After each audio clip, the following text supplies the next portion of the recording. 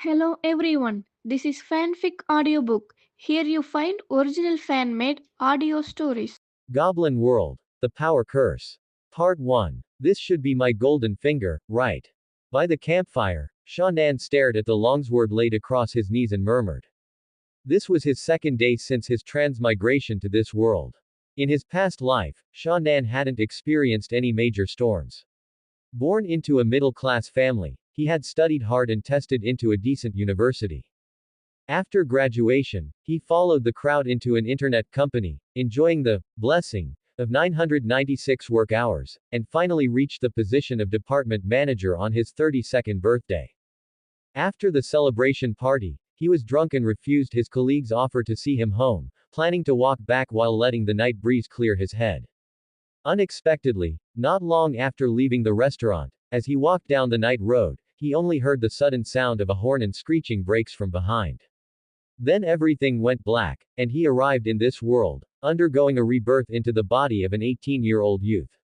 Sigh. He sighed silently, Shannan's mind wandering slightly as he reminisced.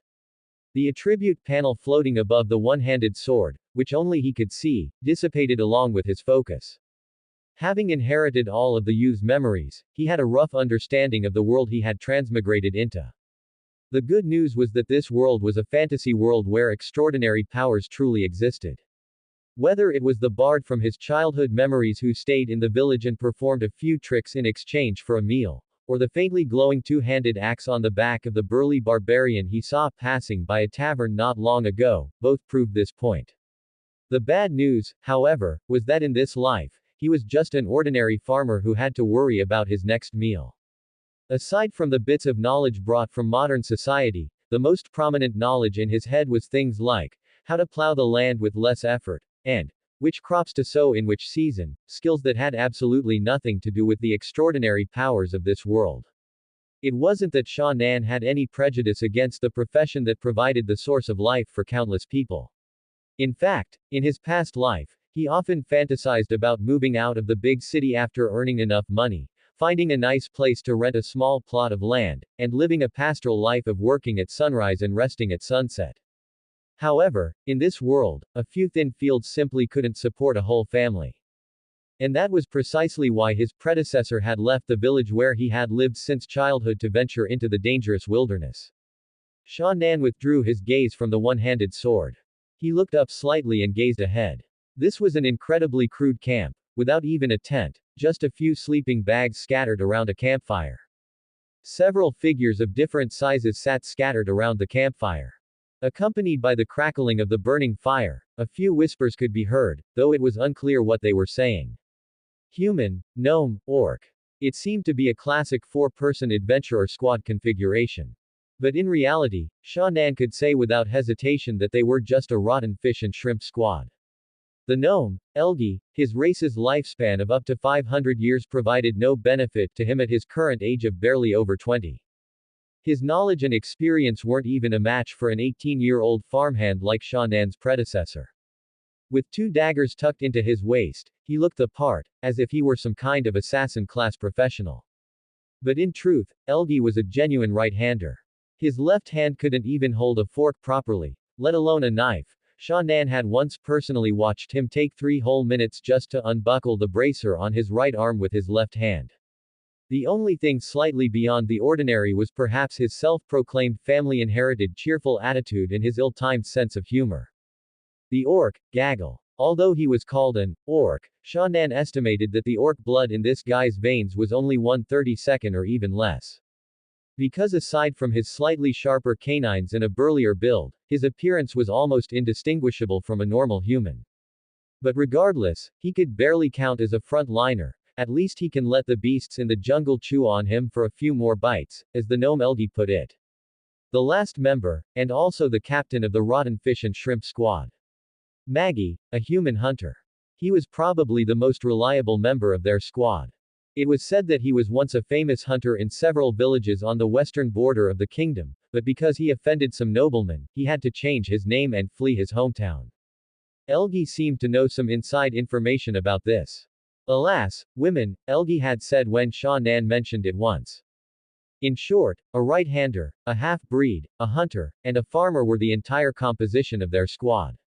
Normally, at least in Sha Nan's understanding, a standard adventurer squad configuration should be a warrior, a priest, a mage, plus an assassin or a ranger. The classic warrior-mage-priest trio. But for the rotten fish and shrimp squad, this was undoubtedly an extravagant wish. Let alone rare casters, their team didn't even have a single low-level professional. Even the most experienced hunter, Maggie, was 100,000 miles away from becoming a ranger and obtaining his first-class level. To some extent, calling their team an adventurer squad was a total overstatement for Sha Nan and the others. Of course, it wasn't that professionals didn't exist in this world. It was just that the requirements for each class were quite strict. Unless one was extremely lucky or had a wealthy family background, ordinary people could never reach that level in their entire lives.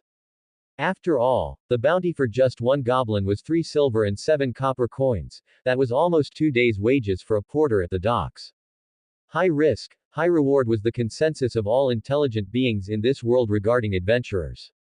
And this was exactly why the rotten fish and shrimp squad had come here. We're still half a day's journey from the sighting location in the mission report, Maggie the hunter said as he sat by the campfire, organizing his quiver. We should arrive around tomorrow morning. Tisk tisk, that's a whole squad of goblins. I've never taken on such a big job. Elgi brandished his dagger with his right hand, his face revealing excitement under the firelight, though his small stature made him look a bit comical. What, scared? The orc on the other side grinned and said rather maliciously, don't worry, they're all just green-skinned little rats your size. I could crush 2 of them with my toes. That's for sure. Elgi nodded pretentiously and said with a face full of agreement. A tough guy like you definitely won't cry for his mommy while talking in his sleep at night. Sha Nan was a farmer. Dealing with the golden stalks of rice in the fields was his true profession. The so-called adventures that usually only existed in the mouths of bards and village elders might never have had anything to do with him in his entire life. But at this very moment, as a member of the stinking fish and rotten shrimp squad sitting in this crude camp, Sha Nan naturally had his own unique strengths. According to the memories left by his predecessor, things could be traced back 5 years ago, when he was 13. At that time, his predecessor's family had hosted a destitute bard. Besides performing tricks for the children in the village and opening the door to a fantasy world for the young Sha Nan. Thanks to his predecessor's mother's stingy personality, famed for being able to pluck feathers from a passing goose for miles around. The bard was forced to leave a page of a skill book with their family upon his departure. To call it a book was actually a bit of a stretch. From its appearance, it was really just half a page recording some kind of training technique. But regardless, it had once been part of a genuine professional skill book. The whole family treated it like a priceless treasure. Even the youngest daughter, Beatrice, who was only 7 at the time, practiced with it for a while. Unfortunately, perhaps that half-page was just scrap paper scribbled by the bard to escape, or maybe the whole family lacked any related talent. More than half a year passed, and not a single person made any noticeable progress. Coupled with the king's tax increases and the busy farming season, the matter was simply dropped. However, the predecessor had a stubborn streak, and the tricks the bard had shown left an indelible impression on him. So, even during the autumn harvest when he was so busy he couldn't straighten his back, he would still take his exhausted body, nearly ready to collapse after a full day's hard labor, to the field ridges and swing a crude wooden sword he had spent 3 days carving at straw targets. And so, day after day, year after year, he broke countless wooden swords from swinging them.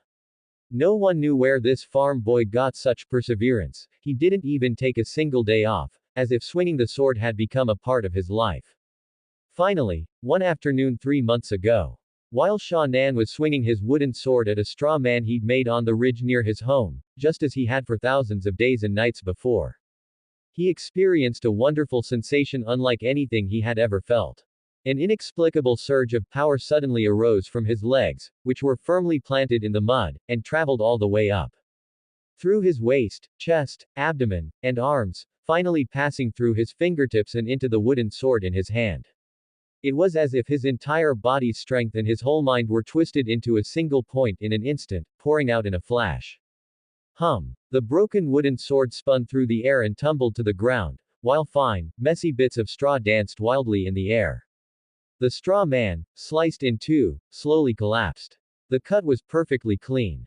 Whirlwind slash. At that moment, Sha Nan knew its name. Sha Nan had completely mastered a technique that only Lord Knights could utilize. What followed was only natural. In an ordinary farmer's family whose total assets were nothing more than a mill and a few small fields. They were raising 3 sons and a young daughter. The eldest and second sons just happened to reach the age to marry and start their own careers. Naturally, the struggle for the pitifully small inheritance began, both openly and secretly. From the distribution of profits from the mill to the usage time of the kitchen stove. All sorts of petty arguments and disputes filled almost every inch of air in that small wooden cabin. Watching the 2 older brothers he respected argue incessantly over a single candle made the predecessor, who had just become an adult, feel deep doubt. Thinking that in 2 more years, when he reached the age to marry, this would happen to him all over again. Sha Nan couldn't help but want to back out. Coincidentally, having learned the professional skill whirlwind slash, and driven by the characteristic recklessness and spirit of a youth. The predecessor registered his name at the Adventurers Guild in a nearby town and subsequently joined the Stinking Fish and Rotten Shrimp squad. Sigh. Recalling the predecessor's impulsive actions, Sha Nan couldn't help but sigh. When he transmigrated to this world, the predecessor was already in the team. By the time he finished groggily absorbing the memories and realized what he was doing, he had already followed the squad into the mist forest, leaving no chance for regret. Since things had come to this, complaining was just a waste of energy. Lowering his head, he used a cotton cloth to wipe the blade resting on his knees once more. Speaking of which, although this body's 2 older brothers were deeply embroiled in inheritance disputes, they were extremely good to their youngest brother. This one-handed sword was something the 2 brothers had pooled their savings to buy for him. The predecessor cherished it immensely and maintained it frequently. As a result, even though it had long reached the age for retirement, the blade still maintained a considerable degree of sharpness. Perhaps it could last through a few more tough battles. Hey, kid. Perhaps Sha Nan's long silence made Captain Maggie think he was too nervous, as he opened his mouth to comfort him. There's nothing to be afraid of, just a few goblins. Those things, in groups of 2 or 3, can't even beat the stray dogs in town. Sha Nan didn't speak, but just grinned at the hunter to show he was fine. Nervous. Of course he was. After all, this was his first time heading out as an adventurer. The glorious record on the one-handed sword's attribute panel was left by its previous owners and had nothing to do with him.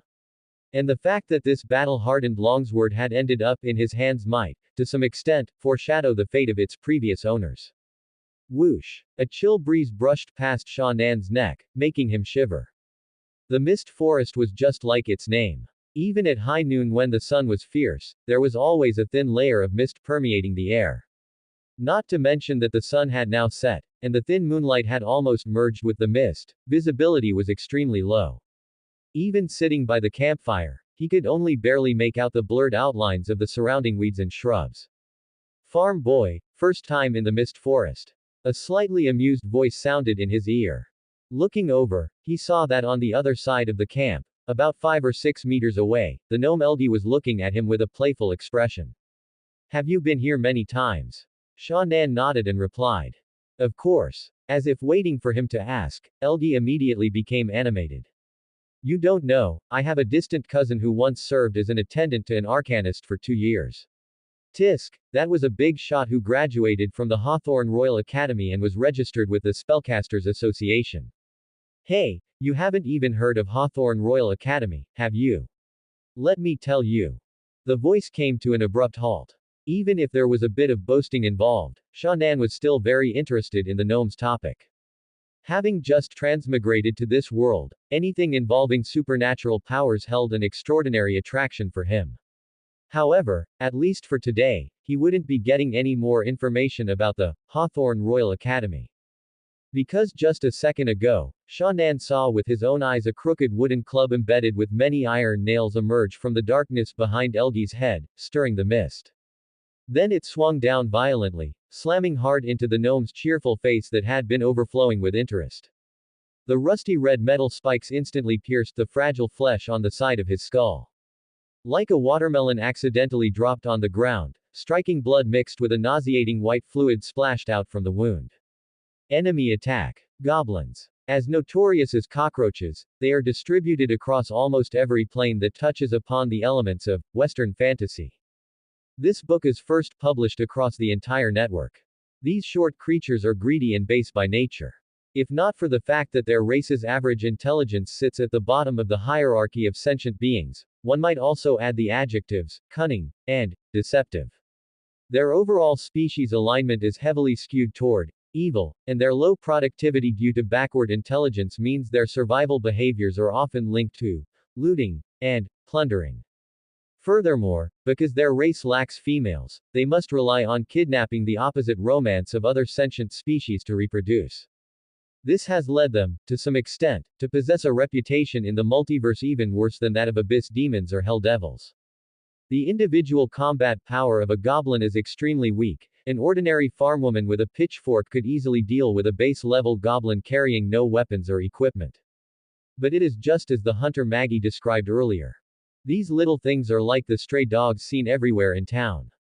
A single one can't achieve much, but once they gather and their numbers reach double or even triple digits, then the goblins' courage and the destructive power they can cause will increase exponentially.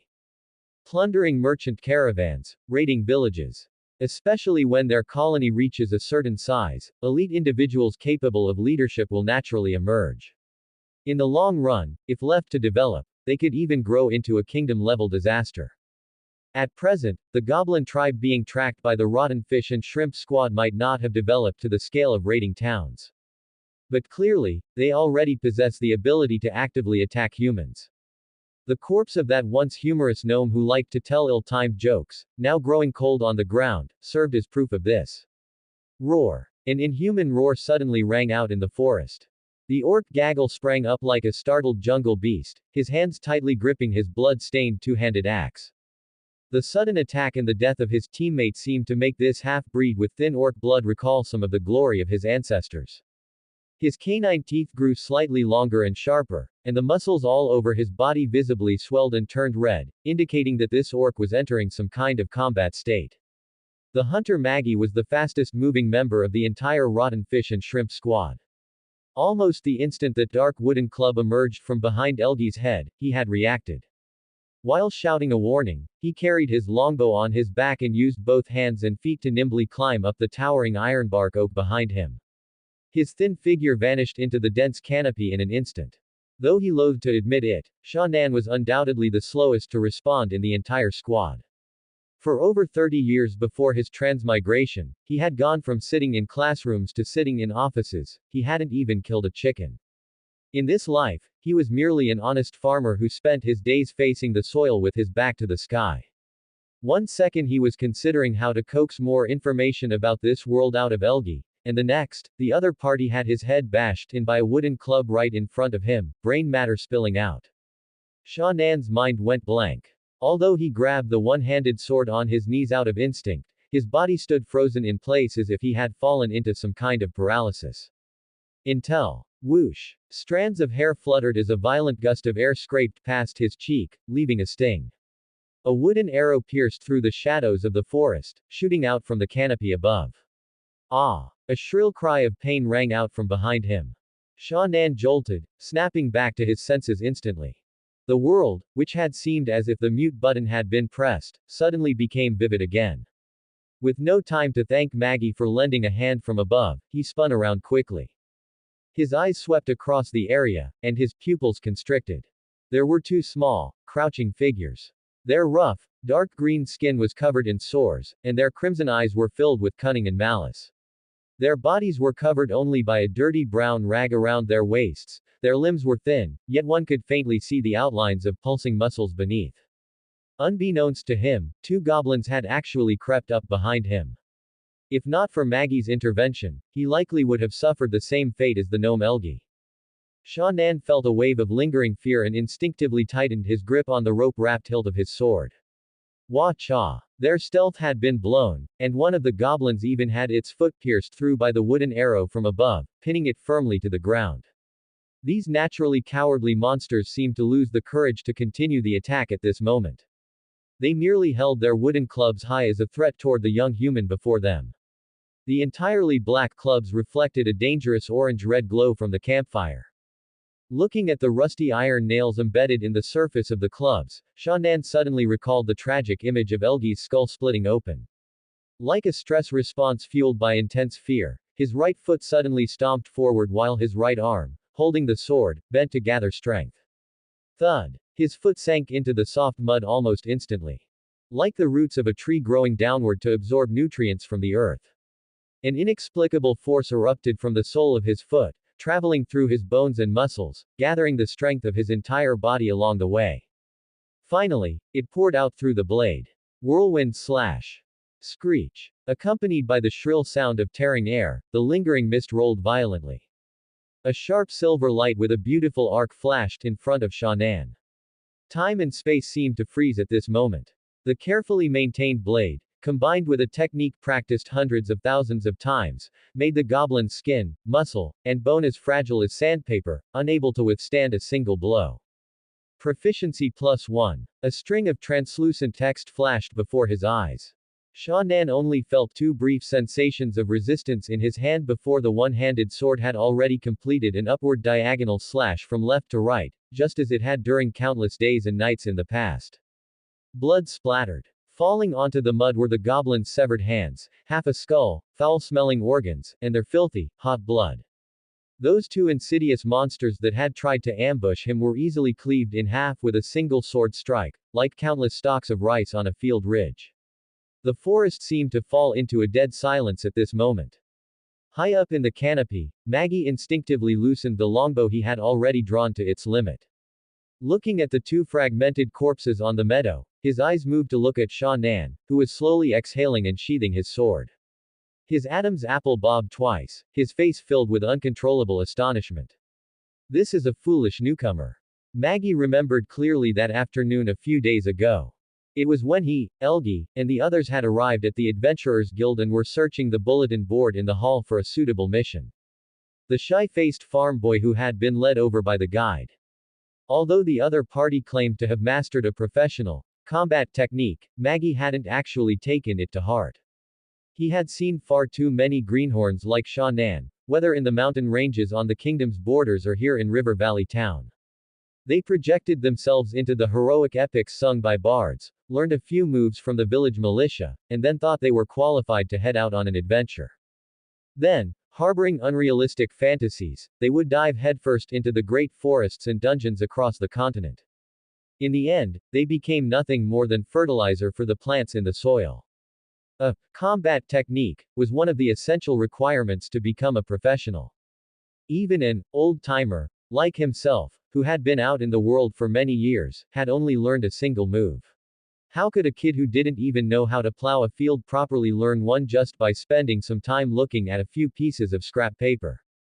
One had to understand that even those noble-born children from the city, their families spent vast sums of money to hire professionals who had already mastered combat techniques to train them from a young age, even supplementing it with expensive medicinal herbs and equipment. Only then did they barely manage to achieve a professional rank. That was what Maggie was thinking at the time, but supported by his wealth of experience, his face didn't show it.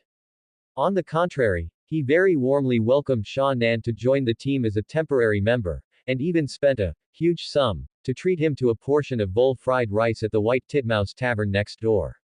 After all, given the intensity of the missions their squad usually took, the combat power of the three of them was already sufficient, but they still needed a member who could handle the dirty and exhausting work. And in the event of an emergency, a novice unfamiliar with the forest terrain could, to some extent, buy them some time to escape. He just hadn't expected. Swish! Maggie suddenly let go, and the wooden arrow instantly vanished from the bowstring. Accompanied by a brief numbness and tremor from his fingertips, a shrill scream rang out on the ground beneath the canopy. He recalled that flash of silver bright light that had flickered through the forest just moments ago. That level of power was definitely a combat technique. Could it be that this kid really hit some stroke of dumb luck and actually managed to train it? Regardless, Shannan had truly mastered a combat technique. In that case, perhaps the boy's position in the squad should be adjusted. Draw the bow, release the arrow. Maggie's hands didn't stop moving, but his mind had already begun to ponder. Elgi is dead, and the squad just happens to be missing that kind of immediate combat power. Once this mission is over, I'll bring this kid into the team. His chest heaved. Shannan slowly exhaled a long breath. His arms trembled slightly from the excessive exertion, and his palm felt the solid touch of the sword hilt. He recalled the feeling of subconsciously using whirlwind slash just now. It was hard to describe. After countless practices over these few years, this move seemed to have already become his instinct. Gather power, aim, swing the sword. It wasn't until the shrill wails of the goblins reached his ears that he realized what was beneath his blade this time wasn't straw, but real flesh and blood. A pool of blood gradually spread across the meadow, and fragmented severed limbs were scattered on the ground. Shannan felt a slight urge to vomit, but after all, the carnage before him came from goblins. Even if they were also intelligent creatures, the difference in height and physique was too great. There wasn't that strong a sense of déjà vu, so the discomfort in his stomach was barely bearable. Roar. The sounds of fighting came from behind him, calling him back from his reverie to reality. The battle was not yet over. Although Shannan was a newcomer, he had no intention of retreating. Perhaps it was that sword strike just now that had dispelled the fear in his heart caused by Elgi's death. Without thinking much, he tightened his grip on the sword hilt and strode quickly toward Gaggle's direction to provide support. Angry roars, shrill screams, arrows piercing the air, sharp blades entering bodies. The battle had come suddenly, and it ended just as quickly. In total, it hadn't even been 10 minutes before the forest returned to silence. Only a very thick smell of blood remained in the air. The goblins' ambush could be said to have been very effective. At the very start of the battle, they had successfully reduced the stinking fish and rotten shrimp squad's numbers, taking out one of its main combatants. But following that, they showed their true colors as bottom-tier monsters. Faced with the resistance of the rest of the squad, they gradually fell into a disadvantage. Especially after Shannan split two goblins in half with one strike, the situation instantly collapsed and tilted toward the squad's side. Without the boost in courage from acting in a gang, even though the goblins still held weapons, their combat power plummeted. Gaggle stood at the very front, his two-handed axe whistling through the air. Shannan moved along the flanks of the battlefield, finishing off enemies and supporting his teammates. From time to time, wooden arrows shot out from the dense canopy overhead. Though they weren't perfectly accurate, every arrow served its purpose. There were 16 goblins in total. Shannan dealt with 5 of them, while Maggie shot 6 to death with just his bow and arrows. Gaggle was covered in blood, looking incredibly tragic, like a fierce warrior of the battlefield. In the end, he had only killed 5 goblins, the same as the newly joined Shannan. Cleaning up the battlefield. Imitating the hunter Maggie's actions, Shannan stepped on a goblin's head and used his one-handed sword to cut off its left ear. This was his trophy. Although the process made him feel somewhat uncomfortable, the thought that the bounty for just one goblin was as high as nearly 4 silver coins, almost 2 days' wages for a laborer in the city. Shannan's movements unconsciously became more brisk and forceful. Here, take it. A blood-stained goblin ear was handed over. Shannan looked at Gaggle in front of him, feeling somewhat surprised. If he remembered correctly, although this goblin was ultimately finished off by him, it had actually been struck in the forehead by Gaggle's two-handed axe and was nearly dead before he acted. He had thought it should count as the other's kill and hadn't intended to bother with it, but he hadn't expected this orc to take the initiative to help him cut off the ear and bring it over. You've got some skill, kid. I'll buy you a drink later. Gaggle patted Shannan's shoulder with a large, blood-stained hand and said in a gruff voice. In fact, before this battle, the two of them hadn't had much interaction. On one hand, it was because Shannan had appeared muddled while trying to digest the memories in his head. On the other hand, it was because Gaggle actually looked down on this newcomer. Possessing orc blood, the concept of might makes right permeated almost all of his perceptions. Without considering things as deeply as Maggie had, he simply felt that Shannan had joined the team just to hold them back and had no value whatsoever. It wasn't until just now, when Gaggle saw the other's performance in battle with his own eyes, that he was truly won over. He now viewed him as a member of the team. Calling it, cleaning up the battlefield, was an overstatement. There wasn't much to tidy up. These little green-skinned creatures wore nothing but scraps of cloth, and their weapons were crudely made, less sturdy than a common field hoe. No one would want them even if they were given away for free. There was simply no extra loot to speak of. Sha Nan and the others simply cut off the goblins' left ears and found a pit to bury them in. This prevented the scent of the corpses from spreading further through the air and attracting other dangers. Moist soil was tossed down, gradually burying the pile of corpses in the pit.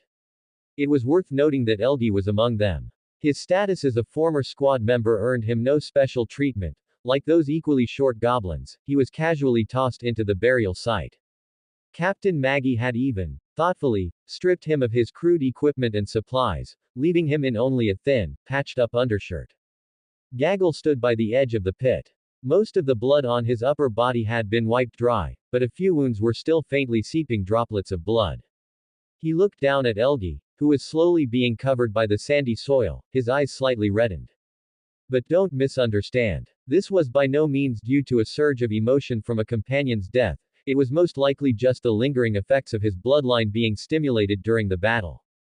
At least, that was based on Sha Nan's understanding of these people over the past few days. Perhaps this thin-blooded orc truly felt a shred of regret deep down for his teammates' departure, but it was surely only a very faint trace. More likely, it was resentment that the effort put into this mission was disproportionate to the income. The relationship between adventurers, especially in low-level squads where casualties were frequent, was far more pragmatic and cold than he had imagined. And in fact, it truly was so. After helping Maggie fill the pit, Gaggle's first words were a complaint. Orcish profanity, 1 dead and we only earned less than 2 gold coins. Can't even afford a donkey. What rotten luck. Although the bounty for 5 goblins seemed like a huge sum to Sha Nan, the orc was clearly unsatisfied. The resentment in his heart even made him walk with more force than usual, leaving deep footprints in the meadow. Just as Sha Nan thought his first adventure would end so abruptly. Maggie, who had remained silent and was quietly packing his gear since the battle ended, suddenly spoke up. Actually, just like the greedy dragons in legends, goblins also like to hoard their loot in their nests. The atmosphere on the field seemed to freeze in that instant.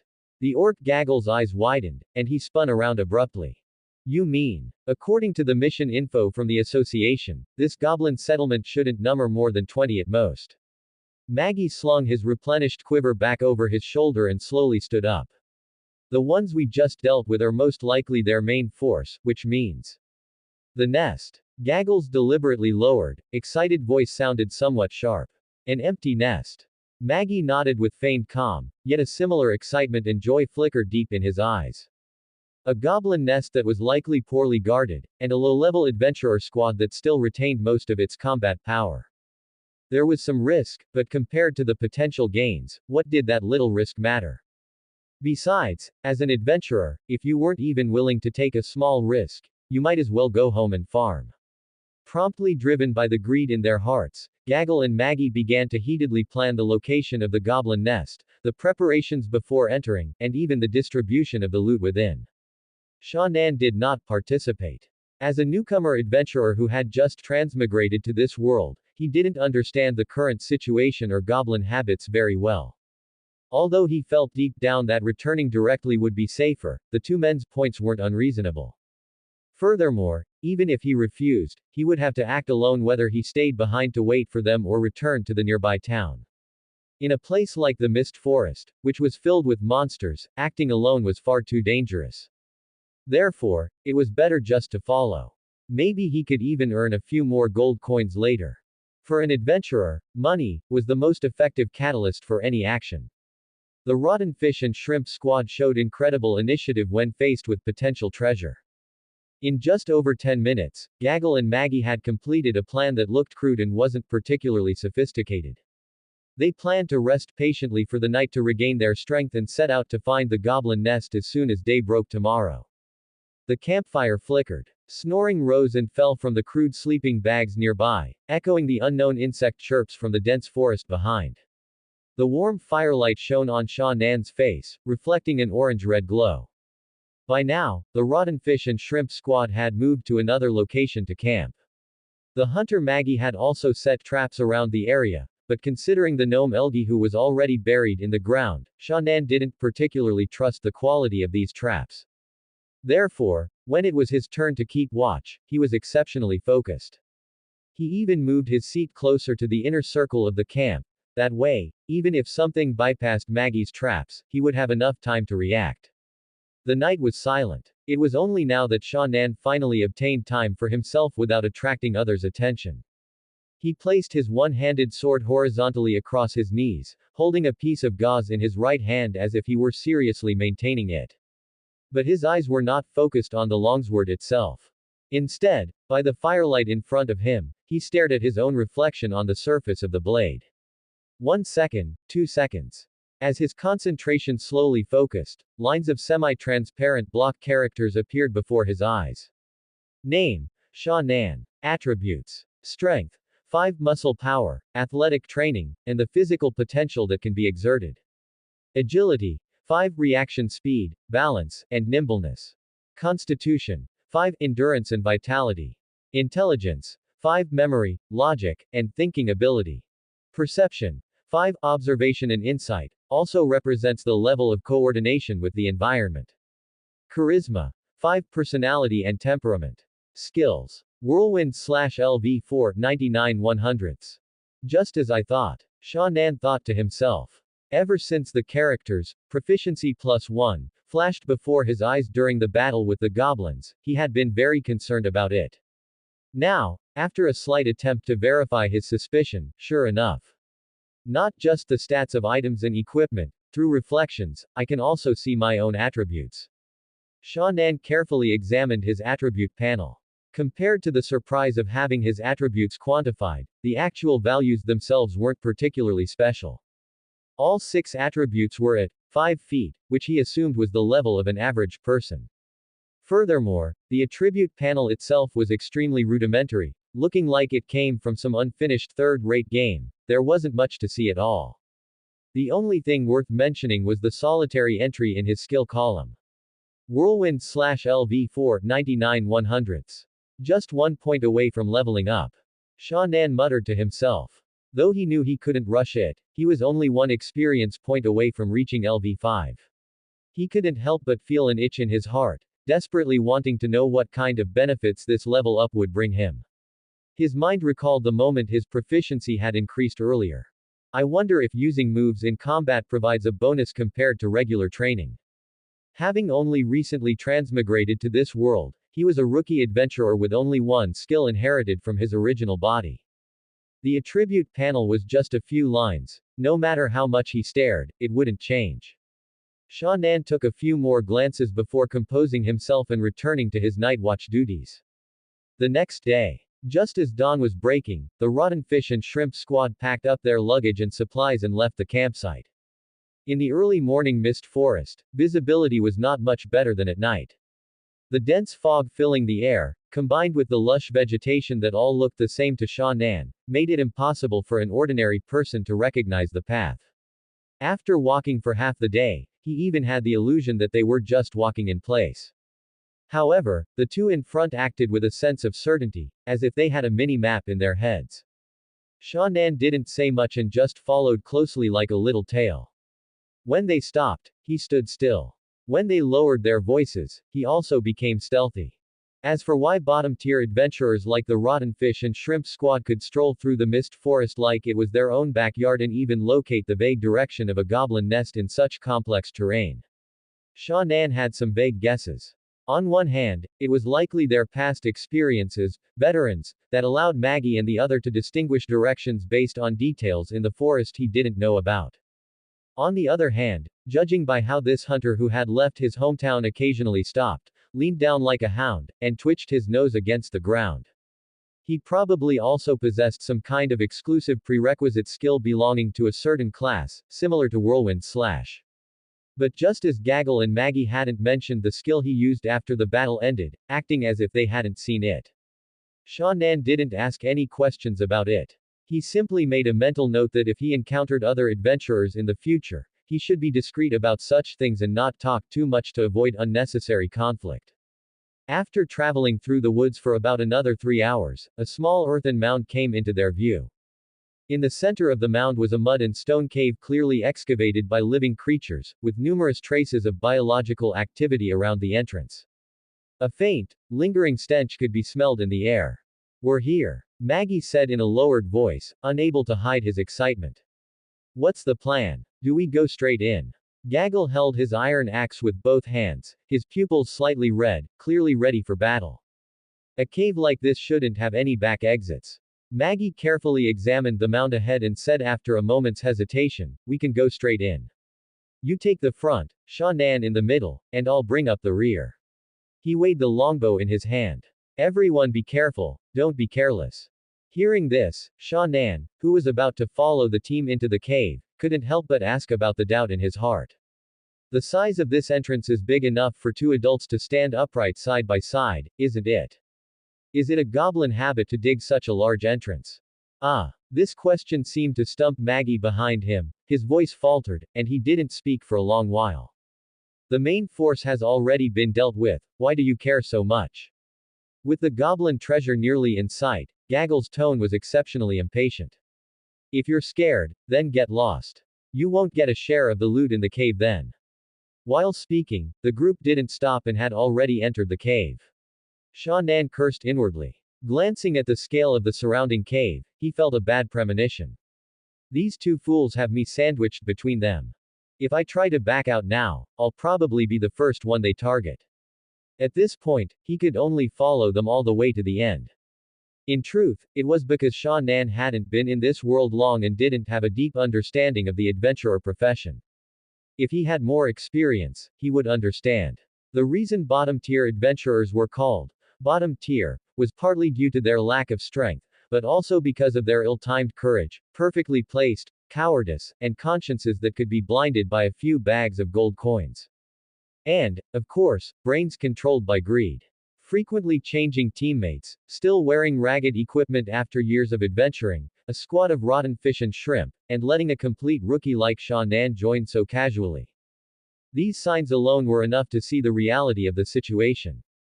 But it was too late to consider these things now. All Sha Nan could do was grip his longsword tightly and stay alert to everything around him. The cave wasn't deep, and they soon reached what seemed to be the end. Gurgle. Accompanied by a faint firelight, a strange sound came from around the corner ahead.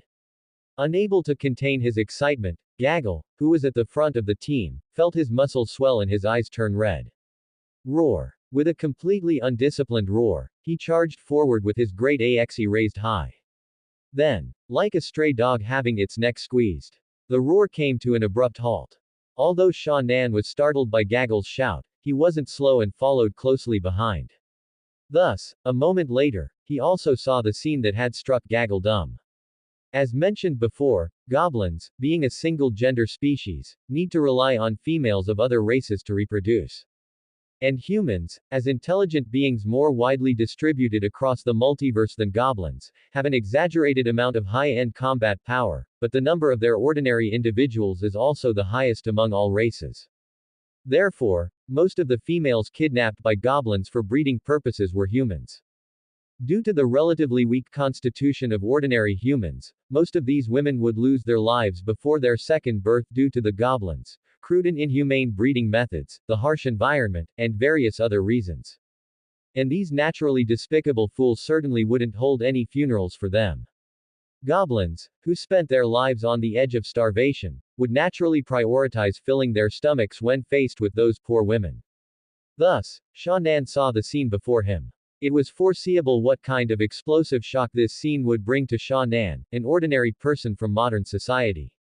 Even after becoming a veteran adventurer in the future, this would be deeply etched in his memory.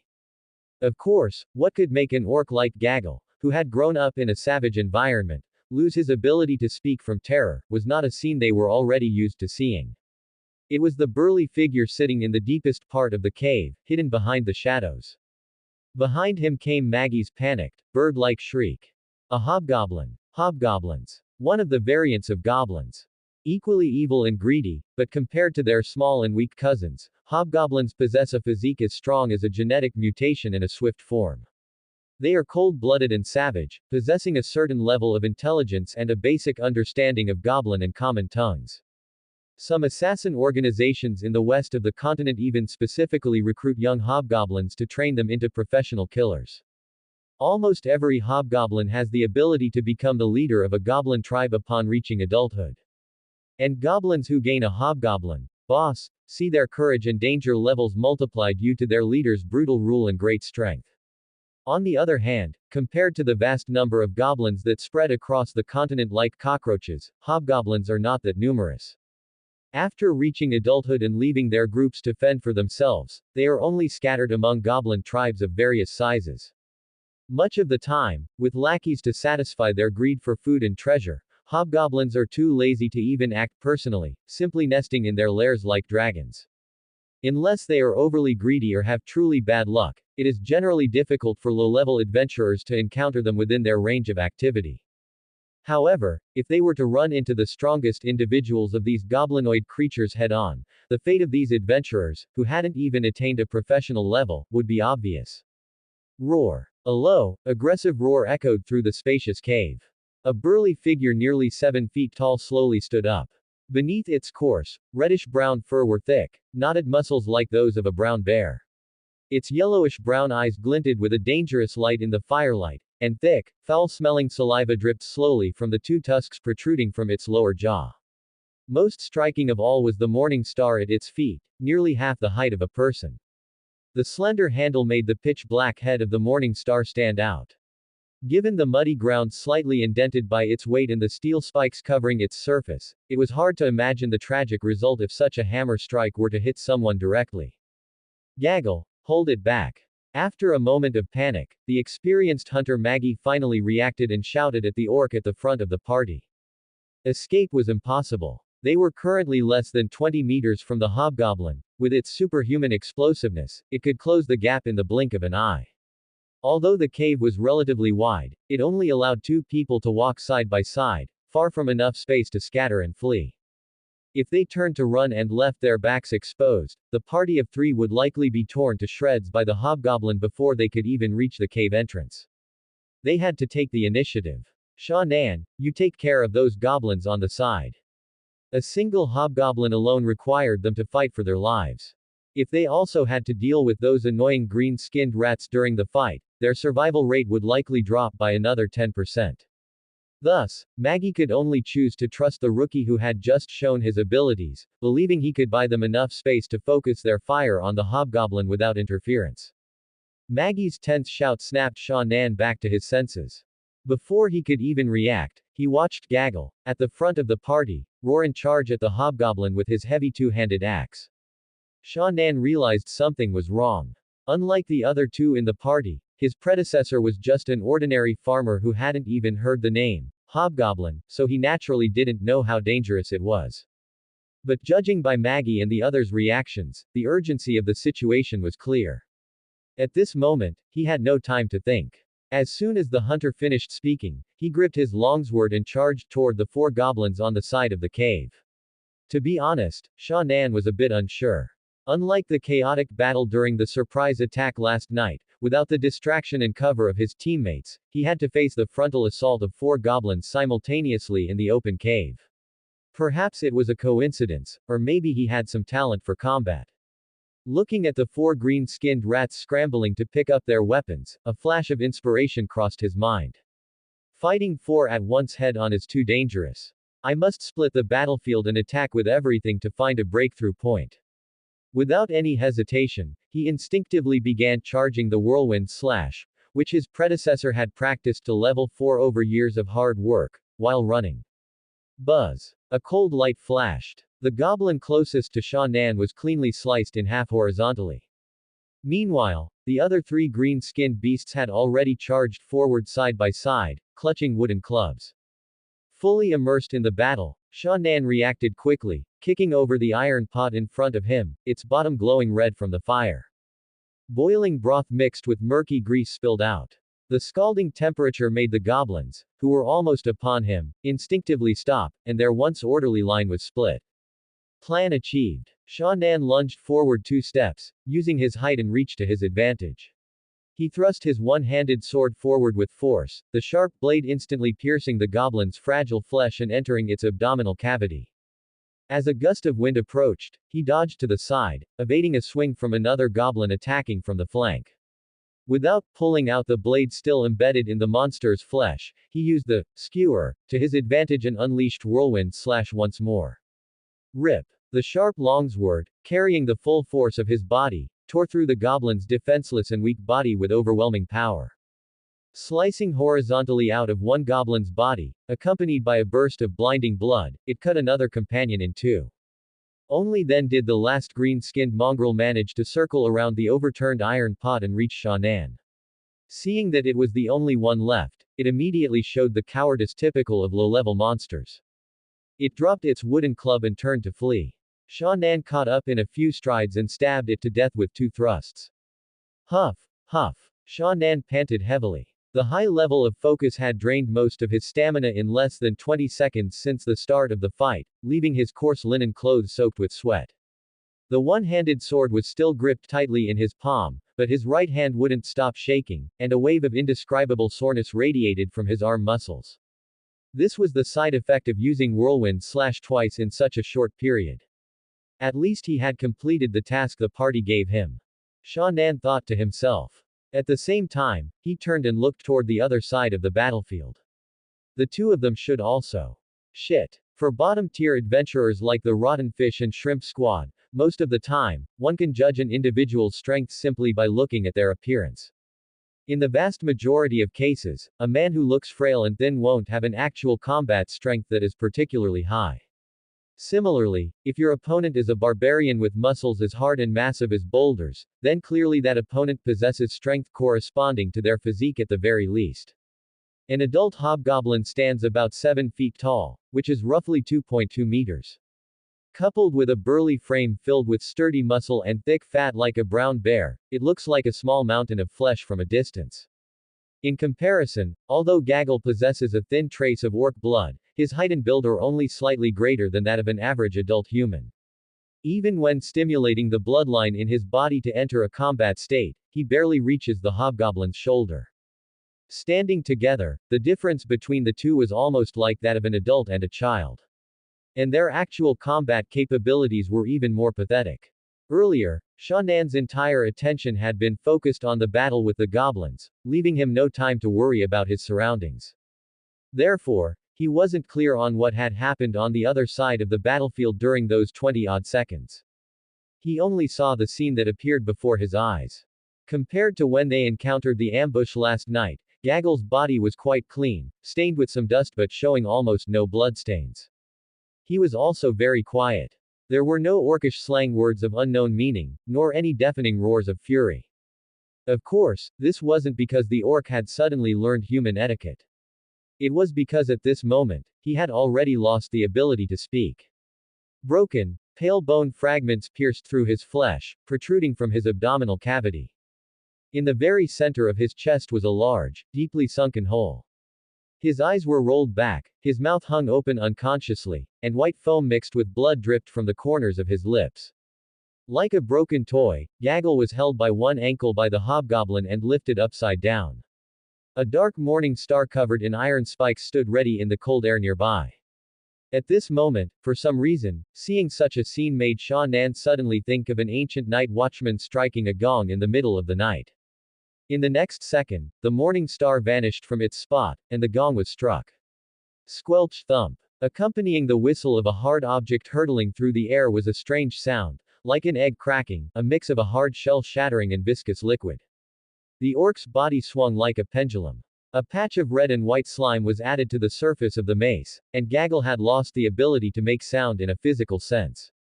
Thud. The headless corpse was tossed casually onto the ground. Blood gushed out like a fountain, gradually forming a pool beneath it. Die for me, ah. The moment Sha Nan witnessed the orc being completely crushed by the hobgoblin, a raspy roar carrying a hint of hope rang out in his ear.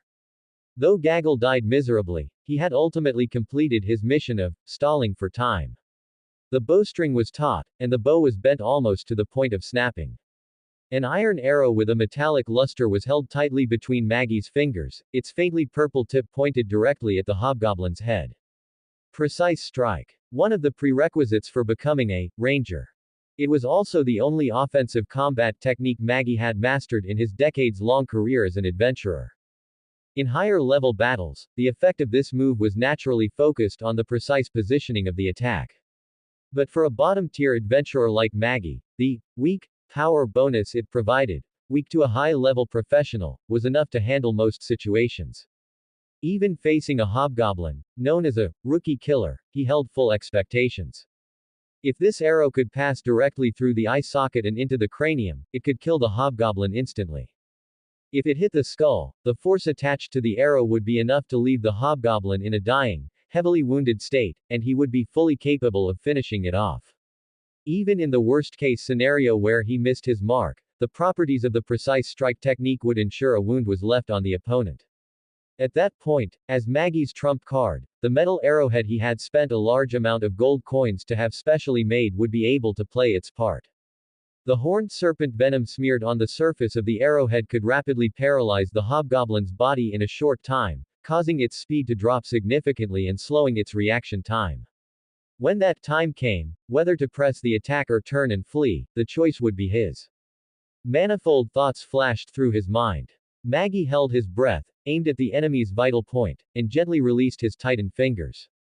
Whiz! The sound of air tearing came from in front of him, and the impact from the bowstring's snap sent a jolt of numbness from his fingertips to his forearm. The moment the arrow was fired, decades of experience in the jungle told him. This shot is a sure thing. Under extreme pressure, the hunter performed at his best, with almost every movement executed perfectly. A few strands of white hair at his temples swayed gently in the breeze created by the arrow's flight. Maggie was incredibly confident, as if he could already hear the dull sound of the arrowhead piercing the eye socket deep into the skull, and the hobgoblin's abrupt scream of agony. But immediately after, the appearance of a brownish-red blur shattered all his fantasies like waking from a dream. As if sensing the fatal blow the hobgoblin was about to face, a translucent shield glowing red manifested out of nowhere in the air before it. Its material was neither light nor gas, it seemed to be some kind of free-floating energy temporarily condensed into an unstable, brownish-red force field. The iron arrow, carrying the hunter's full strength, was deflected by the brownish-red energy upon the slightest contact. Its force undiminished, the arrow's target shifted from the hobgoblin's head to the wall behind it. Whiz thump! The metal arrow easily pierced the dirt and stone wall inside the cave, leaving only the violent vibration of the fletching in the hunter's pale, despairing face. How is this possible? Maggie's bloodless lips quivered, his body trembling with terror. My arrow. Facing the hunter Maggie, who had already revealed his last trump card, the hobgoblin spoke its first words since appearing in everyone's sight. Your little tricks. Spells. A voice as coarse as gravel echoed eerily through the cave, its broken common making it difficult to understand the intended meaning. But at this moment, what the hobgoblin said no longer mattered. Because in the next second, its hideous shadow, filled with the aura of death, had already reached Maggie and loomed over him. Maggie seemed to have lost the ability to resist. It wasn't because he was disheartened or seeking a quick death. Though despair filled his heart, he had been an adventurer for many years after all, his mental fortitude wasn't that weak. The hunter was currently in a state of physical rigidity, unable to move. Precise strike was an exclusive skill of the Ranger class. It not only helped the professional lock onto an enemy's vitals in a complex battlefield situation but also slightly enhanced the damage of arrows to a certain extent. As a combat technique, it naturally didn't consume mana, but it did require a certain level of physical fitness to support it. Normally, with the physical fitness of a professional, this level of stamina consumption would be considered very light, hardly a burden at all. But for an ordinary person like Maggie, who had not yet obtained a class level and lacked the basic class bonuses, the side effects of using precise strike were far too severe. After every use of the combat technique, he had to endure nearly 15 seconds of extreme weakness. In this state, never mind fighting, Maggie needed someone to support him just to walk. Therefore, in most situations, precise strike was the final trump card he would play. Now, Facing a monster like a hobgoblin that far exceeded their party's capabilities, the hunter chose to cooperate with his teammates from the very beginning, performing his most powerful move to seize the initiative in battle. This was perfectly fine. However, as the arrow missed under the influence of an unknown power, the plan failed. He had lost his best opportunity, and it was only natural for the scales of victory to tip toward the enemy. Huff! The hobgoblin, Hunk, snorted white smoke from his flared nostrils. Ruined Hunk's lucky day, it muttered, its murky yellow-brown eyes reflecting the motionless, fragile body of the human before it. Little bug, must compensate. A few months ago, its subordinates had snatched a woman from somewhere. Hunk was very hungry, and he especially liked this food called humans, tender skin and meat, tasting much better than the wild boars and rabbits in the forest. But having just become independent from the tribe, he still strictly remembered the teachings of the priest who was said to have lived for 200 years. Keep the females to breed, eat them only after they've given birth. So he had been guarding the lair all this time, not even knowing how much he had drooled. Until today, when that woman finally finished giving birth. But before he even had a chance to take a bite, he encountered these little bugs. You will be punished, Hunk will. The smell of blood filling the air rushed into his nostrils. That wonderful scent made him lick his dry lips. As if realizing something, a look of surprise suddenly appeared on Hunk's originally irritable face. With these thoughts, the hobgoblin, Hunk, had already raised the morning star in his hand high. The muscles in his arms, thick as a normal person's thigh, bulged. The spikes covering the face of the mace emitted a cold, eerie light under the reflection of the campfire. He swung the iron mace down at the little bug before him. And at that moment, in the dimly lit cavern, a sharp, silvery white flash of light suddenly flickered. Whirlwind slash. A piercing, fierce wind stung the skin. Hunk only felt a wave of icy coldness from the side of his neck. Driven by instinct, he subconsciously tilted his body. The movement of his hand couldn't help but pause, and the morning star originally aimed at Maggie's vitals also shifted, striking the other man's right calf. Ah! The fragile human leg bone was instantly smashed to pieces by the metal mace head. Along with the knee, the entire right leg was severely twisted and deformed. Maggie wailed in pain, his pale face covered in cold sweat. However, at this moment, no one on the field was paying attention to him anymore. Shannan stared fixedly at the burly figure ahead, feeling a slight sense of regret. As an ordinary person who hadn't even killed a chicken before yesterday, he felt he had already reached his limit. In the 0.5 seconds after witnessing Gaggle's head being crushed by the hobgoblin, the following series of thoughts flashed through his mind. Realizing the opponent's strength was not something he could face head-on, while simultaneously recognizing from the explosive power shown that running away was unrealistic, he decided to launch a sneak attack while the enemy hadn't noticed his side yet. Shannan had even been particularly patient and precisely caught the brief moment when the hobgoblin swung its mace with full force. However, he hadn't expected that this kind of monster from a fantasy world would be able to exert a second burst of force. While swinging the iron mace, it could still control its body to dodge his attack. This is bad, Shannan murmured. The good news was that he had managed to wound the opponent. Knowing that this non-human being was still made of flesh and blood after all, it had a health bar. Moreover, his strike just now hadn't triggered the energy shield the hobgoblin had shown before, which meant it should have entered some kind of cooldown state, or perhaps melee combat simply didn't trigger it.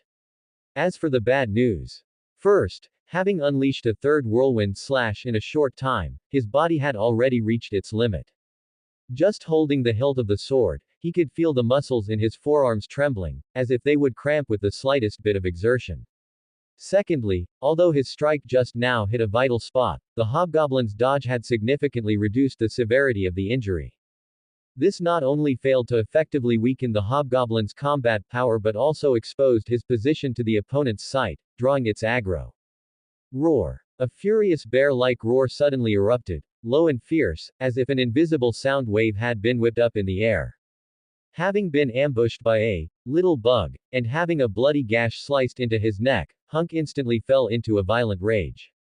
Watching the sturdy figure ahead charge toward him like a tank of flesh and blood. Shannan had no time to formulate any tactics. Driven only by survival instinct, he lunged to the side and followed up with a very clumsy roll. Bang! The dark morning star slammed down hard, grazing his head, and spiderweb-like cracks appeared on the ground. The fierce wind, carrying flying dirt, stung his cheeks. Perhaps because he had already died once in his previous life, or perhaps because the surge of adrenaline in his body made him ignore those negative emotions. At this moment, facing an opponent he couldn't hope to match in strength, Sha Nan didn't feel the slightest bit of fear. He quickly stood up. The longsword in his hand was already swinging toward the opponent's neck again. In many instances, due to scenes in certain films and television dramas, people often assume that beings with burly frames and bulging muscles, while possessing exceptional strength, must be deficient in agility and dexterity. To a certain extent, this is indeed the case. Muscles so overly developed that they appear bloated can greatly hinder flexibility. Moreover, a body weight far exceeding that of an ordinary person makes their movements lose any sense of lightness. But all of this comes with a prerequisite. That is, the opponent is at the same level of strength as you. In modern society, this prerequisite might not be important. After all, supernatural powers do not exist, and no matter how much you practice, you ultimately remain at the level of a mortal. But in a fantasy world where legends walk the earth, saints have incarnations, and gods and demons coexist, this point becomes quite significant. Compared to the 18-year-old farm boy, Sha Nan, who had just reached adulthood, the hobgoblin could be said to lead in every aspect except for intelligence and farming. It even led in knowledge. It knew 2 languages, Goblin and Common. Therefore, even though Sha Nan temporarily forgot his fear under the influence of adrenaline and immediately seized the opportunity to launch an offensive after dodging, the hobgoblin, Hunk, still reacted quite easily. It didn't even bother to pull its morning star out of the ground. Facing the slashing longsword, it simply swung its thick, brown furred arm with force. Bang! Sha Nan was instantly sent flying backward. As if he had collided head-on with a train, he only felt a massive force transmit from his chest. His thoughts ground to a halt as extreme dizziness accompanied by intense pain nearly shattered his consciousness. He struggled to climb to his feet, the thick taste of blood filling his mouth. On the other side, Hunk's towering figure already stood before him. Bug, not good. The hobgoblin allowed the shallow wound on its neck to bleed, its amber eyes full of indignation and shame, as if it had been bitten by a rabbit that was about to be put on the butcher's block. Hunk will eat you alive. Hobgoblin tribes had not developed methods akin to torture. With their near-primitive cognition, making prey watch themselves being eaten alive was the cruelest act they could imagine. To this end, the tribe's priests had even found a plant that could keep prey conscious despite being heavily injured. Of course, Hunk didn't have access to that right now, nor did he possess such sophisticated cooking techniques. Therefore, Sha Nan would likely be able to die a bit more quickly. Things had come to this. Watching the hobgoblin gradually approach him, having gained a clearer understanding of the gap in their strength, he didn't have any thoughts of begging for mercy. On one hand, he didn't think the other party's moral standards included the kindness to let him go.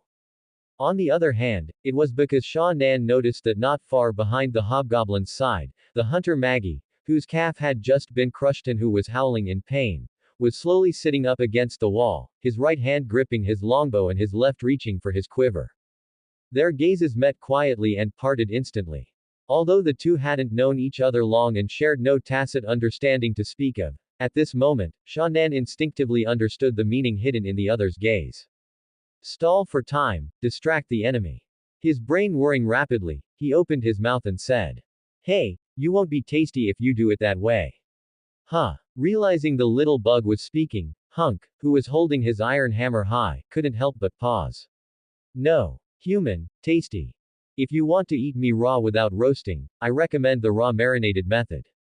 Seeing that the other party seemed intrigued by his words, Sha Nan didn't care what he was saying and just rambled nonsense. You can first put me in a basin and wash me clean, then add fine salt to kill bacteria and add flavor. After stirring for 5 minutes, add ginger, garlic, chili, and soy sauce, seal it up, and wait for 30 minutes. That flavor. Seeing Hunk seem to grow impatient with the steps he was making up, Sha Nan instantly caught on and shifted the focus of the topic to the taste. The texture is fresh and sweet. It preserves my original flavor while allowing you to taste the sour and spicy notes of the seasoning. It's very appetizing. Sweet. Spicy, what are those tastes? Hunk held the morning star high, but it never fell. Instead, he asked with some confusion. But he was a hobgoblin, after all, not a more meat-obsessed and single-minded ogre. The moment he spoke, Hunk realized what was happening. Little bug, trying to trick me, die. He lunged forward 2 steps, the muscles in his right arm gripping the morning star bulging, seemingly about to crush the annoying bug beneath him into mincemeat in the next second. And it was at this moment that Maggie was finally ready once more. He drew his bow and notched an arrow, drawing back with all his strength to aim. Swoosh! The familiar sound of metal whistling through the air rang out once again. Compared to before, the distance between him and the hobgoblin was shorter this time, which meant that even if the opponent had reaction speeds far beyond a normal person's, it would be difficult to dodge. Furthermore, that energy barrier, which could be the nightmare of any archer, did not appear. And so, Poochie. Blood splattered. Maggie, with his crushed calf, was sitting on the ground nearly flush against the cave wall when he fired the arrow. Though it remained accurate under the effect of a combat technique, its power was significantly reduced. Therefore, even though the metal arrow pierced the hobgoblin's right eye almost instantly, only a small portion of the arrowhead sank into the socket. A toxin with a paralyzing effect rapidly spread inward from the wound. A heavy injury, but not fatal. Facing this final chance to take a life, Shan'an did not hesitate in the slightest. Just as the hobgoblin was howling from the intense pain of its eyeball being pierced, he gripped his one-handed sword tightly with both hands and, enduring the indescribable ache of his arm muscles feeling as if they were tearing, he forcibly used his fourth whirlwind slash of the day. A cold light flashed. The brownish-tan fur offered no resistance against the sharp blade. The skin, thick as cowhide, was the first layer of resistance, causing a slight sluggishness. The accumulated fat was like muddy water in a swamp. The blade remained smooth, but its force was being invisibly consumed. The muscles, as hard and solid as rock, absorbed nearly all the sharpness carried by the longsword, but they were still arduously breached under the bonus of whirlwind slash. Then, the blade that had broken through fur, blood, and flesh encountered the hardest line of defense within a biological body. Bone. Crack. No longer needing to pass through the hands of rookie adventurers, the battle-hardened one-handed sword finally met its deserved end. In a fierce encounter worthy of being remembered in its combat history, it snapped apart. The sudden hollow feeling of the weapon breaking in his hands meant his accumulated force had nowhere to go. Shan'an watched with his own eyes as cracks appeared on the blade and rapidly expanded, and then he was sent flying diagonally under the momentum of the whirlwind slash. Roar. Howling wildly, the intense pain, unlike anything it had ever experienced, caused the beast with the frame of a brown bear to completely lose its remaining sanity. It yanked the arrow directly out of its eye socket along with its eyeball. The resulting surge of crimson blood dyed its body like a waterfall, adding several degrees of ferocity. Facing this frenzied beast, there was a weakened hunter with a crushed calf and a rookie adventurer with depleted stamina and a destroyed weapon. The end for the rotten fish and shrimp squad seemed clear. Despair filled Maggie's face. The second use of precise strike had caused his body to fall into a state of paralysis from total overload. It was as if every strand of muscle was twitching and pulsing, yet he couldn't muster even a shred of strength. His gaze was hollow, and it was impossible to tell what he was thinking. Perhaps he regretted entering this cave out of greed, or perhaps he hated himself for never learning his lesson and being more cautious. Of course, he might have been reminiscing about the girl who looked at him with a smile beneath the white oak tree in his hometown. Unexpectedly. Compared to the hunter Maggie, who had completely lost all hope of living, Shan'an, whose body was also on the verge of collapse, had a somewhat complex expression on his face. Yes, complex. It was like in his previous life when playing mahjong. He had a terrible hand and intended to play defensively to just end the round, but unexpectedly managed a small win right before the draw, or like spending thousands in a game without getting a legendary pull, only to pull an SSR with the last free draw given by the developers right before quitting the game. It was a strange emotion of, why the hell didn't you come sooner? A mix of relief, surprise, and resentment. Because at the same time he had used whirlwind slash to swing that sword earlier. A long string of translucent characters had flashed before his eyes like a scrolling screen. Proficiency +1. Whirlwind slash LV4, 100 100ths, Whirlwind slash LV5 max. Strength plus 1, Agility plus 1. Feat Cleaving Expert unlocked. Cleaving Expert. Category. Feat. Effect. Slashing damage plus 5%. Description. Day after day of practice has allowed you to gradually realize the mysteries hidden between the edges of blades. Note 1. Back in the day, I took this sword in my hand and slashed my way from the heavenly mountain pass all the way to the 9 hells. For 5 years and 6 months, back and forth, I didn't even blink. Ragnarok 35th Contractor of the Sword of Extinction, the Forsaken Julius.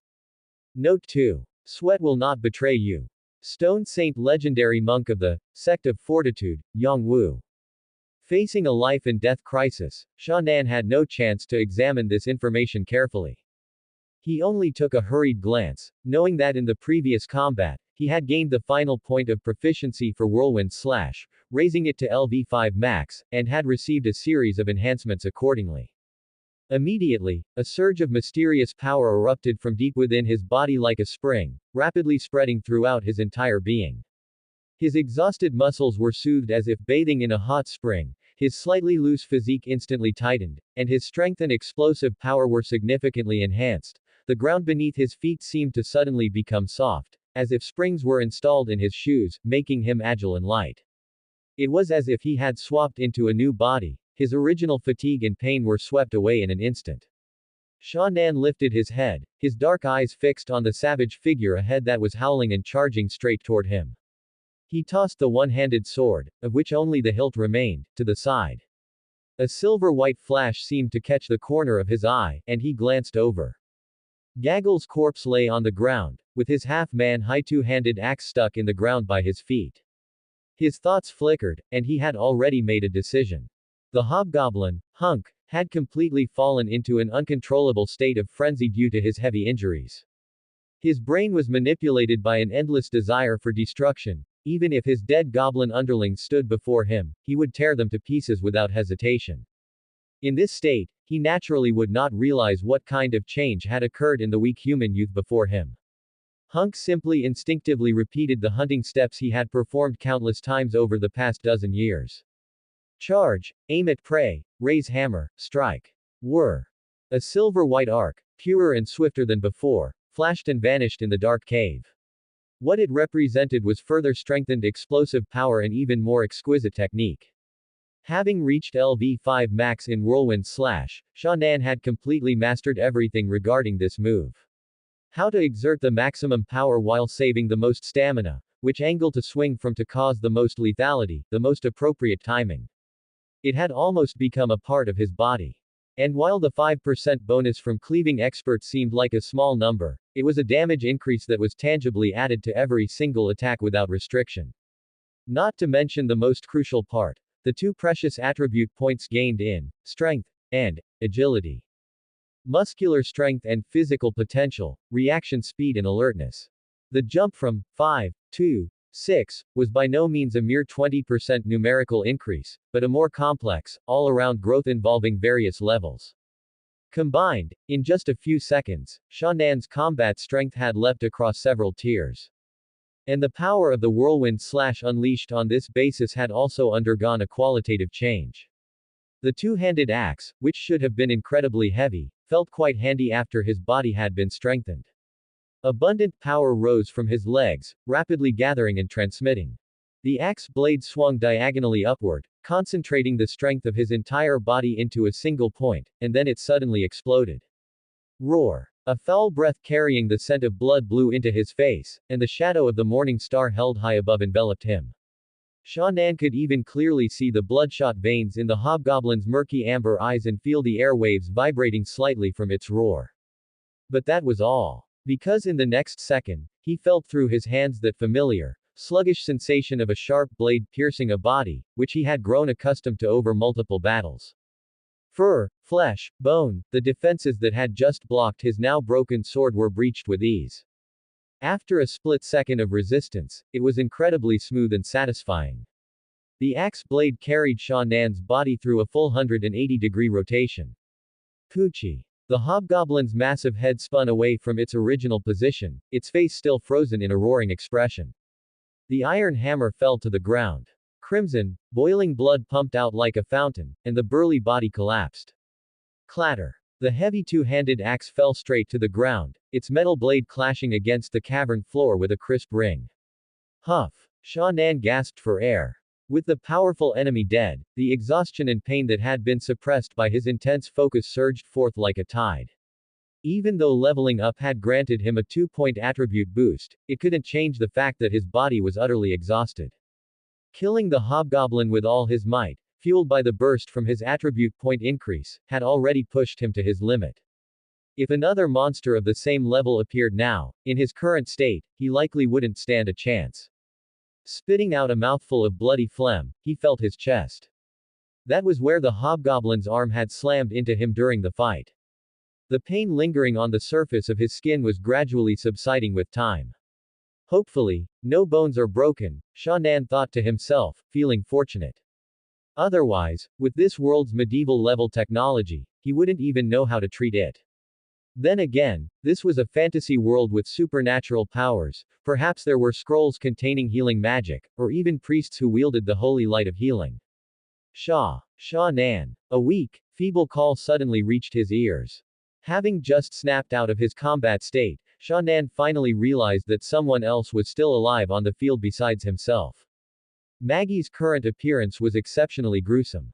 One of his calves had been smashed to pieces, with bone shards sticking out. His knee was held together by only a bit of flesh, resembling the crude joints of a cheap puppet from a market. His face was deathly pale, and his quivering lips were colorless. If not for the faint spark still remaining in his eyes and his body trembling from the intense pain, he would have looked little different from the goblin corpses lying nearby. In my waist pouch, red potion, help me. As if his consciousness were fading, Maggie spoke with great difficulty, his words halting. This man was the only remaining official member of the Rotten Fish and Shrimp Squad, a teammate who had fought alongside him in a life-and-death battle, and the old hunter who was the only one who knew the way out of the mist forest. As a modern person with a higher education, a relatively normal worldview, and a certain level of morality, Sha Nan couldn't just stand by and watch him die, no matter how he looked at it. So, he knelt down and, following Maggie's directions, pulled a small vial from the waist pouch. It was glass, shaped like a laboratory test tube, and sealed with a dark brown wooden cork. Inside the glass vial was about a third of a red liquid. It had clearly been used multiple times, and it emitted a faint shimmer when shaken. Although the other man hadn't explained exactly what it was, the strong sense of déjà vu Sha Nan felt allowed him to guess its general purpose at a glance. Life potion. Sha Nan helped Maggie pull the cork. Do you drink it or apply it topically? Drink. Maggie nodded and opened his mouth. All of it. Hearing this, Sha Nan asked no more questions and poured the entire life potion into the man's mouth. He wasn't sure if he was imagining it, but he thought he saw a hint of heartache in Maggie's eyes. It was as if this basic item, so common in games and novels in his previous life, was incredibly precious here. Soon after, Sha Nan understood the reason for that expression. Almost the second after Maggie's Adam's apple bobbed and the potion entered his stomach. His face, which had been pale from blood loss, instantly regained its color, and his eyes regained their focus. His wounds stopped bleeding, and his chest, which had been heaving from difficulty breathing, gradually steadied. The miraculous effect was like something out of a movie. But just as Sha Nan thought Maggie might fully recover with that small amount of potion, everything came to a halt. The broken bones didn't snap back into place, and his calf remained twisted. Clearly, while the effect of this life potion had far exceeded his expectations, it hadn't reached the level of regenerating limbs. It could probably heal most minor injuries and alleviate some of the severity of major ones. Better, much better. After drinking the potion, Maggie breathed in the stale air of the cavern like a drowning man finally surfacing. Thank you, thank you. Although his face was drenched in sweat from the pain, his voice was no longer weak. Go and clear the battlefield first. He pulled a few rolls of bandages from his waist pouch. I can handle the rest myself. According to the adventurer's unspoken rules Maggie had mentioned before, when clearing a battlefield, except for items like goblin ears that had a clear killer, all other loot belonged to the finder. By telling him to clear the battlefield, the man was essentially making it clear. All the loot in the goblin nest belonged to Sha Nan. Although he knew that without the support of Maggie's 2 arrows, he might not have been a match for the hobgoblin even with his mid-battle breakthrough. But since the man had stated it so clearly, he wasn't going to be overly modest. Nodding slightly to Maggie, he walked to the other side of the cavern. Unlike the mechanics in games where a treasure chest automatically appears after clearing a dungeon or where a mountain of items can be looted from a monster's corpse with a mouse click, collecting loot in the real world was much more troublesome. First, regarding the goblin corpses. Since the bounty only applied to adults, he mercilessly sent the 5 green-skinned runts to meet their beastly father. Skillfully stepping on their heads, he cut off the left ears of the 4 goblins one by one and placed them in the bag behind him. Then came the meticulous searching. The cavern wasn't large, and its contents were almost entirely visible at a glance, but with the mindset of maximizing his gains, Shan'an still conducted a sweep with his torch and found a few things. Excluding the bulky and worthless items, here was the loot he gathered from the goblin nest. 3 striped, light green opaque gemstones, a small wooden round shield with a slightly damp and moldy surface, and a small pouch of coins. It had some weight, but mostly consisted of silver and copper coins. I wonder if these stones are worth anything. Shan'an pondered to himself. Meanwhile, Maggie had finished tending to his wounds. How is it? Finished clearing. He leaned against the wall and stood up with some difficulty. His mangled calf had been simply splinted with wooden sticks and bandages. Although movement was still difficult, it wouldn't worsen the injury. Pretty much. I searched twice. Shan'an replied. Twice. You missed the most important thing. Maggie's gaze was somewhat playful as he gestured with his chin toward the hobgoblin's corpse. As one of the most powerful subspecies among creatures like goblins, hobgoblins possess the same sinister nature as their cousins and usually appear as the leaders of goblin tribes. Under these circumstances, the Adventurers Guild naturally included this monster on its bounty list. Due to its strength far exceeding that of low-level adventurers, it offered a decent bounty. 10 gold coins. It wasn't a huge amount.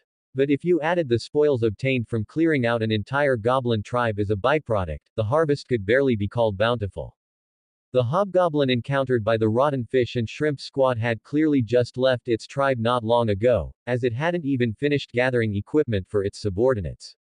Even counting the dozen or so goblins from yesterday's ambush, the only weapon in the entire tribe that could fetch a price was the morning star in the hobgoblin's hand. Shan'an picked it up to try it. It was a bit heavy even for his strengthened body. Although it looked intimidating when swung, the weapon probably wasn't suitable for whirlwind slash, so it would most likely only be sold to a blacksmith shop. But fortunately, perhaps because it was his first time out adventuring, he possessed the legendary beginner's luck. On the hobgoblin's person, there might exist something that low-level adventurers like them could usually only glimpse from afar through the glass windows of shops or auction houses. That ochre-red energy shield. In most cases, hobgoblins do not possess the ability to cast spells. Only a very few individuals favored by the gods, known within their tribes as priests, can master a few primitive totem-type spells. Clearly, this hobgoblin, Hunk, who had already been decapitated by Shan'an, was not such a being.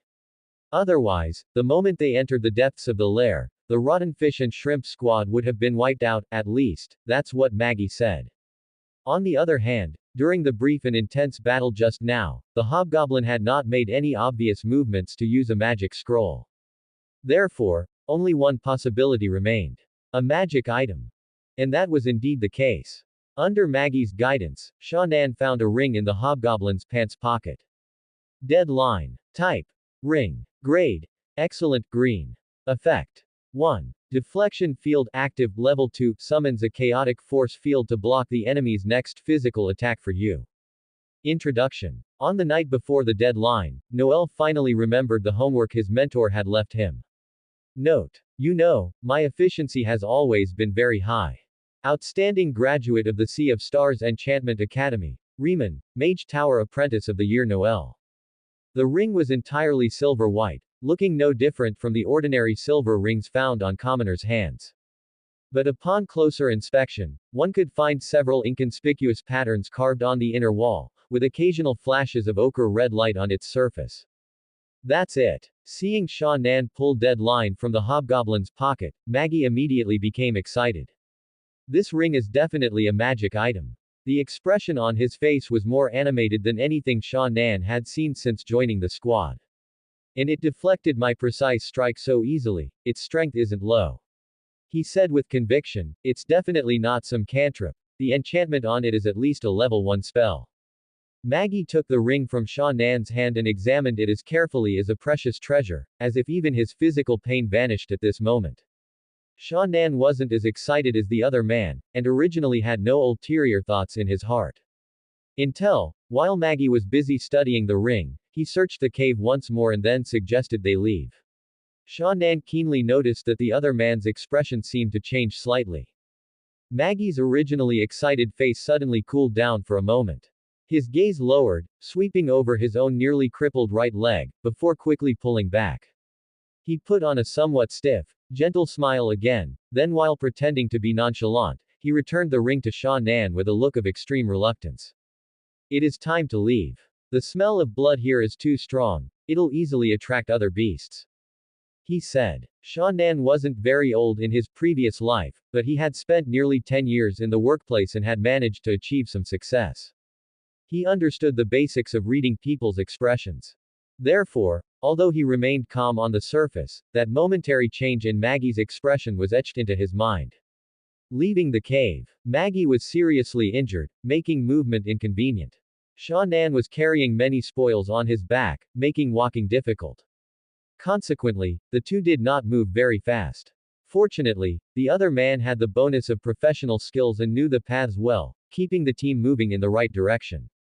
And they no longer needed to constantly change routes to track goblin traces like they did when they arrived, they just needed to focus on heading out.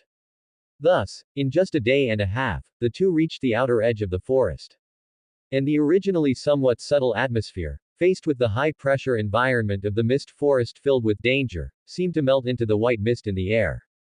Crunch. Leather boots landed softly on fallen leaves, stepping on scattered branches on the ground and making a sound. Traces of humans nearby are increasing, we should be close to the edge of the forest. Maggie leaned against a tree trunk, his nostrils twitching. At the latest, we'll be back in the city by tomorrow night.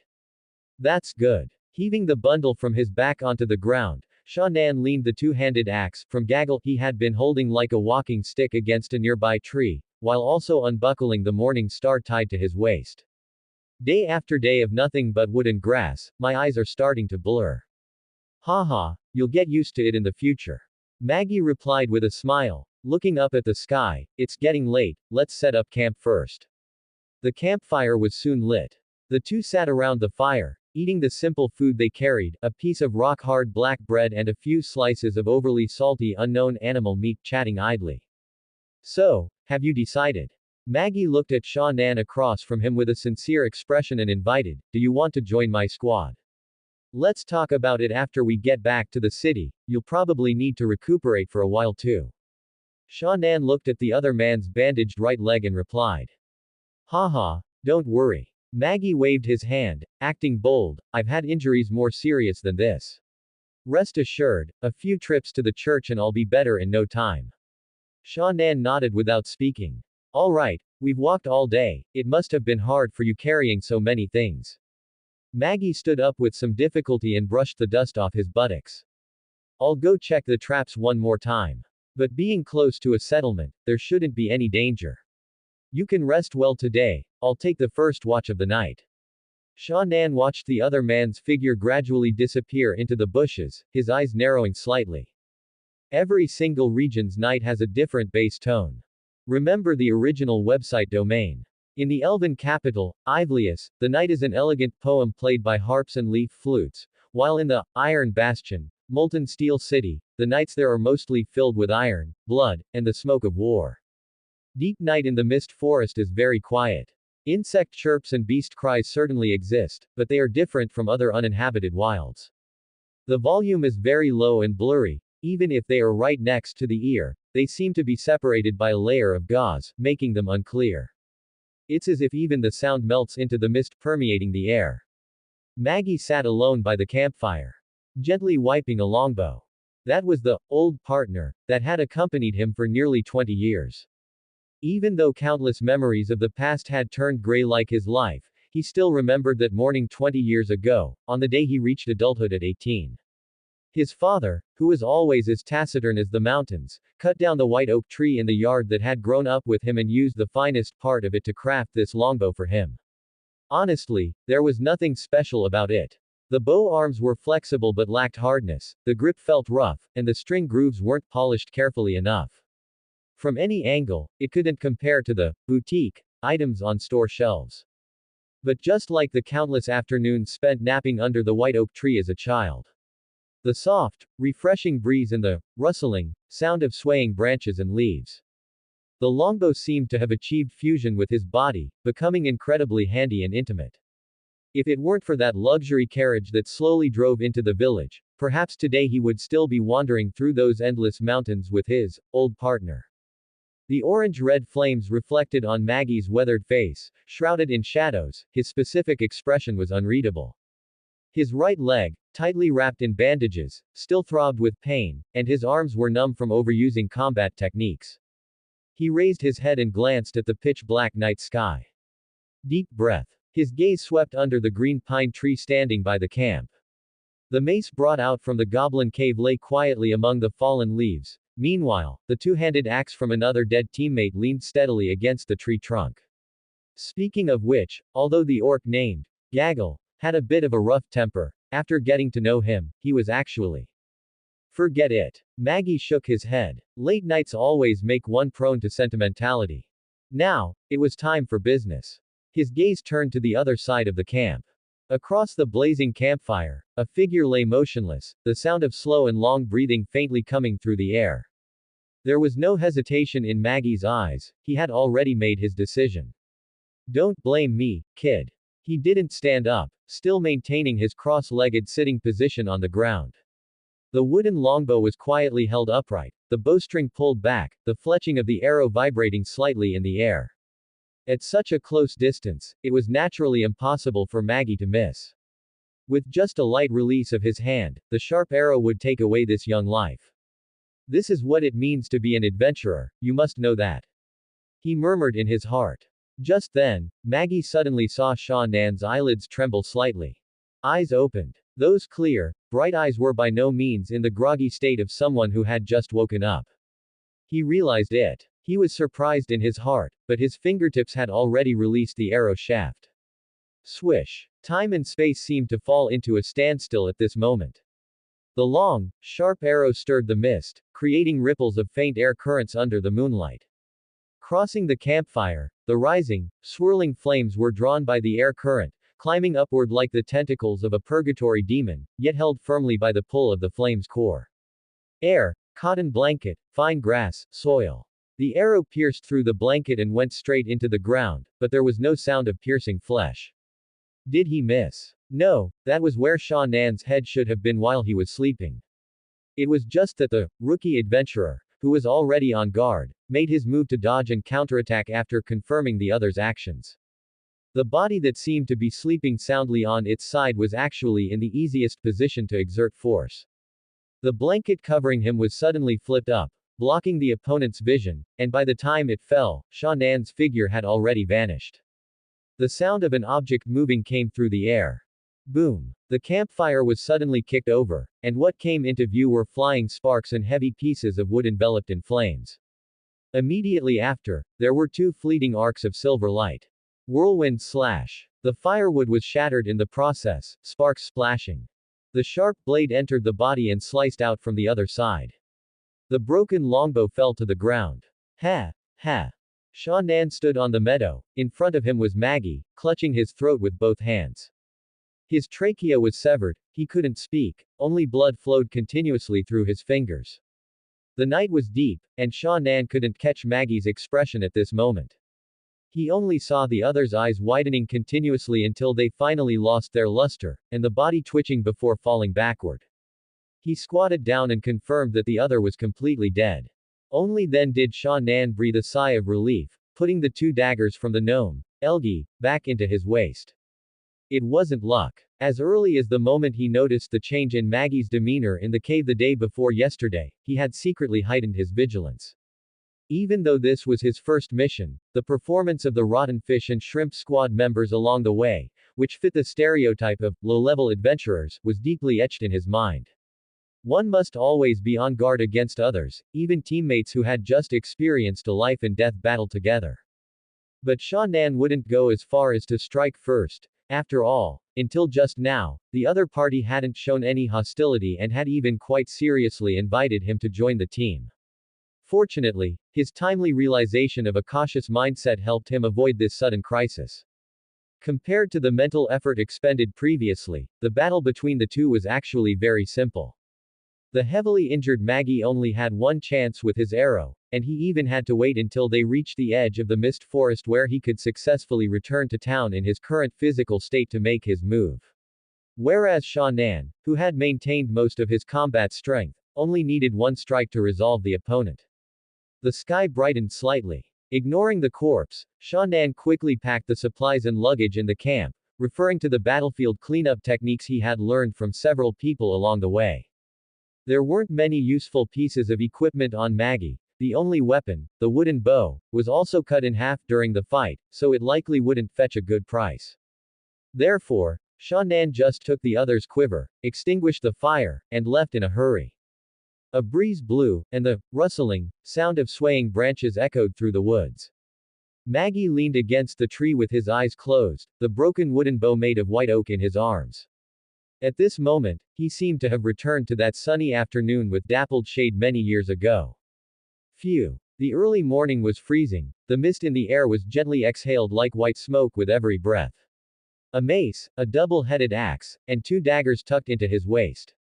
Sha Nan carried a heavy bundle on his back, feeling a faint sense of exhaustion. But at the thought of the price they might fetch after returning to town, he secretly bucked up his spirits. This trip had earned him far more than he ever could farming at home. Morning light filtered through the gaps in the canopy, casting patches of light onto the lush green meadow. Walking mechanically, Sha Nan's thoughts couldn't help but wander. Regarding the deceased Maggie, he simply felt that the man didn't have to end up like that. Even though he had absorbed 18 years of memories from his predecessor, the one controlling this body was a soul from an otherworldly, modern civilized society. It wasn't that he was being hypocritical. Sha Nan felt that the other party didn't need to put on a show of false generosity like he did that day. He only needed to state his requirements clearly and generously, and they could have negotiated any issues slowly. After all, the hobgoblin was killed by both of them. Maggie's 2 arrows had respectively triggered the deflection field, CD of the dead line ring and shot through the enemy's eye, causing it to fall into a paralyzed state. Only then did he have the opportunity to use his upgraded and strengthened body to deliver the killing blow. The other man's contribution was undeniable. Under such circumstances, as long as Maggie had spoken plainly, even if he wanted that enchanted ring, Sha Nan could have accepted it as long as he compensated Sha Nan for his fair share. In his view, since he could have such a harvest on his first adventure, the returns wouldn't be too bad if he continued to go on missions with an experienced adventurer like Maggie in the future. Now, reviewing the entire situation again, Sha Nan felt he had made 2 mistakes. First, his own mindset had not yet shifted. Despite having undergone transmigration to another world, he still subconsciously treated the people and things around him with the thoughts and values of his previous life. Perhaps he should be a bit more grounded. Second, he had thought about things, as a matter of course, without having a clear understanding of adventure-related matters. To be able to make an old hunter like Maggie take the risk of keeping everything for himself. It seemed that in this world, or at least among low-level adventurers like them, magic items were far more precious than he had imagined. Time passed, and the mist dissipated. The temperature in the air gradually rose, and the dense jungle in his sight became increasingly sparse. From time to time, he could even see a few man-made paths. Cooking smoke curled up as several brick and tile houses with a medieval style appeared in Sha Nan's line of sight. A clear stream meandered along, and several women dressed as peasant wives were squatting by the side washing clothes, laughing from time to time. 2 young children were playing by the roadside. One held a crude wooden sword with a serious little face, looking full of justice, while the other bared his fangs and brandished his claws as if playing some kind of monster. Having stayed in the mist forest for a long time, Sha Nan, who had been away from human society, felt his originally tense mind relax in the face of this scene full of the flavor of everyday life. The town had the only adventurers guild in the vicinity, and the people living nearby were clearly no strangers to adventurers. Looking at Sha Nan, who was walking alone on the country path with many bags, the two children looked somewhat curious. However, perhaps because their parents had warned them, they did not approach and only watched him with wide eyes from a distance. As for Sha Nan, having just escaped the high-pressure environment of the mist forest which was filled with danger everywhere, he felt a bit relaxed for a moment. Seeing that the children were thin, looking like they were chronically underfed and malnourished, he pulled a piece of jerky from his robe, broke it in half, and waved to them. When the two children saw the jerky in Sha Nan's hand, their wide eyes suddenly lit up, and they immediately trotted over. Watching the two of them devouring the food, Sha Nan gently patted one of their heads and asked casually, "What are your names?" "Moses." "Faye." Sha Nan nodded. Just as he was about to speak, he heard an urgent and worried voice coming from behind him. Sir, I'm sorry." Turning around, what met his eyes was a blonde woman wearing an apron.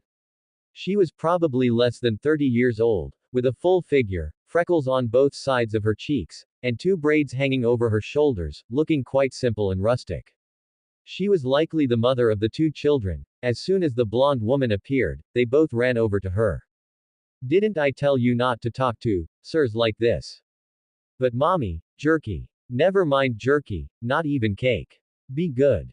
The deliberately lowered voice drifted through the air, and Sha Nan's originally cheerful mood from leaving the mist forest gradually cooled down.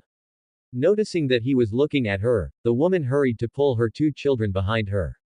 Ignoring her sweaty face from running all the way, she kept bowing and apologizing. "I'm sorry, sir, I'm truly sorry." He glanced at the two little boys who were hiding behind their mother without a word, as if they had committed some great mistake. Looking at the woman before him, whose face was full of tension and who was forcing a stiff smile, Sha Nan suddenly lost interest in talking. He waved his hand and turned to leave. Meanwhile, not far from Sha Nan, inside a residential house with tightly closed doors and windows. "What do you say, big brother? Should we make a move?" A burly man with a somewhat dull expression was crouching under the windowsill in a rather awkward posture, asking in a sneaky manner. "No rush, let's observe a bit more." The one responding was a fierce-looking man with a buzz cut. "What are we waiting for? I saw it, he's all alone." The dull man said urgently. "He's got a hammer and an axe, there must be plenty of valuable things on him. If we don't act now, someone else might snatch him." As he spoke, he even picked up a pitchfork from the ground beside him, as if he were going to push the door open and rush out the next second. What answered him was a slap to the back of his head. "You know he's covered in weapons, don't you?" The buzz-cut man scolded in a low voice. "A guy like that, walking out of the mist forest so boldly, and he's not even injured. You really think he's a fat sheep? Like you'd just stumble upon such a good thing." As he spoke, the buzz-cut man felt more and more that his guess was correct. He couldn't help but lean against the wall, proudly saying to his subordinate through the crack in the window, "Look, the adventurers we usually see, which of them doesn't travel in groups of 3 or 5? Even if there's someone alone, they're always covered in wounds, having narrowly escaped from the forest. How many have you seen like him, walking right down the middle of the road, carrying so much stuff without any fear of being targeted? I really haven't seen any." Hearing this, the dull man couldn't help but scratch his head. "Then big brother, what do we do next?" The buzz-cut man took another wary glance out the window before withdrawing his gaze. "This kid looks young, but he's probably got some skills, he won't be easy to deal with. Let's forget it this time. We'll wait another 2 days and see if there's a more suitable target. We're leaving anyway, so we'll just do one job and run. So many of these adventurers die every year, when the time comes, we'll just toss the body into the woods. Who would know? Big brother, I'll listen to you." River Valley Town, an ordinary town on the southeastern border of the Kingdom of Servia.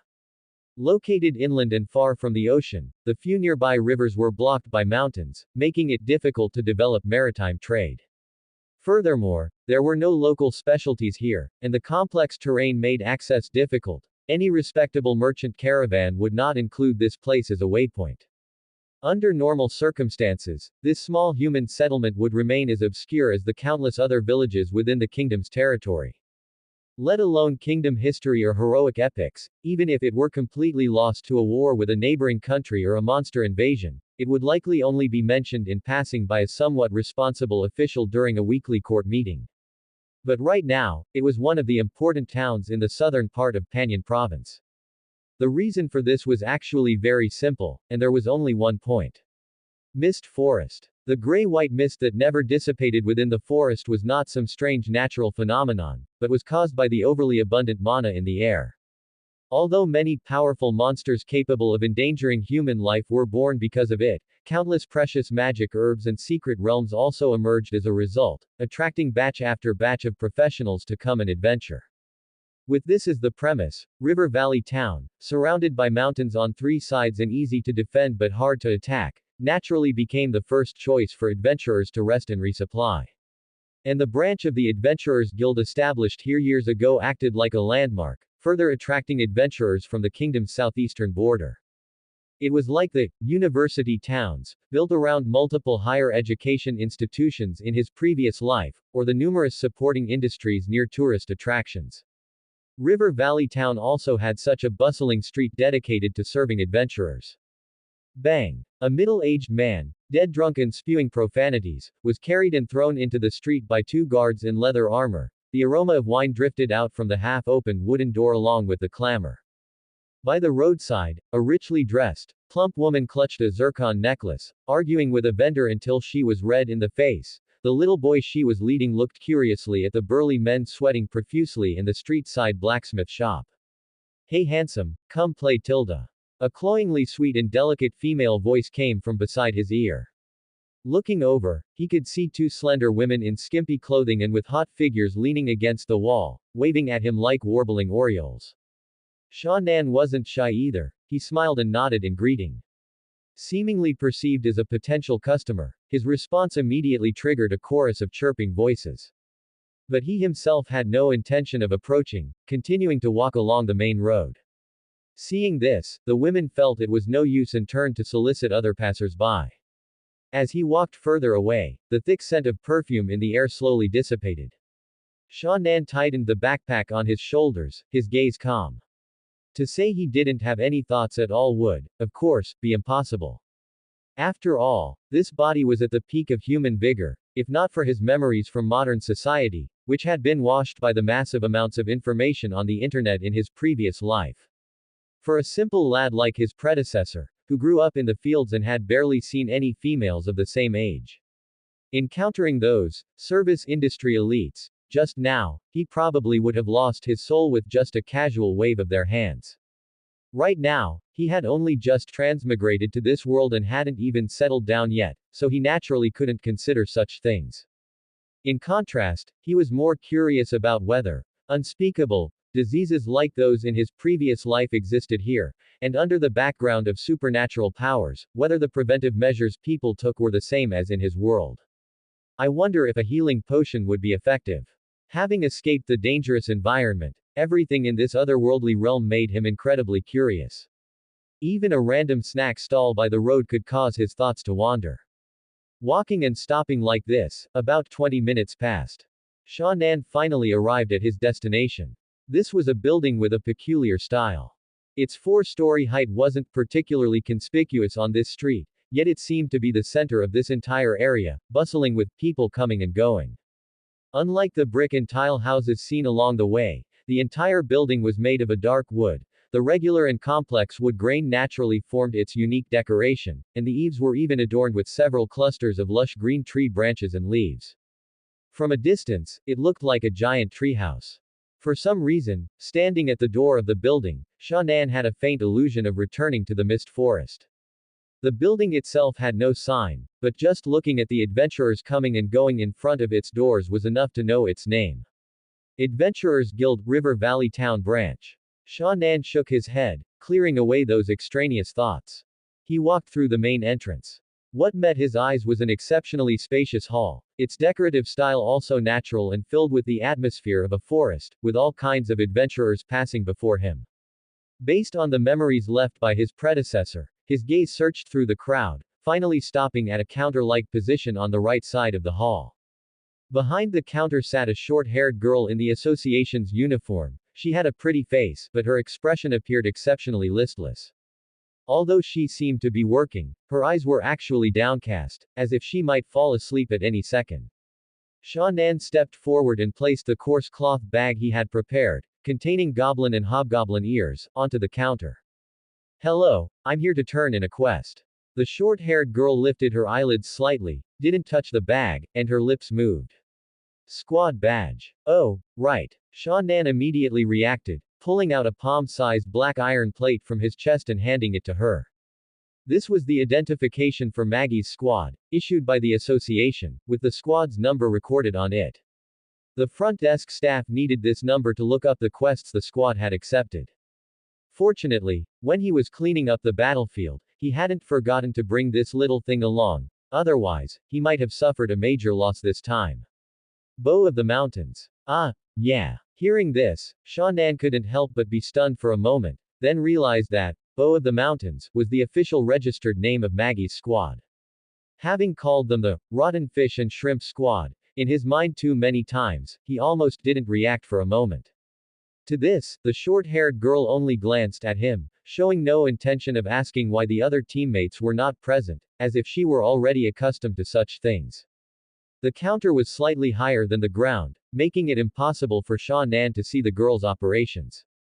Although he was somewhat curious about how she handled such tasks that would normally require a lot of time flipping through documents in a world where technology wasn't advanced but supernatural powers existed, he still remained patient. He only saw the short-haired girl's hands move a few times in his blind spot and mutter a few unintelligible syllables. Thud. Within 5 seconds, a coin pouch was tossed onto the counter in front of Shannan. 20 goblins and 1 hobgoblin. The bounty is 17 gold and 4 silver. Investigation mission number 701. Reward 30 gold coins. Totaling 47 gold and 4 silver coins. The short-haired girl's monotone voice reached his ears. Shannan weighed the heavy coin purse in his hand. He felt a deep sense of accomplishment well up from within his heart. Opening the purse slightly, he caught a glimpse of the glittering gold inside, and his lips curled up involuntarily. He did not count the gold coins on the spot. On one hand, the Adventurers Guild spanned the entire Afara continent and was undoubtedly a massive entity, they wouldn't cheat him over such a small amount. Furthermore, judging by the girl's speed earlier, the tallying of loot was clearly not done manually, so the probability of error was low. On the other hand, with people coming and going in this hall, he knew better than to show off his wealth. If he really felt uneasy, it wouldn't be too late to count them carefully once he had settled down. While Shannan was lost in thought, the bored voice of the girl came from in front of him once more. The squad badge, do you want to cancel it? Shannan didn't know the ropes and asked with some confusion. May I ask what the impact would be for me if I cancel it? A captain needs to pay 20 gold in annual squad fees. Cancel it. It wasn't that Shannan was unwilling to spend those 20 gold coins, well, it actually was a bit expensive. The main reason was that only he remained in the Rotten Fish and Shrimp Squad. As a rookie adventurer with zero experience in field missions, there was no point in forcing the squad to stay active, nor could he recruit anyone. What he truly needed to do right now was find a squad suitable for his development and, as an ordinary teammate, gain a deep understanding of everything he needed to know about this world. Or simply go solo, starting from the simplest missions with the lowest risk, taking it one step at a time. Therefore, Shannan decisively handed the black iron badge over to her. There were still many things to handle. He stuffed the gold coins into his backpack and was about to leave when he suddenly remembered something and asked. Healing potion, do you know where I can buy one? Shannan had a deep impression of the healing potion Maggie used during the battle with the hobgoblin, which was like an immortal pill. Minor injuries were healed instantly, and even a dying person could be kept alive. Owning a bottle of healing potion was equivalent to having an extra trump card and an additional layer of protection for his life. If it could be bought with money, he naturally wouldn't pass it up. Turn right, the innermost one, the short-haired girl replied lazily without looking up. Upon hearing this, Shannan's eyes lit up, and he quickly thanked her before leaving. Sure enough, in a corner of the hall, a small shop with the sign, Alchemists Association, was nestled among the crowd. It continued the natural style of the guild branch, resembling the mist forest, but the shelves were filled with various bottles and jars. Truth Serum, 150 gold. Deadly Poison Potion, 200 gold. Radiance Resistance Potion, 300 gold. Sha Nan only had to glance at the prices of these potions to feel dizzy.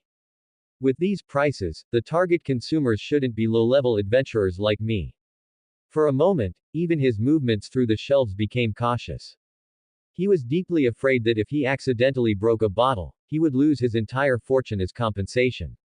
Soon, in the most prominent position of the shop, he found his target. Healing Potion, 50 gold. That's better. After the series of visual shocks earlier, the price of the potion wasn't as expensive as he had imagined. However, considering that his total savings right now amounted to less than 50 gold coins, the price of this bottle of potion was still quite substantial. Seemingly noticing Sha Nan's hesitation, the owner of the shop, a bald man wearing a cream-colored robe, strolled over with his hands behind his back. Newbie? He asked casually. Seeing Sha Nan nod, the man pointed to the shelf behind him and said, "The cost-performance ratio of healing potions isn't high, and you guys don't use them often. In comparison, I actually recommend this more." Sha Nan's gaze followed his finger. In a corner of the shelf not far ahead, several leather pouches with the classic cross symbol were piled haphazardly. Medical Kit. 5 gold. It contained 10 uses worth of bandages, salves, and splints. I don't have much stock here, and usually nobody comes to my shop to buy this stuff, the grocery stores outside are full of them. Thank you for the tip. Sha Nan nodded in gratitude, but his gaze shifted back to the healing potion once more. In his heart, the priority of this kind of life-saving divine medicine was undoubtedly the highest. Though it was a bit expensive, there was no rush yet. After all, he still had many trophies to process and hadn't accepted his next adventure mission. He could consider whether to buy it or not after he had sorted out his savings. Are the prices of potions here all this expensive? Seeing that the bald man seemed easy to talk to, Sha Nan couldn't help but ask the question in his heart. You get what you pay for. He waved his hand. They're all brewed by professional alchemists in the association, quality is guaranteed. Saying this, the bald man glanced toward the stairs at the back of the hall. Actually, the ones I have here are just cheap goods. The truly high-grade ones are all upstairs. Eagle Eye Potion, Gaseous Form, Hill Giant Strength, Tisk Tisk. He nodded with his hands behind his back, listing them like family treasures. It's just that the price isn't something people like us can afford. Upstairs. Being a newcomer, Sha Nan was completely ignorant of the inner workings of the association. The second floor of the hall is where the real adventurers with professional levels take missions. After all, you can't expect those guys to be like you, earning peanuts on the outskirts of the forest all day, right? Knowing that there was no intentional belittlement in the man's words, he was just stating facts, Sha Nan didn't feel any unnecessary resentment. Just as he wanted to take this opportunity to ask a few more questions, he heard a shout from the shop entrance. Where is everyone? Boss, check out. Coming. The bald man swayed over with his hands behind his back in a composed manner, even giving Sha Nan one last tip before leaving. There are handbooks for sale at the stalls by the association entrance. If you're a newbie, you can buy one to read, it should be helpful. Having finished his business and already planning to leave the association, Sha Nan naturally followed the advice. After asking a vendor a few questions, he found the handbook the bald man had mentioned. 3 silver coins. It wasn't particularly expensive, so he gritted his teeth and bought it. The cover was quite exquisite, with 2 lines of large characters printed neatly in an unknown font. Adventurer's Handbook. River Valley Town Branch Special Edition. Below that was a row of small white characters as a supplement. Day 21, month of the Twilight Claw, Chess, Arcane Calendar Year 1019 Revised Edition. That's the end of Part 1. Part 2 is coming soon. Thanks for watching. Please subscribe and support our channel for more stories. Hello everyone, this is Fanfic Audiobook. Here you find original fan-made audio stories. Goblin World. The Power Curse. Part 2. Adventurer's Handbook, River Valley Town Branch Special Edition. Forward. 1 to 2. Choice and use of weapons. 3 to 9. How to handle your loot. 31 to 38. 9. About those shiny and beautiful stones. No. 62 Mist Street, Kukuner's grocery store, has the fairest prices in River Valley Town, but it must be admitted that the young Kukunur is prone to making mistakes sometimes, a difference of 3 silver coins versus the risk of 100 gold coins. By contrast, although the neighboring, Fairy Wind, offers stingy prices, the shop owner Farliog has a professional background in jewelry, having apprenticed at the most famous pawnshop in Niam, and possesses the most discerning and delicate eye in all of River Valley Town. Go to him for high-end goods. Clack. 3 small green opaque stones with faint stripes were neatly arranged on the counter by Shannan. With a hint of anticipation in his eyes and the fantasy of getting rich overnight in his heart, he looked at the serious-looking middle-aged man wearing gold-rimmed glasses in front of him. The man named Farliog did not speak carelessly just because he recognized the type of gemstone at a glance. Instead, he picked them up one by one, turning them over and studying them closely for a while before sitting back behind the counter with little interest. Malachite, ordinary quality, 10 gold each. 16. Where to throw your scrap metal. First of all, stop your incessant chattering. You must know that those second-hand goods you stripped off some unlucky fellow can only be sold for half price, that's common sense. Except for magic items, of course, if you actually have any. Secondly, if you really want to find a place to dump those heavy burdens on your back, I recommend Hickory Furnace, at number 25 Mist Street. The owner there used to be an adventurer as well. He knows how hard you work to carry those scraps back, so he always gives a decent quote provided you don't mind the dozens of glorious deeds he'll recount while appraising for you. Additionally, for purchasing weapons and armor, I recommend Rock Hammer. It's said the owner there is 164th dwarf. Although he shares no similarities other than a love for braiding his beard, his craftsmanship is quite good. You can also go to him for custom equipment. Oh, a moldy small round shield, a few pieces of leather armor still stained with blood. You're lucky you met me. Any other shop would probably find them too repulsive to take even for free. 10 gold. In front of him, a burly man with a thick, brownish beard spoke in a gruff voice. But it's not your fault. When I was young, I also liked to carry these things back. I remember one time. Shannan kept the handbook's advice firmly in mind, keeping his mouth shut and not responding to a single word, giving the other party no chance to show off. These arrows have been maintained well, but the poison on them has worn off and you still haven't wiped it. Adding this two-handed axe, 30 gold. Tisk, a mace. From some hobgoblin, I presume. Those beasts don't know how to maintain their weapons. 6 gold. But at your age, being able to hunt a hobgoblin is pretty good. Even back in my day. 20 minutes later. Thud. The door of Hickory Furnace was gently closed. Breathing the fresh air outside, Shannan rubbed his somewhat stiff face and let out a long sigh of relief. Compared to how he looked when he first came out of the mist forest, he felt much lighter now. In just one morning. Except for the deadline ring and LD's 2 daggers still tucked into his waist, they were quite handy for emergencies, so he didn't sell them. He had already disposed of all the rest of the loot, including the small bag of coins collected from the goblin nest. Shannan's total assets now reached a staggering 131 gold, 5 silver, and 9 copper. Without a doubt, for the original owner of this body, a farm boy who grew up in the fields, this was a huge sum of money he had never seen before. Looking at the numbers alone might not convey the significance of this money. If converted into actual goods, it would be a warehouse full of flour, over 100 goats, or more than 10 cows. In the village where Shannan lived before, this was almost more than the total assets of most villagers, entire families. And yet, this was only the harvest from a single mission.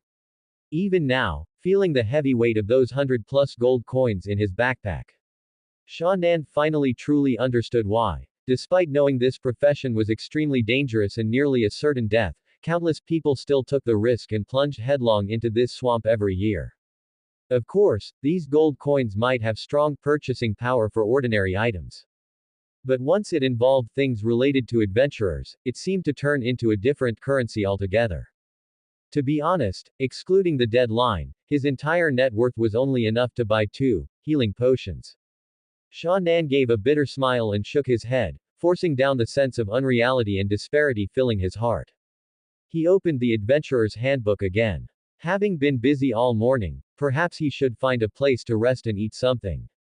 White Titmouse Tavern. Its low prices for drinks and meals, along with its convenient location right next to the Adventurers Guild, made it the first choice for lower-level adventurers in River Valley Town. Sha Nan had been here once before, and Maggie had treated him. He remembered ordering a portion of gray rat fried rice and a glass of water. However, the original owner's mind was not on the food at all back then, he had simply wolfed it down to fill his stomach. This left the current Sha Nan without a clear impression of the tavern's culinary standards. But since the handbook recommended it, it should be okay. He muttered to himself as he pushed open the tavern door.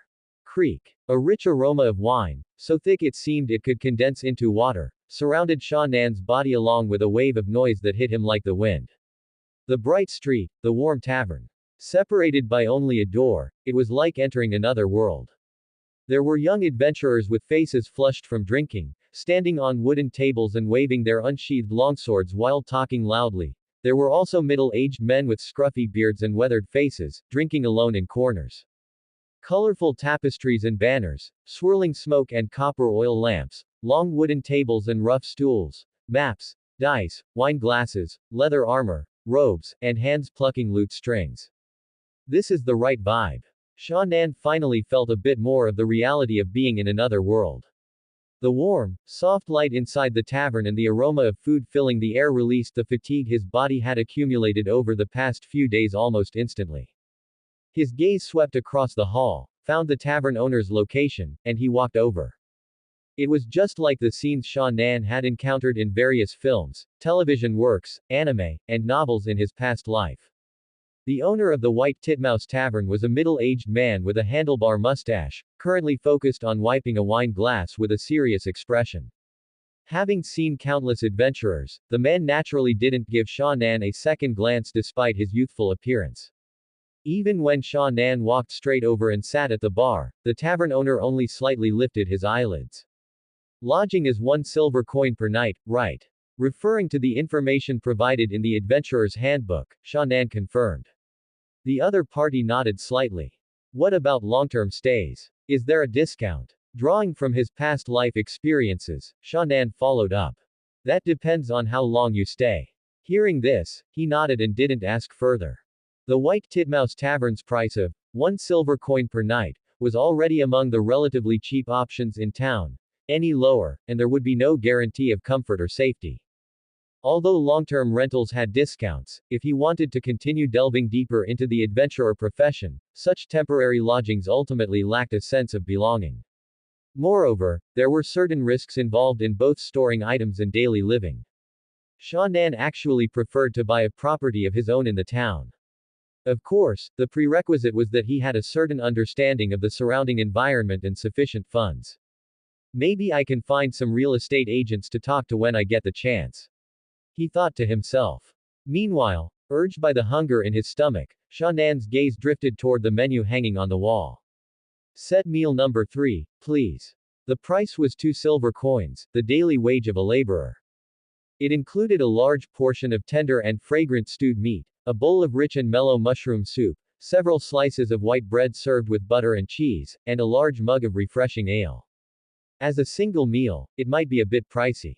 But for Sha Nan, who had just finished a dangerous journey and harvested a huge sum of money, it was the best choice to soothe both body and mind. To be honest, the taste was quite good. The stewed meat was savory and well seasoned, and the mushroom soup was exceptionally sweet, especially when paired with toast to let the soup's flavor soak into the bread, then topped with a small piece of salty sweet soft cheese.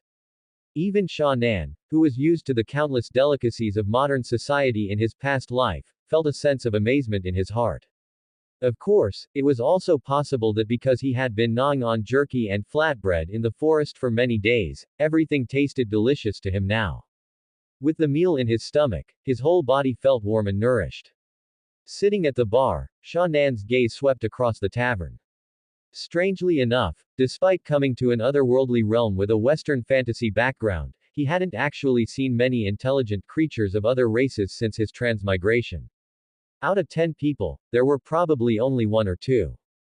And most of them were gnomes or halflings. As for the dwarves and elves who were often active on the screen in his past life, he hadn't seen a single one. Sha Nan's gaze suddenly paused. Well, I see one now. By a window in the tavern, 4 figures of varying forms sat at a rectangular wooden table. One was a slender, pretty blonde girl in her early 20s, sitting with her arms crossed and legs overlapped, looking quite indifferent.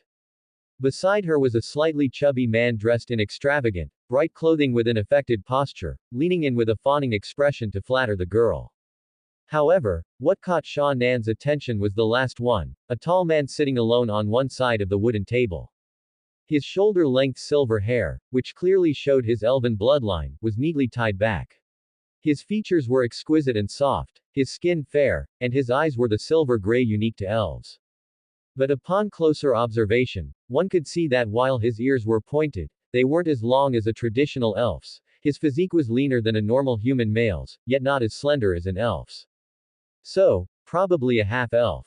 Sha Nan guessed using his meager knowledge of this other world. Carrying a longbow on his back fits the traditional impression of an elf's class choice, but are these 4 a team? Wait. 4. He suddenly realized he seemed to have overlooked something. It was like a TV remote that was right in front of you but impossible to find, or a phone held in your hand that you thought you'd lost. The moment he sensed something was wrong, the last person, who had been subconsciously ignored, appeared in Sha Nan's line of sight. It was a middle-aged man in tight-fitting martial attire with an ordinary appearance. Compared to the 3 around him, he had nothing noteworthy about him, as if he were just a passerby sitting at the same table.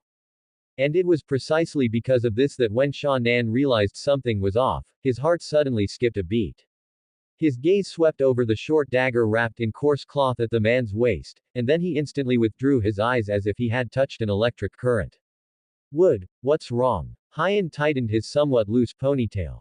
Noticing an abnormality in his guard's behavior out of the corner of his eye, he couldn't help but ask. It's nothing, young master. Wood frowned slightly, glanced in a certain direction toward the bar, watched for a moment, and then turned back to reply. Don't be so tense. Although it's near the Mist Forest, this is River Valley Town. With so many adventurers coming and going on the streets, there won't be any danger. Hearing this, a hint of helplessness appeared on Wood's otherwise expressionless face.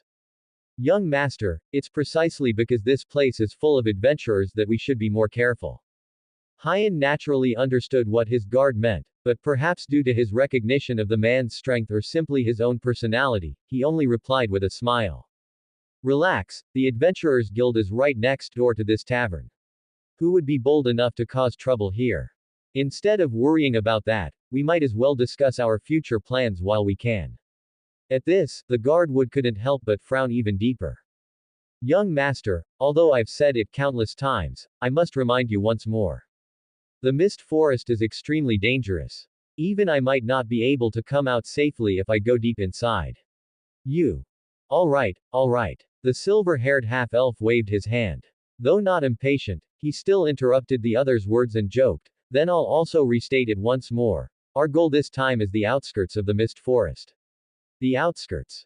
Fine. Wood had actually compromised long ago, otherwise, he wouldn't have let the other come here.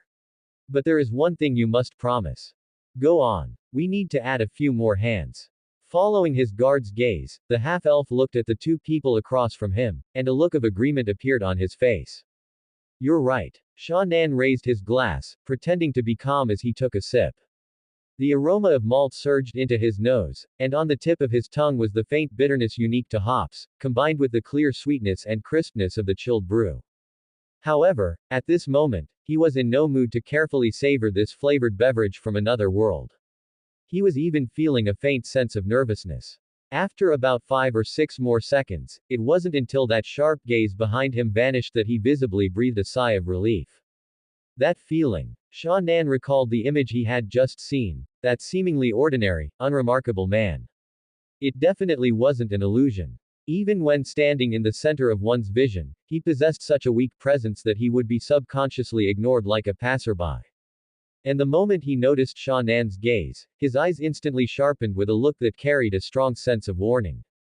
It was like those dazzling, high-level pieces of equipment in online games from his past life. He didn't even need to fight him to feel the formidable strength of the opponent just by looking. Perhaps he's a professional who has truly completed his job advancement. Sha Nan speculated in his heart. Fortunately, he had only noticed the other party's presence and hadn't made any abrupt moves. As a result, that gaze only sharpened for a moment before dissipating back into the clamor of the tavern. It was just a small interlude. No longer turning back to deliberately observe the half-elf squad by the window, Sha Nan drained the ale in his glass in one gulp. His heart was somewhat stirred. I wonder how one is supposed to obtain this so-called professional level. Maggie had seemingly mentioned to his original self before that a class was related to the combat technique one chose to practice. But as for the specific nature of that connection, the other party hadn't stated it clearly. He had also skimmed through the Adventurer's Handbook once, but it didn't record any relevant information. When I meet a veteran adventurer in the future, I'll try asking. I can accept paying a bit of a price if that's what it takes. Pondering this, Sha Nan shook his head. Considering these things was still too early for him, as he was just a rookie adventurer. First, let's get a good night's sleep. The accommodation conditions in the tavern weren't particularly good. Hard wooden beds with a slight odor, terrible soundproofing where even the creaking of the bed next door could be heard clearly, stairs that groaned, the ruckus from the tavern hall downstairs, and even the occasional rat running through the ceiling crawlspace. Forget the star-rated hotels from his past life. Even just grabbing a newspaper and lying down on a park bench would have been much quieter and more comfortable. Yet Sha Nan slept straight through until noon. On one hand, it was because he had stayed up late last night flipping through the Adventurer's Handbook for a long time, carefully learning a lot of useful information about River Valley Town. On the other hand, it was also because his body was overly exhausted. Mist Forest was full of danger. Even during the period when Elgi and Gaggle were still alive and they were a four-man squad, they needed to take turns keeping watch and couldn't rest peacefully. Now that he had reached a safe town, Sha Nan finally had his first good sleep since his transmigration to this world. After enjoying a wonderful lunch at the White Titmouse Tavern, he once again arrived before the doors of the Adventurers Guild. Regarding the dangerous profession of an adventurer, living hand-to-mouth and walking on a tightrope, Sha Nan, who was just an ordinary office worker in his past life, naturally wasn't suited for it nor did he particularly yearn for it. But similarly, when a mortal who had lived his whole life in a magicless world of technology suddenly arrived in a fantasy world where supernatural powers truly existed, it wasn't very realistic to expect him to take the 100+ gold coins in his hand and return to a peaceful, rural life of working from sunrise to sunset, detached from the world. What's more, the attribute panel, the only thing Sha Nan had that could be considered a golden finger, only worked on things related to being an adventurer. He naturally had to make use of it. Let's start with the simplest tasks. Sha Nan gazed at the bustling guild entrance ahead, murmuring to himself. With a decision made in his heart, he stepped forward. His figure vanished into the crowd. Is something wrong, Wood? Hyan's confused call reached his ears. Wood withdrew his gaze from Sha Nan's back and replied softly. It's nothing, young master. Yesterday in the tavern, he had been discovered while in a breath concealment state, and today they seemed to run into each other again at the guild entrance as if by chance. As a qualified guard who had always been known for his caution, how could Wood not be suspicious? However, he had also observed carefully yesterday. That black-haired young man with sharp features, though showing some signs of training, appeared to be a complete novice in terms of his attire and behavioral habits. Could it be, he really was overthinking it? Wood's brow furrowed slightly, his expression doubtful. On the other side, the silver-haired, gray-eyed half-elf, Hyan, naturally wouldn't know his guard's thoughts. At this moment, he was introducing the details of the mission to a new member of the squad. It's roughly within this range. If we don't find anything, we can extend further outward. So you're saying you don't even know what you're looking for yourselves? Hearing this, the thin, dark-skinned man in front of Hyan, dressed in a classic adventurer's outfit of leather armor and boots, couldn't help but say in surprise, Mist Forest isn't a place where you can just wander around aimlessly. We'll stay on the outskirts, it won't. Hyan was only halfway through his sentence when he was interrupted by a rather loud voice. 3 days. Within the team, a slightly chubby young man wearing a luxurious gold-trimmed robe held up 3 fingers and shouted, "It's not like we need you to help us search. When the time is up, you can leave whenever you want. I don't know what you're being so hesitant about. As for safety." The chubby youth glanced at Hyan's guard. "Wood, you don't need to worry about that." Hearing this, the thin, dark-skinned man stared intently at the other party and gritted his teeth. "Fine, but I want 70 gold. 70. The chubby youth's voice suddenly turned shrill. 50. In an adventurer's guild this big, if you won't do it, plenty of others will. Without controlling their volume, the dispute among the few people in front of the guild gradually drew the eyes of passers-by. Perhaps because of this, the blonde girl beside the youth, who had remained silent with an impatient look on her face from start to finish, suddenly spoke up to urge them. "Larry, we've been in town for days, and it's not interesting at all. I want to go home." As soon as she finished speaking, the chubby youth named Larry immediately retracted his aggressive expression. Dragging his expensive custom robe, he wiggled his backside to get closer and flatter her. "Don't worry, Doris, we'll be leaving soon. I heard from the guards at home that the white mist in Mist Forest is actually concentrated mana. They say if you take just one breath." The half-elf, Hyan, withdrew his gaze from the two with a helpless expression and looked back at the thin, dark-skinned man who had gone back on his word and demanded a price increase as soon as he joined the team. "We can only offer a quote of 50 gold. If you don't accept, then I can only say I'm sorry." His emotions remained stable. In a way, the fat guy Larry had actually done a small service. After this incident, the thin, dark-skinned man didn't want to let the lucrative job slip away, so he put on a look of reluctant agreement and nodded. "Fine, 50 gold it is. When do we set out?" "Today. We've already prepared all the supplies." Task number 26. Type: Bounty. Reward: 150,000 gold negotiable.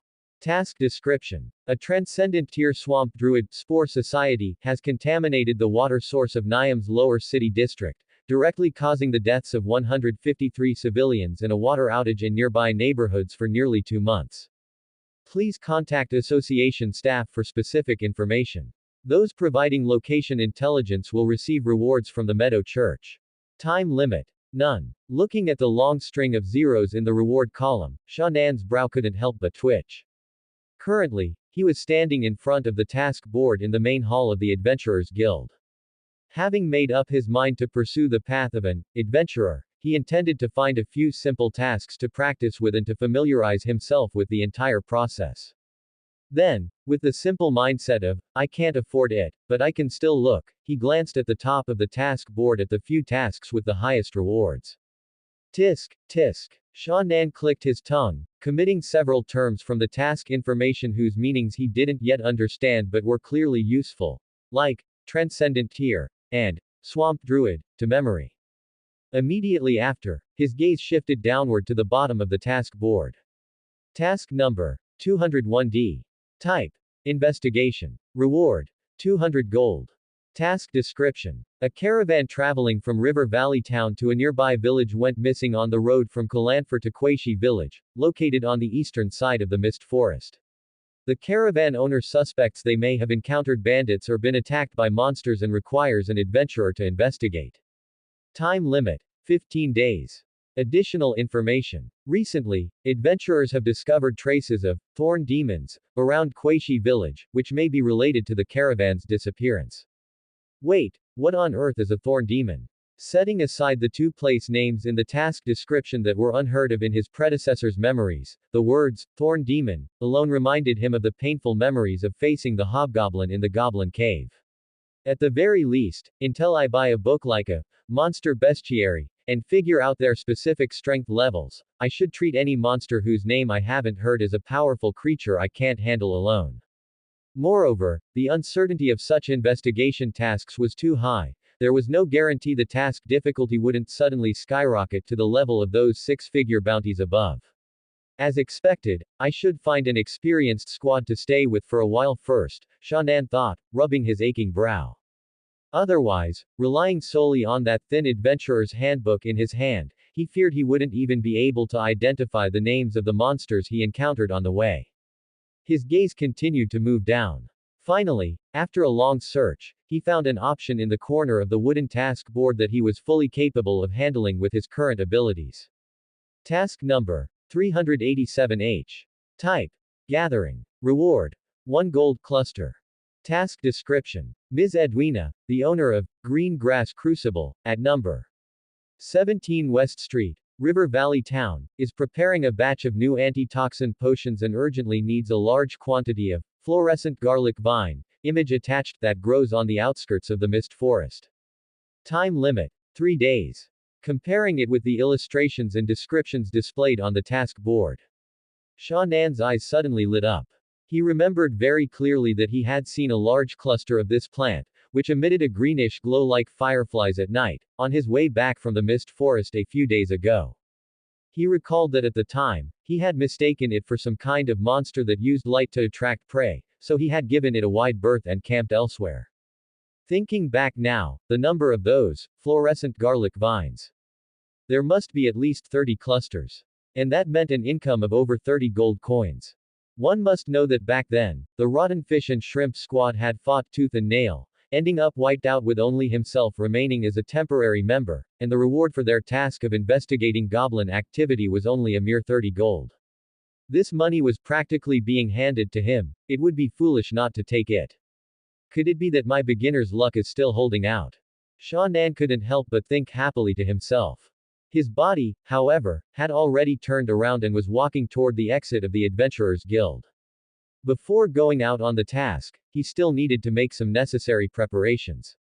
Sha Nan was clear about his own positioning. Even though he had mastered the combat technique Whirlwind Slash, which had already reached the max level of LV.5, and his physical attributes had improved due to the acquisition of attribute points, he himself was still ranked among the bottom-tier adventurers.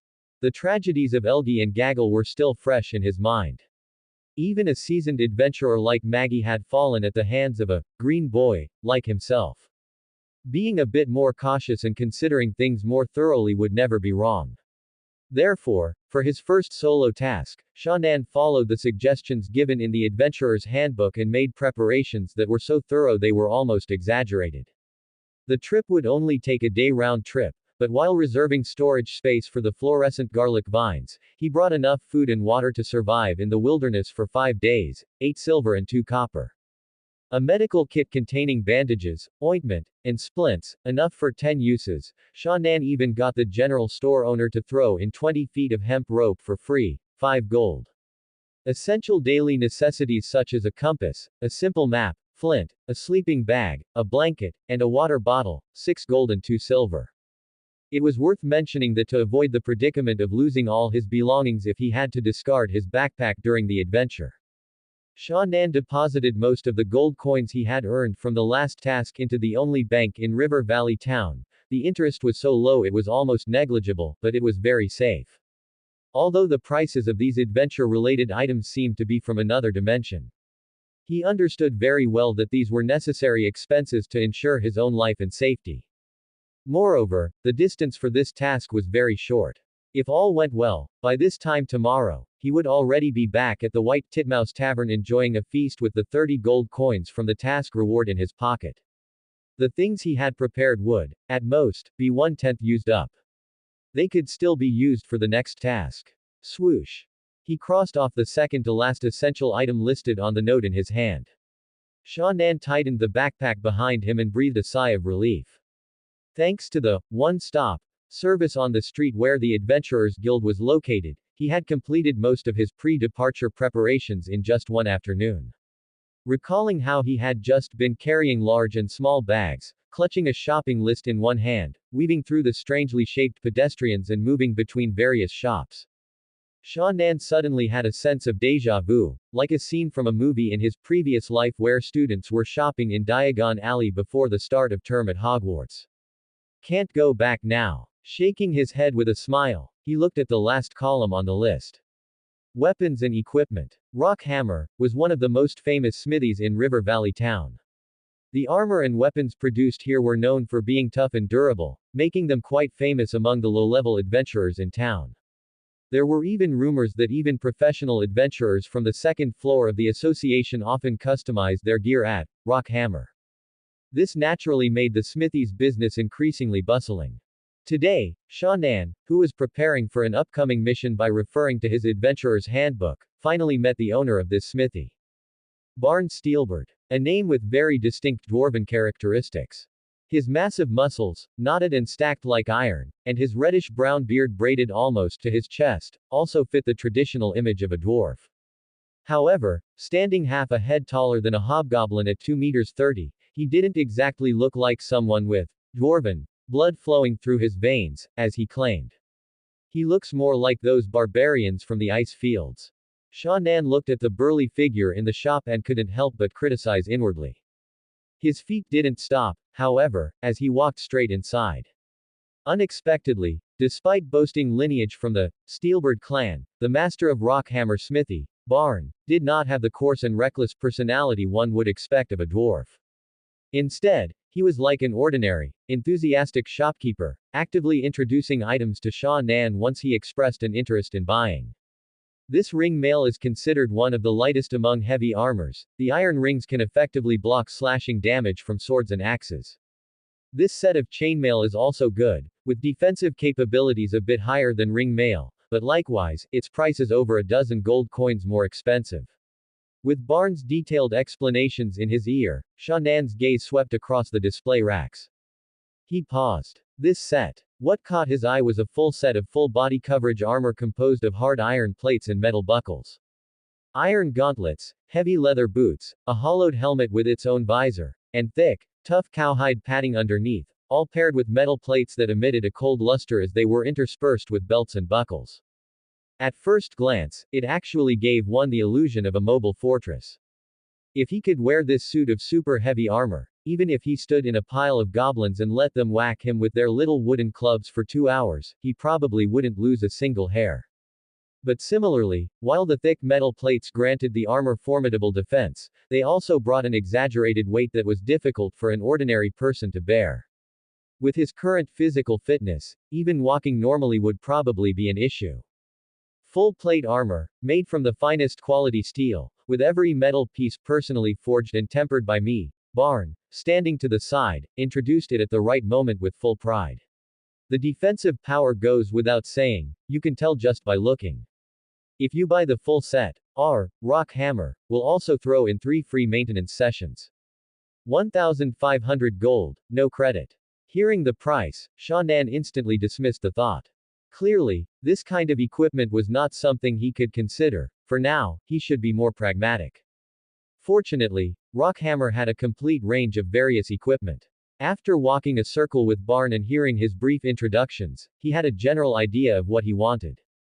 There were many styles of armor, but they were generally divided into 3 types. Light armor, medium armor, and heavy armor. Among them, heavy armor was too cumbersome and would greatly affect Sha Nan's flexibility, which did not fit his current combat style. So he wouldn't consider it for now. Medium armor was quite good, its weight was between heavy and light armor, it was highly versatile, and its defensive performance was also quite decent. But perhaps because of that, it had the highest average price of the 3 armor types. Even the cheapest, chainmail shirt, among them cost a full 50 gold coins. This was completely beyond Sha Nan's budget. Finally, after some agonizing consideration, he spent 10 gold to buy a set of custom leather armor from Barnes' shop. This type of armor possessed extremely high flexibility and very light weight. Leather that had become harder after being soaked in boiling oil was the main material used to construct it. And coming from the well-known Rockhammer Smithy, the quality was excellent. Its overall performance was several times stronger than the second-hand goods his predecessor had scavenged from who knows where. With the armor problem solved, next was a shield. Sha Nan was stunned for a moment, then waved his hand at Barn. I'll pass, I'm not very good at using them. The real world wasn't like a game where you could just raise any shield to easily block an enemy's attack, or even perform a so-called parry and counter, by pressing a button at the right time. Especially in the complex environment of the Mist Forest, if you hadn't mastered the relevant shield-bearing techniques, then no matter how hard the shield was, in your hands, it was really no different from holding a door plank. What Sha Nan needed most right now was to find a weapon that suited him. And fortunately, as the master of Rockhammer Smithy, weapons were precisely the type of equipment Barn was best at forging. Flails, light hammers, halberds. All sorts of cold weapons, some light and some heavy, almost filled an entire wall. Glaive, single-edged, suitable for use when fighting in open areas. Morning Star, a sharp weapon for breaking armor. One swing and the armor might be fine, but the person underneath is gone.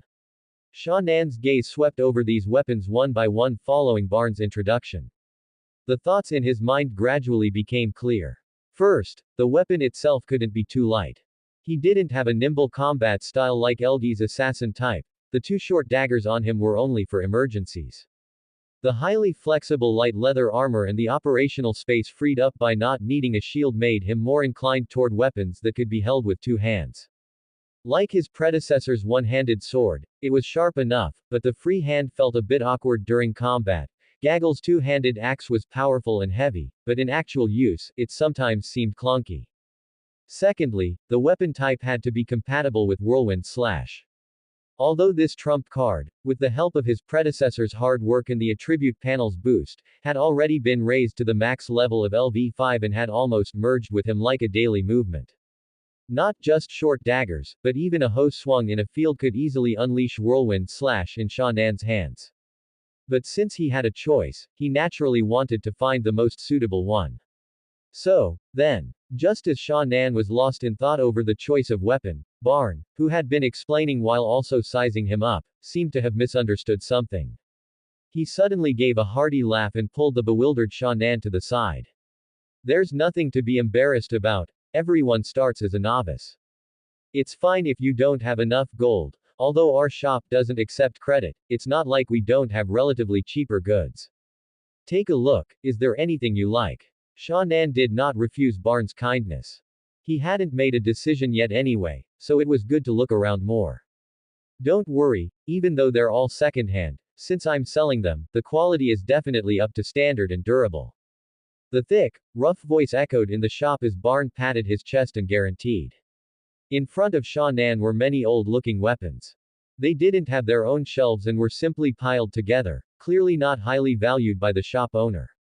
But from the metallic luster of the weapons and the cold light flashing as his gaze shifted, it was clear Barn wasn't lying. They were undoubtedly secondhand, but well maintained.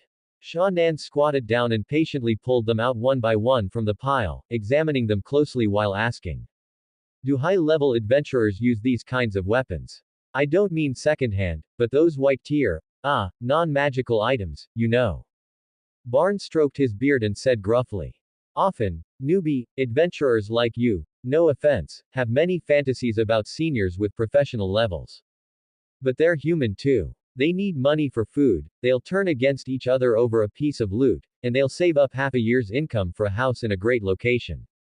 Magical items are certainly more likely to appear in the hands of high-level professionals, but those rich enough to be covered in them from head to toe are a rare minority. What about our shop? Sha Nan's tone was flat, as if just chatting while picking weapons. Do you sell those legendary magical gears too? Barn didn't respond, only giving a mysterious smile. Having gotten the key information, Sha Nan didn't waste more time. He patted the dust off his hands and slowly stood up. As it turned out, second-hand goods were indeed just second-hand goods. He looked through them all and found no suitable choice. With over 100 gold coins to his name, it wasn't a lot, but it was likely enough to buy a brand new white-tier weapon.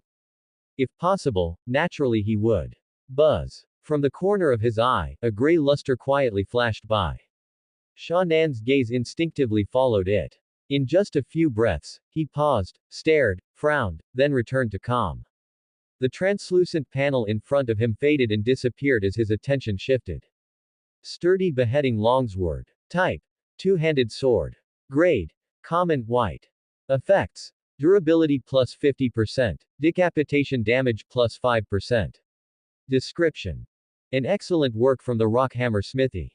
A small accident during forging seems to have caused a peculiar change in this longsword. Note. 1, 2, 3, wait, how many times did I hit it with the hammer just now? Rockhammer, 105th place of the Steelwhisker clan's 492nd forging competition. Barn Steelwhisker. This was a two-handed longsword as tall as half a person. The hilt was about 9 inches long.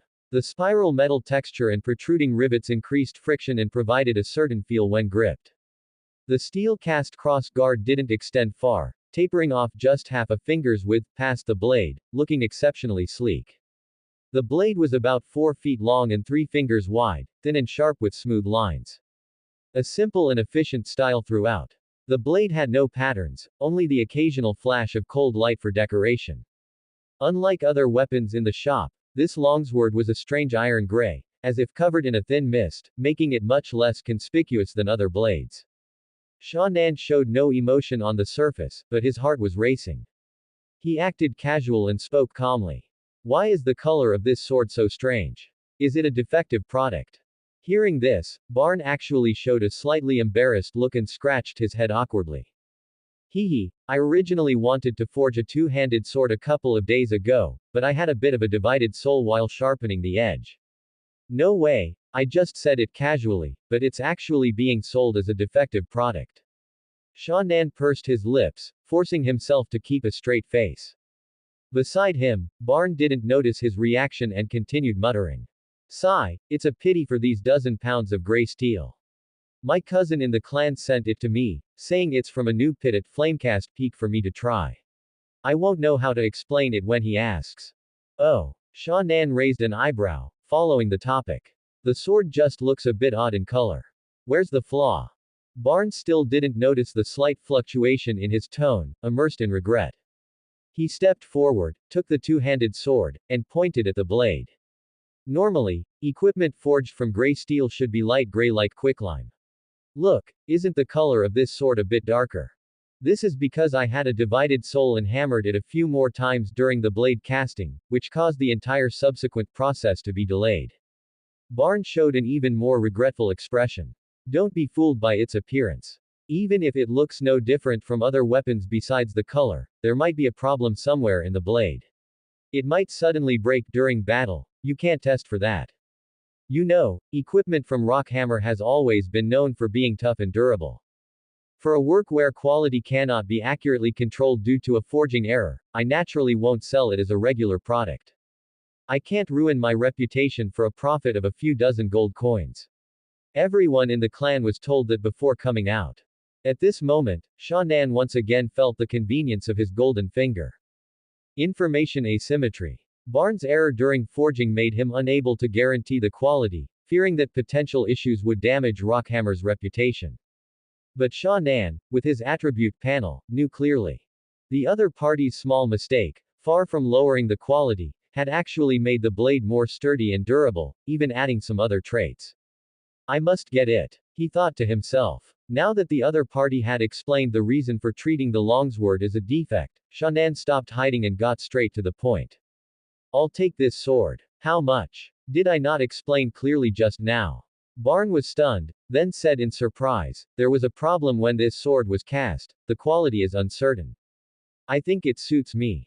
This is the one. Seeing Sha Nan's determination, Barn stopped talking and looked at him for a few seconds. Then he said helplessly. Then let's agree first. Don't come looking for me if there's a problem later, and don't tell anyone you bought this sword from me. You know what I mean. Of course. Sha Nan nodded sincerely. I picked up the sword in a goblin cave. 35 gold coins, cost price. The Mist Forest is located in the heart of the Afara continent. Ancient hidden remnants and its naturally unique terrain have endowed this place with a magic density far exceeding other regions. Naturally, this brings with it dangerous monsters born from within the pale white mist. Living in a high concentration magic environment for long periods and being nourished by abundant magic, these monsters either possess robust bodies far beyond ordinary creatures or are born with the ability to manipulate natural laws. They occupy the highest ecological niches in the entire forest. But similarly, their ability to sit firmly at the top of the pyramid is inseparable from the support of the massive base below. Within this forest, where a thin mist lingers all day, also live a vast number of ordinary creatures not listed in any monster compendium. Rustle. A light breeze blew past, and leaves drifted down. The brownish bark looked like a dried-up waterway, rough and filled with cracks and gullies. From a distance, it appeared to be just the most common oak branch in the forest. But if you were a bit more patient and observed a bit more closely, You would gradually discover a scarlet snake's tongue flickering in the air and the faint, elongated outline of a protrusion extending along the surface of the trunk. This was a Rosalind sharp-nosed viper.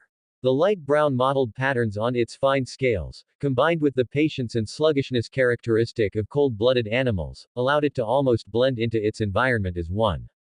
And its inverted triangle, long pointed head also hinted from a natural perspective at the intense toxicity this snake possessed. It waited quietly. The mist forest never lacks prey.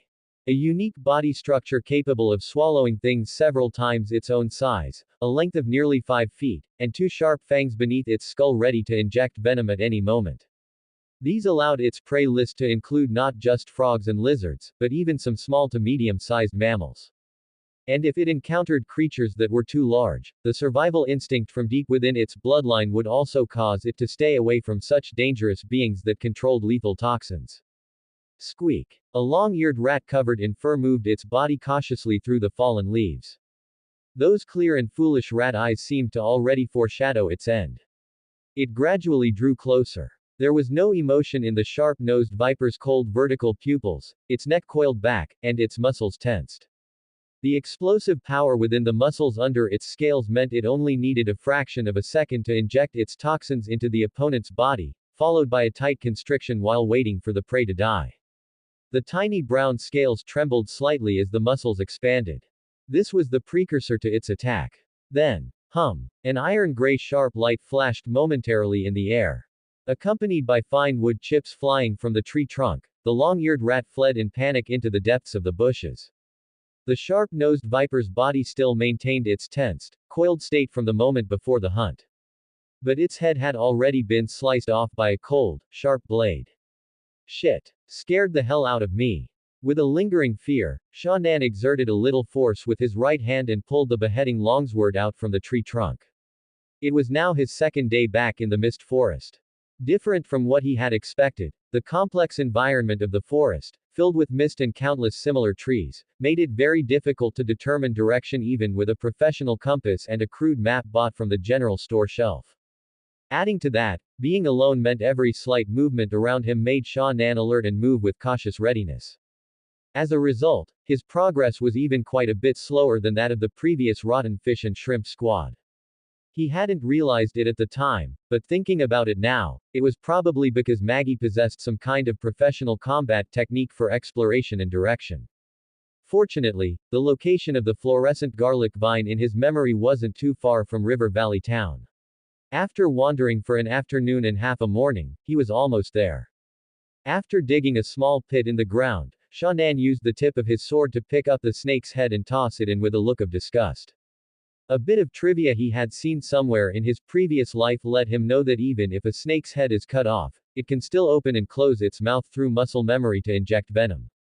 Therefore, to be safe, it was best to find a pit and bury its head to avoid getting bitten. In Sha Nan's view, the most dangerous things in the mist forest were naturally those bizarrely shaped monsters. But if one were to talk about what was disgusting, the various snakes and insects found everywhere on the road were second to none. Even if he carried antidotes and insect repellent with him, it would be no joke if he were accidentally bitten by one of these little things.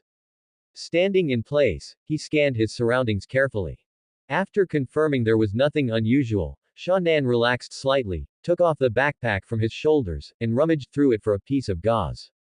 While taking a short break to recover his stamina, he also seriously performed maintenance on the new longsword in his hand. Actually, according to what the rock hammer owner Barn had said yesterday, unless he went through a major battle, he only needed to maintain this sword once every 3 days. But since he had just gotten it, even though he knew in his heart that after a while, many hard-to-remove traces of use would appear all over the blade, he still couldn't help wanting to keep it in a factory new, fresh state. The soft gauze wiped gently, and even the few slight stains on the blade's surface were removed.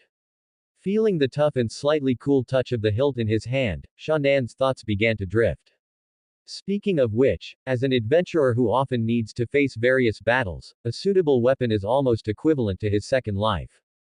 Therefore, when choosing a weapon, one must carefully confirm whether its feel and center of gravity match one's own combat habits. At that time, Sha Nan hadn't considered that much. he had only bought the longsword with a mindset of picking up a bargain. Looking at it now, while it wasn't wrong, he really should have considered things more meticulously. Fortunately, after a day and a half of breaking it in, Sha Nan could confirm that this beheading longsword had very good compatibility with him. The weight was a bit heavier than a typical two-handed sword, but it was still within the range his current strength could control. The 4-foot blade and double edges allowed Whirlwind Slash to exert its power perfectly. Even its low-profile iron gray blade matched his aesthetic.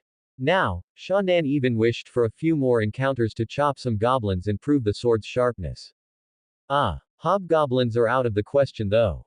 He joked to himself. Standing up, he once again put the slightly heavy bundle from the ground onto his back. Just as he was about to leave, his peripheral vision caught the snake corpse among the fallen leaves on the ground. As if suddenly remembering something, he took out the already somewhat wrinkled adventurer's handbook from his breast pocket. 21 An adventurer's hands should be stained with a bit of blood. Hey, what's there to be disgusted about? Those are all fragrant, shiny gold coins. 21.3 Regarding those crawlers. Remember to remove their snake gall. These can usually fetch a good price at herbalist shops and alchemy stores. The specific price depends on their size and species. Certain special species, such as the single horn on the head of an ice trace horned snake or the shed skin of a cylinder python, can also be sold for a price. Of course, the above only applies to ordinary creatures. For monsters, as expected, I almost missed out on a few more gold coins. Sha Nan pulled out a dagger from his waist and, following the example illustration in the handbook, somewhat clumsily cut open the viper's scale-covered body. Found it. In his hand, covered in slime and blood, was an inky black sac-like organ. A snake gall from a viper of this size in the mist forest should probably sell for 3 silver coins. Recalling the price list he had seen while shopping at the medicine shop before, he guessed to himself. In his previous life, Sha Nan had once heard someone ask a very interesting question. If you both earn 5,000 a month, why is the experience of living in the countryside versus the city as different as heaven and earth? Prices certainly differed, but in his view, the temptation from the surrounding environment was also one of the important reasons. If it were the version of him that had just transmigrated to this world, with only the simple memories of his predecessor's 18 years spent with ears of wheat, 100 gold and 10 gold seemed to have no difference, both were huge sums. But once Sha Nan had actually carried over 100 gold coins worth of loot, walked around River Valley Town, and seen potions for 500 gold and armor with 4-digit prices. His understanding of this world had undergone a clear change. At least, as he held down the twitching snake body and plucked the snake gall from the slime and blood. Besides disgust, his heart felt more of the joy of being able to sell it for a few more gold coins after returning to town. Especially given the premise that he only had 24 gold, 2 silver, and 7 copper left on him. Yes, Sha Nan, whose net worth had once reached over 130 gold coins, now had less than the spare change left. The 35 gold beheading longsword and the 10 gold leather armor were only part of the bill. The main culprit that caused his savings to shrink so much was now lying quietly in the depths of his safest and most convenient waist pouch. 50 gold. A whole bottle, unopened, emitting a faint glow when shaken. A healing potion. Sha Nan hadn't been able to hold back after all. After completing all the necessary preparations before heading out, he used his remaining savings to add one more trump card to his adventure. But he didn't regret it. Because he clearly knew what kind of effect this bottle of healing potion could have. The luster unique to metal flashed before his eyes, and the surface of the iron gray blade showed Sha Nan's reflection. His gaze focused, and translucent text emerged before him. Name: Sha Nan. Attributes: Strength, 6. Agility, 6. Constitution, 5. Intelligence, 5. Perception, 5. Charisma, 5. Feat. Cleaving Expert. Skill: Whirlwind/LV5 Max. Equipment items: Deadline, Sturdy Beheading Longsword, Healing Potion 1. This was Sha Nan's second adventure.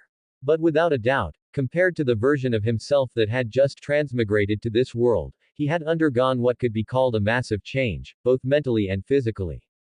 If he were to go back to that dark and bloody goblin cave now, He wouldn't say he'd win overwhelmingly, but at least Gaggle shouldn't have completely lost his combat ability by the time he himself finished off those 4 goblin lackeys. Tossing the still twitching snake corpse onto the ground, Shan'an looked calm as he pulled out his compass and map. This direction. As he drew closer to his destination, the memory that had seemed to be covered in a layer of mist, like the air in the forest, also gradually became clearer. His footsteps grew faster and faster. About 2 hours later, as Shan'an pushed aside the dense bushes with his hands, an open space appeared before him. To be honest, this clearing wasn't actually that big. Even including the gradually lush vegetation at the edges, it was only about a quarter of the size of a basketball court. But in the mist forest filled with towering trees, it appeared exceptionally conspicuous. In the center of the clearing was a dark oak tree about as thick as 2 people's embrace. It couldn't be called tall, nor was it particularly majestic or thick. Judging solely by its appearance, the only thing that could distinguish it from the trees around the clearing were the clusters of pale white vines hanging from its branches. Shan'an's eyes lit up. Memories from when he had passed by a few days ago told him that these strange colored vines would emit dots of light like fireflies at night. Fluorescent garlic vine, he thought gleefully. Yet he was in no hurry to approach. A clearing suddenly appearing in a dense forest, eerie plants emitting light, and even the potential for huge gains. In such a scene, any adventurer with even a bit of common sense wouldn't rashly step forward. Shan'an, who was still in the state of a novice adventurer and constantly alert to everything around him, was even more so. He gripped the beheading longsword with both hands and leaned his crouched body slightly forward, maintaining a posture easiest to exert force from. With minimal noise, he spent a full 10 minutes circling the edge of the clearing. Bushes, treetops. Only after checking everything once and confirming there were no ambushes did he turn his gaze back to the oak tree in the clearing. His expression seemed somewhat hesitant.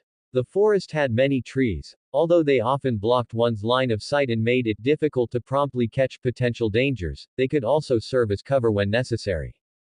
If there were a potential enemy, entering the clearing meant exposing his entire body to them. After thinking for a moment, Shan'an finally made a decision. There was no point in continuing the standoff, he had to take the initiative. Gritting his teeth, he stepped out with his right foot and charged forward. He didn't stop abruptly until he was close to the vines. He held his longsword horizontally, and an iron-gray cold light flashed across the blade's surface. 1 second, 2 seconds, 3 seconds. A light breeze blew, and the branches swayed with a sha-sha sound. Confirming that he had just been outwitting the air, Shan'an decisively sheathed his sword. Anyway, no one else had seen it, so there was nothing to be embarrassed about. Then, with the fastest speed, he pulled out his dagger and cut down clusters of fluorescent garlic vines.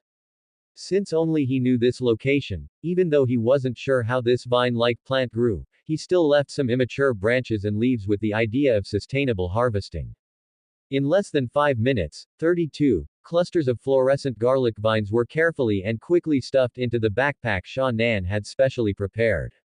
Perfect. He tightened the quite heavy bundle on his back and was just about to leave. But then, 2 hurried footsteps came from the woods on the right. Who dat? Thick leather boots stained with blood slammed onto the soft, wet meadow, splashing bits of mud. How can there be a professional here?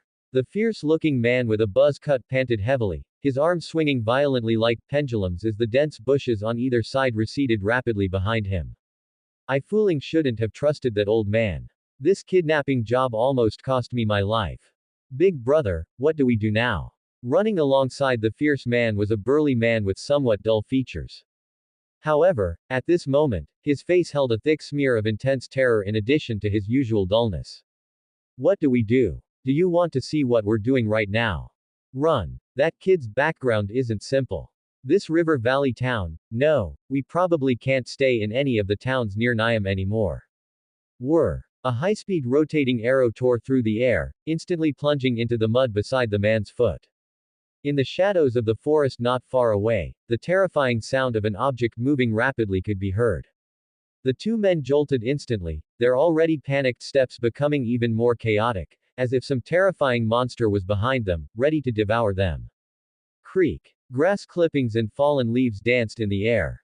The fierce man felt the resistance from the seemingly omnipresent, annoying bushes in front of him vanish in an instant. The sunlight, which should have been blocked by the canopy above, suddenly became intense. His vision suddenly opened up. A clearing. Big brother, it's an ambush. The dull man's terrified shout reached his ears. Looking over, what met his eyes was a sharp-looking young man with black hair. Although the fierce man vaguely felt he looked familiar, he couldn't care less at this moment. Blood surged, gold spots danced in his eyes, and the agitation brought by the boundary between life and death made him reach a decision in an instant.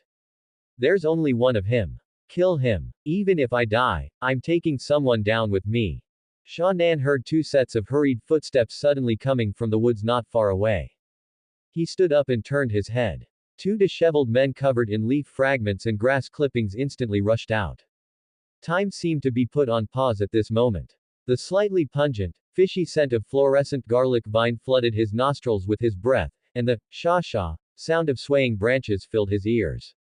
His brain operated at high speed. 0.1 seconds. After Sha Nan saw the two appear, the first reaction that flashed through his mind was run. The sudden clearing in the dense forest, the deliberate and conspicuous expensive plants, the search results showing no abnormalities, and even the timing when he had just finished harvesting the fluorescent garlic vine. Everything was telling him that the two people in front of him were ambushers waiting here specifically for him. But then he realized that if he wanted to escape, the heavy backpack behind him, filled with fluorescent garlic vine and worth over 30 gold coins, would have to be abandoned. Gain and risk were like an invisible scale, adding weight to both sides in his heart. 0.2 seconds. Is there a possibility of avoiding a fight? The thought flashed through his mind. Verbal persuasion, or yielding some of the profits. No, that won't work. He was alone, while the other side definitely had two people. Before demonstrating a certain level of strength, he had absolutely no possibility of bargaining. And given the desperate posture these two were showing, they didn't look like they could be negotiated with at all. Therefore, 0.3 seconds. A sluggish feeling came from his hand as the blade left its scabbard. The heavy backpack, which he had cherished so much just a moment ago and was worth dozens of gold, was now ruthlessly tossed aside. Battle intent surged. At this moment, Sha Nan had made his decision. 0.5 seconds. Sha Nan stood his ground, watching the two men quickly split to either side. Did they intend to flank him from left and right and attack simultaneously? Reality was not a game. Being slashed by a sword wouldn't just result in losing a chunk of a health bar. Having limbs cut off would mean being a cripple for the rest of one's life. Having one's throat pierced would truly lead to death. Even with a healing potion, it didn't have the effect of regenerating limbs or bringing the dead back to life. Sha Nan didn't know what he was facing right now.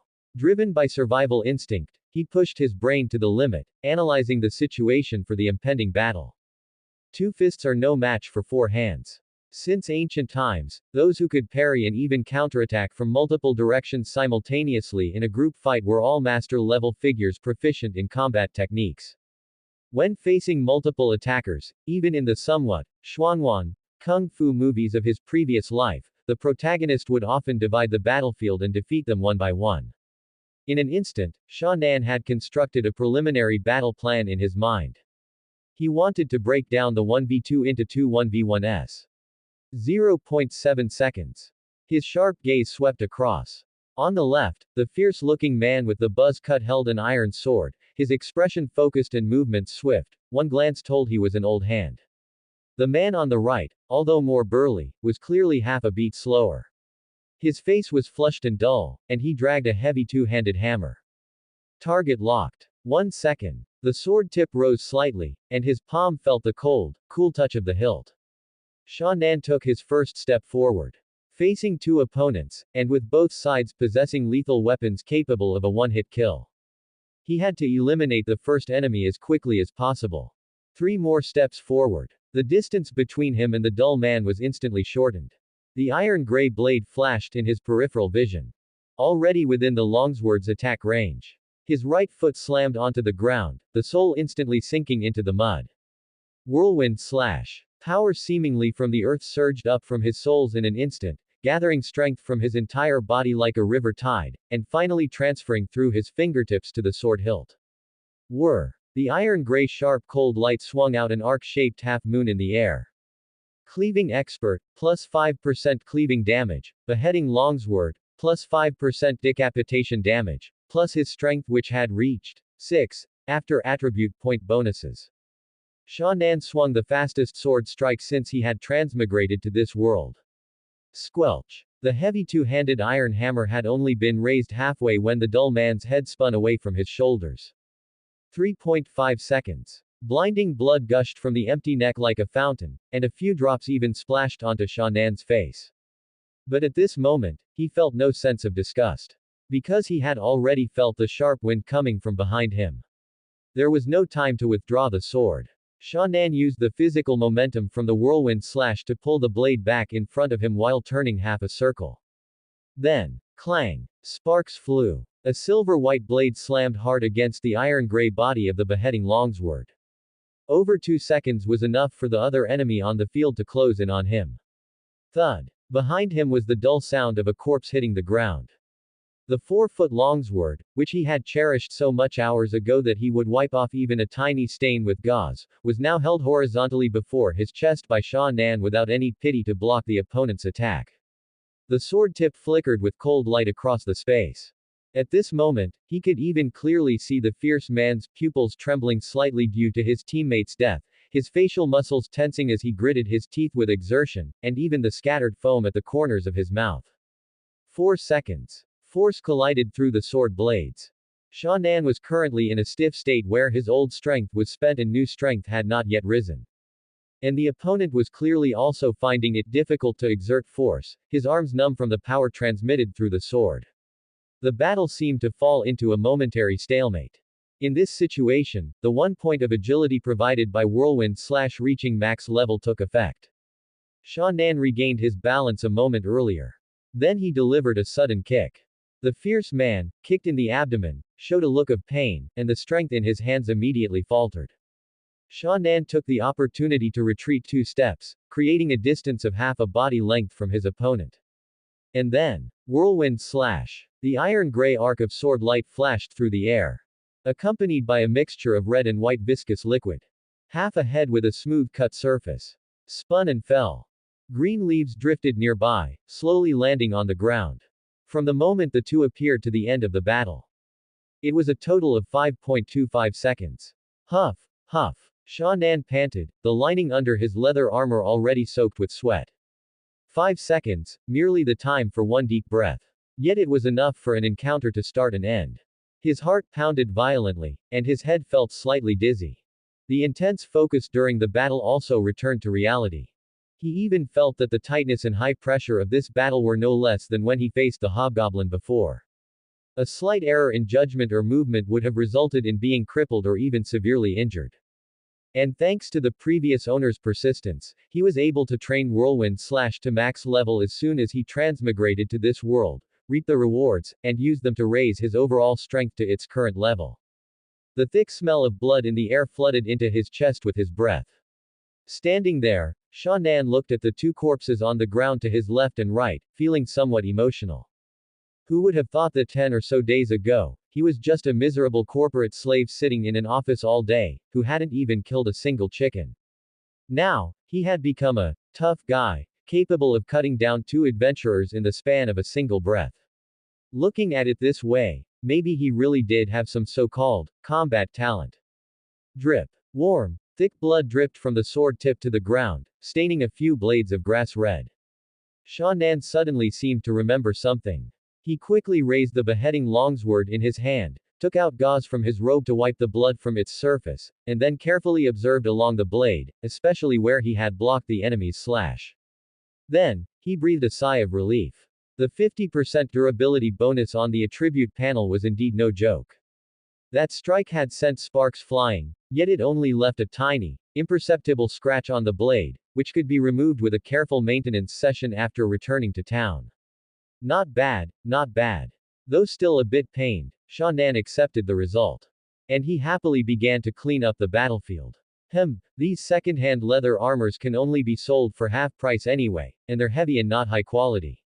I probably wouldn't even be able to walk if I carried them on my back. Forget it. The iron sword is okay, it seems to have been maintained regularly. Adding this big hammer, maybe 15 gold. Food supplies aren't needed, I have enough of my own. The compass doesn't take up space, take it, why are there 2 shovels? Sha Nan, who was searching the corpses with a mixture of disgust and joy, suddenly raised an eyebrow. He had pulled a bulging coin pouch from the fierce man's waist.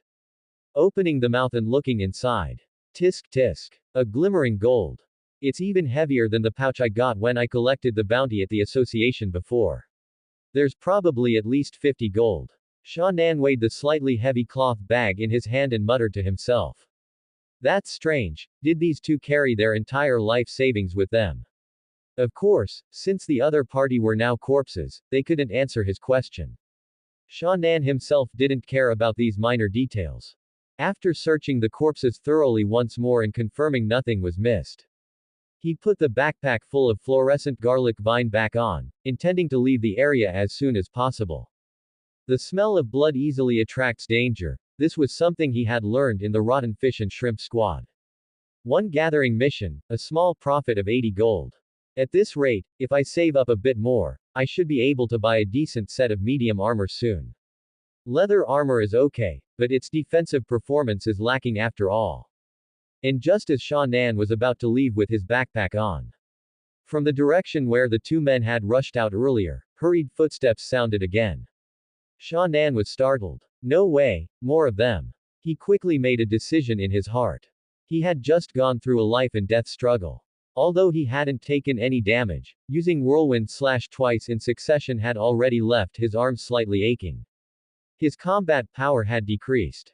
In this situation, even if he was a bit reckless at times, he wasn't so greedy for money that he would risk his life.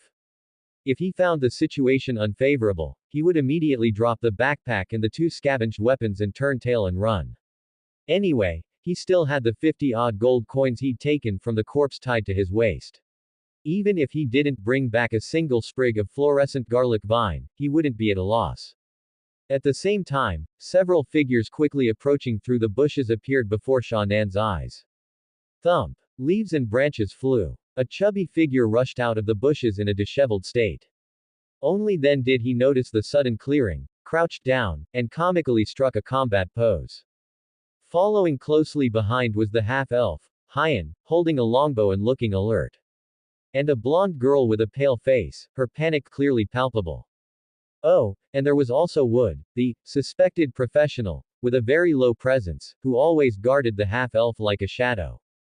Silver-white strands of hair drifted in the wind. Hyan held the bow handle tightly in one hand, while the other was poised behind him on the quiver, ready to draw and fire at any moment. His silver-gray eyes squinted slightly against the piercing sunlight as his gaze swept over the clearing. The next second, he saw the 2 corpses on the ground, gradually growing cold. His pupils dilated slightly. He couldn't help but look at Sha Nan, the only one still standing on the field, who was in a wary posture. You. All dead. Larry, who was slightly chubby, stared at the scene before him, his face filled with unbelievable astonishment. At this moment, he naturally no longer looked like the profligate son he had been back at the tavern. The luxurious, brightly colored, yet impractical robes had been replaced by a set of form-fitting martial attire that was equally vibrant but clearly much more agile. However, perhaps because the purchase was too rushed and didn't account for his slightly oversized physique, it looked a bit too tight, as if he were wearing children's clothes. Buddy, did you do all this? Larry's eyes were fixed on Sha Nan, who stood on the open ground ahead, hand on his sword hilt and face full of wariness. His tone still carried a heavy sense of disbelief. Without waiting for Sha Nan's response, he suddenly turned around like a passerby joining a crowd, exposing his defenseless back to Sha Nan. Doris, I told you, those guys just now were just bandits. An adventurer should be like this. Somewhat unexpectedly, facing the tragic scene in the clearing, the slender girl with blonde hair turned a few shades paler. But hearing Fat Larry's words, she actually nodded slightly in agreement. Sha Nan even felt that she seemed faintly excited. Friend, it's a misunderstanding. We have no ill intent. On the other side, the half-elf Hyan had also preliminary grasped the situation. He put away his longbow and spread his fingers open in front of him to show he had no intention to attack. Sha Nan would not easily believe a stranger's promise. Moreover, that man with the extremely low presence, whom he suspected of being a professional, was currently standing beside the half-elf watching him warily, showing no sign of restraining his hostility. Thus, he didn't respond much, simply gripping his longsword and slowly backing away while facing the group. Noticing his gaze, Hyan was briefly stunned, then seemed to realize something. He turned around and sternly rebuked the guard beside him. Wood, he is not our enemy. The young master, who usually spoke as softly as the lady of the house, had suddenly spoken with such a heavy tone. No matter how reluctant Wood felt, he still put away the two daggers in his hands, merely muttering under his breath. That's not for certain. Seeing this, Sha Nan, who had already retreated to the edge of the clearing and put a significant distance between himself and the group, couldn't help but raise an eyebrow slightly. The mist forest had a complex environment. No matter how experienced an adventurer was, diving in headlong without regard for anything made it very easy to get lost. The other party's behavior didn't seem fake. And since he could retreat into the forest at any time, he had a certain margin for error. Perhaps he could listen to what this half-elf had to say. At the same time, seeing Sha Nan stop his retreat, Hyan also breathed a slight sigh of relief. Then, across the entire open ground, he raised his voice to explain. Friend, first of all, I want to apologize to you. A few days ago, just as our team entered the mist forest, we were ambushed by enemies. Fortunately, our team's strength is decent, so we didn't fall for it. In order to find out who was behind them, my teammates and I deliberately let two of them escape. And then, it turned out like this. Hyan glanced at the two corpses lying on the ground in front of him and added another sentence. Friend, for accidentally involving you, I apologize to you once more on behalf of my teammates. Sha Nan's gaze swept over the group inconspicuously. The grass clippings stuck in their hair from high-speed movement, the mud on the surface of their leather boots, and even the bloodstains on their armor. Combined with the duo's performance just now, what the other party said had a bit of credibility. Looking back now, when those two people rushed at him, they indeed had expressions of desperate determination, as if ready to die. So they took him for the half-elf's accomplice. Then he had indeed suffered an undeserved calamity. But, that's it. Acting so solemn just to keep him here to listen to an apology. Sha Nan's expression remained unchanged, but he felt exceptionally strange in his heart. After pondering for a moment, he finally spoke his first words since the group appeared. And so, at the same time, he already had a thought in his mind. Perhaps he had encountered the friendlier type of adventurers. After all, if the other party were truly in league with the duo from just now and wanted to deal with him, there would be no need to split into two groups like this. If all six of them came at once, or even if they just sent that guard with the extremely low presence, he wouldn't be able to hold them off. There was absolutely no need to waste words with him here. So, did they want him to hand over the loot he just scavenged from the two men, or did they want him to compensate them for disrupting their plan to track the mastermind? Sha Nan was guessing the next turn of events in his mind, but he didn't expect that after his, and so left his mouth, it was as if a mute button had been pressed, the entire area instantly fell silent. Yeah, and so. Hyan opened his mouth, for a moment not knowing how to answer. Wood, who stood beside him like an inseparable shadow, couldn't help but twitch his lips. Although he was long used to the young master's pure and kind nature, inherited from the lady of the house and resembling a paladin who upheld the oath of devotion, it was still hard to keep a straight face when he encountered such an awkward situation. Fortunately, the silence didn't last long. Staring at Sha Nan, who held the iron gray two-handed longsword, a flash of inspiration hit Fat Larry's mind, and he leaned in close. Hyan, didn't the new adventurer we recruited for the team already die at the hands of those bandits? Going back to River Valley Town to recruit again would take another whole day round trip, how about? Young master, please consider this carefully.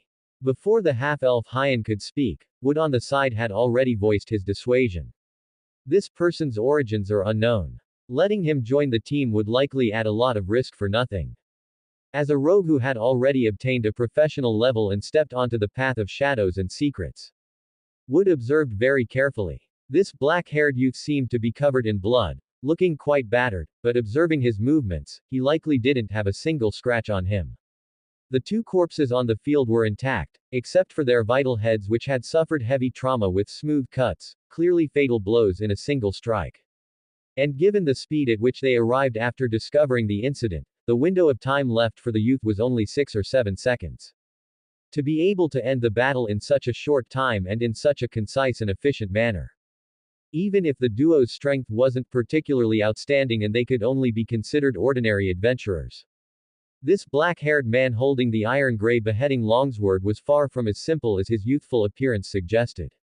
Add to that the two seemingly coincidental encounters back in River Valley Town, Wood couldn't help but be even more suspicious of him. Under these circumstances, actively inviting the other party into the team was undoubtedly planting a time bomb for themselves. Wood, we have already delayed for too much time in River Valley Town. Silver-white strands of hair fluttered in the wind as Hyan spoke softly to his most loyal guard beside him. Like those long ears, living deep within the towering sea of forests, half-elves, despite having a kind disposition nurtured by the words and deeds of their elders, could occasionally show a stubborn side. Mother once said, "The waters of the Vina River never stop," an elven proverb. We cannot delay any longer. As if hearing a key phrase in his words, Wood, who had originally intended to state his position more firmly, opened his mouth but ultimately swallowed his words back down. Although he usually seemed unreliable, the suggestion Larry had just given wasn't a bad choice. Hyan weighed it in his mind. He hadn't officially taken up a class yet, so his strength was limited. Although he mastered several combat techniques learned from his mother, they were all geared toward long-range combat. Larry appeared superficial, but he came from a wealthy family and had hired professional adventurers to give him special training since childhood. He had some combat power, but not much. Doris, putting her aside for now. Wood was a genuine professional. In the outskirts of the Mist Forest, there were almost no monsters that could threaten him. However, based on his performance during previous outings, no matter how intense the battle, he would only stay by Hyan's side. There was still some distance to their destination. Being in the Mist Forest, it was completely impossible to avoid combat entirely. With that premise, their squad indeed needed an adventurer with good combat power who could fight in close quarters. Hyan looked up, gazing at the black-haired youth across the clearing who wore a vigilant expression. After pausing for a few seconds to organize his words, he spoke slowly. As compensation for accidentally involving you, I will leave 30 gold coins. Under normal circumstances, no matter how kind one's personality, it wouldn't go to this extent for a stranger passing by. But to salvage his squad's image in the other's heart, and more importantly, for the upcoming invitation to join the team, Hyan chose this most practical way to show his sincerity after some deliberation.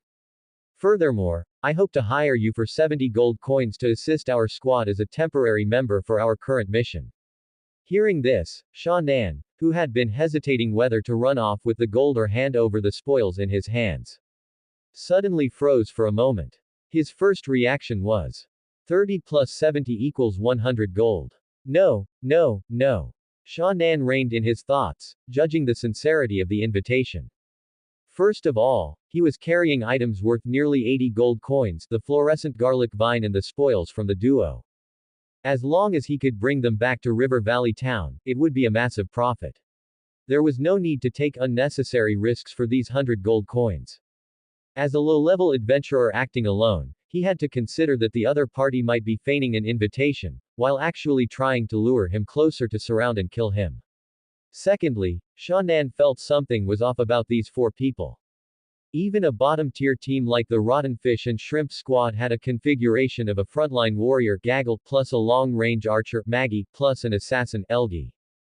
What about the four people opposite him? The half-elf and his guard were somewhat normal, but what was the role of that fat guy whose equipment didn't even fit and looked even more like a rookie than himself? Not to mention the blonde lady at the back of the team, whose face was so pale she looked like she could be blown away by a gust of wind. Rather than an adventurer squad, they looked more like rich kids from the city out for a picnic in the countryside. Thinking of this, Sha Nan's train of thought paused. Then, with a strange expression, he looked over the group carefully again. They couldn't really be He couldn't help but find it both funny and annoying. He had almost been tricked onto a sinking ship. With a group like this, forget 100 gold, I wouldn't join even for 10,000 gold. Though he thought so in his heart, his face remained expressionless and tense. Facing Hyan's invitation, he shook his head firmly and decisively. 100 gold. I'll give you 100 gold. Seeing Sha Nan refuse, Larry, who was beside the half-elf, seemed to get anxious. He held up an index finger and shouted. I said, even 10,000 gold won't do. Sha Nan grumbled inwardly. At the same time, he shook his head in silence again. You. Faced with his repeated refusals, Larry's face turned red. He waved his arms, his mouth opening and closing soundlessly as if he were brewing a number the other party couldn't possibly refuse. Slap. A fair hand with distinct knuckles pressed down on his shoulder. Forget it, Larry. In Hyan's silver-gray eyes, the figure of Sha Nan was reflected, looking as if he could vanish into the dense forest at any moment. There is no need to force it. Even though the other party didn't speak, the half-elf could feel the determination this human youth showed in his refusal. Taking a coin pouch from the backpack behind him, he tossed it across the clearing to Sha Nan from a distance. 30 gold. Keep it. Sha Nan was surprised, but he didn't lower his guard in the slightest. He used the tip of his sword to flick open the pouch and checked it carefully, making sure there were no tricks hidden inside. Only then did he tuck the coin pouch into his robe. So trustworthy. Even after confirming he wouldn't join the squad, the elf still threw him the 30 gold coins he had verbally promised. Was it just his personality, or were all elves in this world like this? Feeling the heavy weight of the coin pouch, Sha Nan couldn't help but feel that the other party seemed a bit more agreeable. Meanwhile, seeing Sha Nan's refusal, Wood, who had been standing silently by the side, subconsciously breathed a sigh of relief and said, Young master, the mist forest is still too dangerous. It's difficult for me alone to guarantee your safety. How about, we return to River Valley Town to rest for a few days before making further plans? Our destination is only in the outskirts. Aren't you a professional? What's there to be afraid of? Having been rejected twice by Sha Nan, Larry was not in a good mood, and his words carried a hint of complaint. In response, Wood only gave him a cold glance without saying a word. Larry instantly felt as if he had fallen into an ice cellar. He shrank his neck and shut his mouth. He was extremely respectful toward Hyan, but Wood felt no need to maintain any pleasantries with the other people in the team. Besides, that group just now didn't look like adventurers at all. Seeing that Hyan seemed moved by his words, Wood struck while the iron was hot. I suspect it's Niam's side. He only spoke halfway, but Hyan clearly understood his meaning, and his expression darkened instantly. No, it's not time yet. They shouldn't go that far. Hyan seemed to be comforting himself as he murmured, taking an ink-black token from his robe. Wait. Suddenly, Sha Nan's voice rang out through the air. He had originally intended to leave this place with his huge sum of over 100 gold coins, but he stopped in his tracks. The ink-black token in the half-elf's hand was narrow at the top and wide at the bottom, its surface seemingly engraved with some ancient symbols. With just one look, it gave him an extremely strong sense of familiarity. That highly characteristic classical style was something he had seen countless times in his memory. But this memory did not come from his current body's original host. Rather, it was in the truest sense from his past life. The formation of a culture is an extremely long and complex process. Historical background, social environment, and even geographical location. Under the influence of multiple factors, every civilization, in each of its periods, exhibits its unique cultural aesthetics. Tedious and full, the use of luxurious and gorgeous colors, lace cuffs, high-waisted pleated skirts, and court balls accompanied by soothing string music, this is the Victorian style of 19th-century Europe. Rugged and wild, simple and direct natural colors, canine tooth necklaces, animal skin aprons, and bonfire parties under baobab trees, this is the tribal style from the African savanna. In his past life, Sha Nan was a native of Zhongzhou, growing up pasting spring festival couplets and hearing the sound of firecrackers. The upturned eaves and corners of old buildings by the roadside, the black and white ink paintings hanging on company walls, and even the blue and white patterns printed on the bottom of porcelain bowls during meals. He was just an ordinary person, born into family expectations and rushing about for his future and livelihood, he had never actively paid attention to these scattered things. But during those 32 years, in almost every corner that filled his vision, the culture and aesthetics passed down from distant history had quietly seeped into the depths of his blood and merged with his soul. Therefore, even with just a distant glance, Sha Nan keenly sensed that the ink-black token in Hyan's hand possessed a unique style entirely different from this fantasy world. That piece of wood in your hand, can I take a look at it? With hesitation, he called out to the half-elf, whose expression looked somewhat surprised. Here, seeing that there seemed to be a turn of events, Hyan, who hoped Sha Nan would join the team, did not hesitate for a moment. As soon as the words left his mouth, he tossed the token over. Tack. Catching it gently with both hands, his fingertips felt the unique touch of wooden materials, a blend of hardness and flexibility. But the surface was not rough, it felt exceptionally warm and smooth to the touch. Sha Nan carefully scrutinized the palm-sized piece of wood before him. It was rectangular, narrower at the top and wider at the bottom, about half an inch thick, with a hollowed-out base and a ring of delicate, flowing cloud patterns carved around the edges in a grand yet minimalist style. Hiss. It looks like it really looks a bit like it. His DNA was stirred. Whether in style or shape, this wooden plaque almost perfectly matched the exhibits he had seen in museums in his previous life. But there was only one point. The most crucial point. The thing that made him unable to be certain if the token in his hand also came from another world like himself. The script. Sha Nan could clearly see that in the very center of the rectangular wooden block, a square character was drawn neatly with somewhat faded brownish gold dye. That traditional yet fluid brushwork was something he had personally written countless times in his past life. But he couldn't read it. The script before him was definitely not the type of pictographic character he had studied or seen in his past life. It was clearly so familiar, yet upon closer inspection, it felt foreign. It was seemingly right, but actually wrong. It was precisely because of this that he couldn't make up his mind. I remember this world also has classes like monks, perhaps it also possesses a civilization similar to the Zhongzhou of my past life. His thoughts churning, Sha Nan merely made wild guesses in his heart. Under the agitation of his emotions, his originally tense expression couldn't help but show a few ripples. On the other side, Hyan, who was constantly watching him, naturally noticed the complex expression on his face. With a little association, Hyan knew it was related to the wooden plaque he had just thrown. He immediately spoke up to strike while the iron was hot. Our team's mission goal is actually to investigate the source of this piece of wood. Based on the information we currently have, we've roughly narrowed down the location where it was discovered. We can reach it tomorrow. If you're interested, you might as well travel with us. I can also share some related information with you. Sha Nan was tempted. Ultimately, whether to join their team was just a balance of pros and cons. The other party had just offered a price of 100 gold, but compared to the risks they might encounter, it wasn't nearly enough. That was why he had refused so decisively.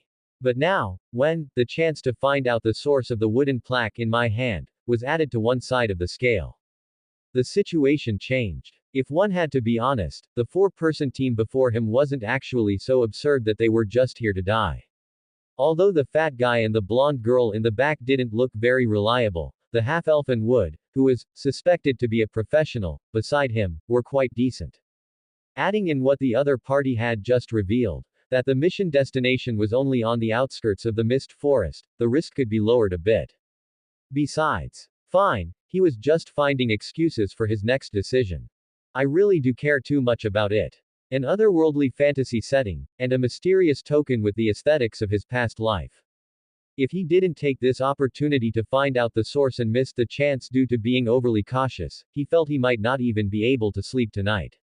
Therefore, I'm in. Withdrawing his gaze from the wooden plaque in his hand, Sha Nan looked up and said to the half-elf, "Where you stand determines what you think." Previously, Sha Nan had somewhat looked down on the half-elf's team because of the terrible composition and the unprofessional performance of certain individuals. But once he actually became a member of the team, he instead felt that the environment within the group wasn't as bad as he had imagined. They looked like rich young masters from the city coming to the countryside for a tour, but in reality, several people maintained a fairly neat formation along the way. They didn't deliberately make noise, and necessary conversations were kept as low as possible. Sha Nan even saw a few times when bugs suddenly flew out from the roadside bushes, scaring the blonde girl in the team so much she jumped, nearly losing her soul, yet she still tightly covered her mouth, not daring to make the slightest sound. Wood also displayed a very high level of professional quality. Roaming at the very front of the team, he would sometimes suddenly squat down, pinch a bit of soil, and sniff it in front of his nose, confirming that the path ahead was the territory of some magic beast and making the team take a detour. Or he would abruptly take a branch he had picked up from the ground and sweep it through a patch of seemingly ordinary dense grass, flushing out a dangerous venomous snake with a mottled pattern. He seemed more like an experienced adventurer than a guard. It was just a pity that the man didn't say a word, almost never responding to anyone in the team except Hyan. Otherwise, perhaps Sha Nan could have asked him for some tips on adventuring. The most surprising one was the silver-haired half-elf, Hyan. He was clearly the core of the entire team and occupied the position of an archer with a longbow as his primary weapon.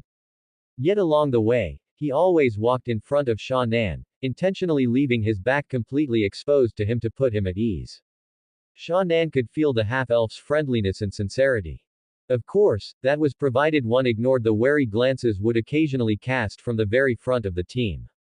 Thud. A one-handed mace, gleaming with a metallic luster, slammed down violently. Accompanied by the dull thud of a hard object colliding with flesh, the long green snake, which had just been coiled up with its head raised in a warning posture, instantly became a lump of meat that could only twitch and wriggle. Are there just too many snakes in this forest? Larry, a fat man in a tight-fitting short outfit, shook the blood droplets off the face of his mace with some disdain and complained. It had been a few hours since Sha Nan joined the squad. The complex environment of the mist forest, filled with dense shrubs and tall grass, made their journey difficult, if not impossible, and rapidly depleted their stamina. Faced with the possibility of an encounter at any moment, Sha Nan and the others couldn't possibly exhaust all their stamina on the journey. They needed to maintain a certain level of combat effectiveness. Therefore, they had found a relatively safe spot to take a temporary break and recover their stamina. Sha Nan leaned against a tree trunk, sitting in a corner of the camp. The iron-gray beheading longsword was placed diagonally beside him, within easy reach. He held a piece of gauze dipped in a bit of water and was wiping his leather armor. Although he hadn't been injured in the life-and-death battle with the duo just now, he was covered in the enemy's blood. It wasn't that he was a germaphobe. It was just that the smell of blood easily attracted danger, and he felt uncomfortable with the stickiness on his body. Now that he had some free time, he took the opportunity to clean up a bit. Sha Nan, were there always this many snakes when you usually did missions? After tossing the long snake, which had been hammered into a pulp, into the nearby bushes, Larry asked casually. Since they were now members of the same squad, they had naturally introduced themselves to one another. Sha Nan looked up and glanced over, forcibly suppressing the urge to rush over and extract the snake's gall. He couldn't help but recall the situation when he first came here, feeling a bit puzzled himself. The variety of snakes encountered along the way does indeed seem a bit excessive. Back when I was with the rotten fish and shrimp squad, I didn't see this many snakes in the forest. He thought this to himself, but said nothing more. After all, this was only his second mission, and he wasn't much more familiar with the mist forest than Larry, so he only said. Perhaps this area is special. As you know, the mist forest is filled with strange things everywhere, and no one can say for sure what you'll run into. Oh, strange. The ambiguous statement piqued Larry's interest. Is it those rare magical beasts? Or giant man-eating plants? I heard from my cousin that in large-scale mana gathering points like this, there are even legendary ancient fortresses and dungeons. Discussing things he was interested in, Larry's voice rose slightly. The blonde girl beside him also perked up her ears, seemingly looking forward to the stories of this newly joined adventurer. But without a doubt, the topic had exceeded Sha Nan's knowledge. Not knowing how to answer, he twitched his lips and said helplessly. I'm just a newcomer, I don't know much about what you're saying. A newcomer. Your performance just now didn't look like a rookie's. Why not ask Wood? His experience is clearly much richer than mine, Sha Nan said, stiffly changing the subject. Hearing this, Larry first shrunk his head and looked around suspiciously, then remembered that the man had already left the camp to scout ahead. He leaned in and lowered his voice, whispering. Him. Usually, except for Hyan, he looks at everyone like they're a corpse. Who would dare ask him? He can't squeeze out a word in half a day. No matter what you ask, he just gives you a cold stare. If it weren't for. Ahem. Hyan cleared her throat deliberately, interrupting Larry's speech. She looked somewhat helpless. Don't listen to his nonsense. Wood is very competent. Sha Nan agreed with this quite a bit. Being able to feel the guard's wariness toward him didn't stop him from recognizing the man's professionalism. He was still preoccupied with that wooden plaque. He hadn't had a chance while they were traveling, but now that the other party had spoken up, he asked about its origin. Larry proactively took over the conversation. I bought it last month while I was out hunting for goods. At the time.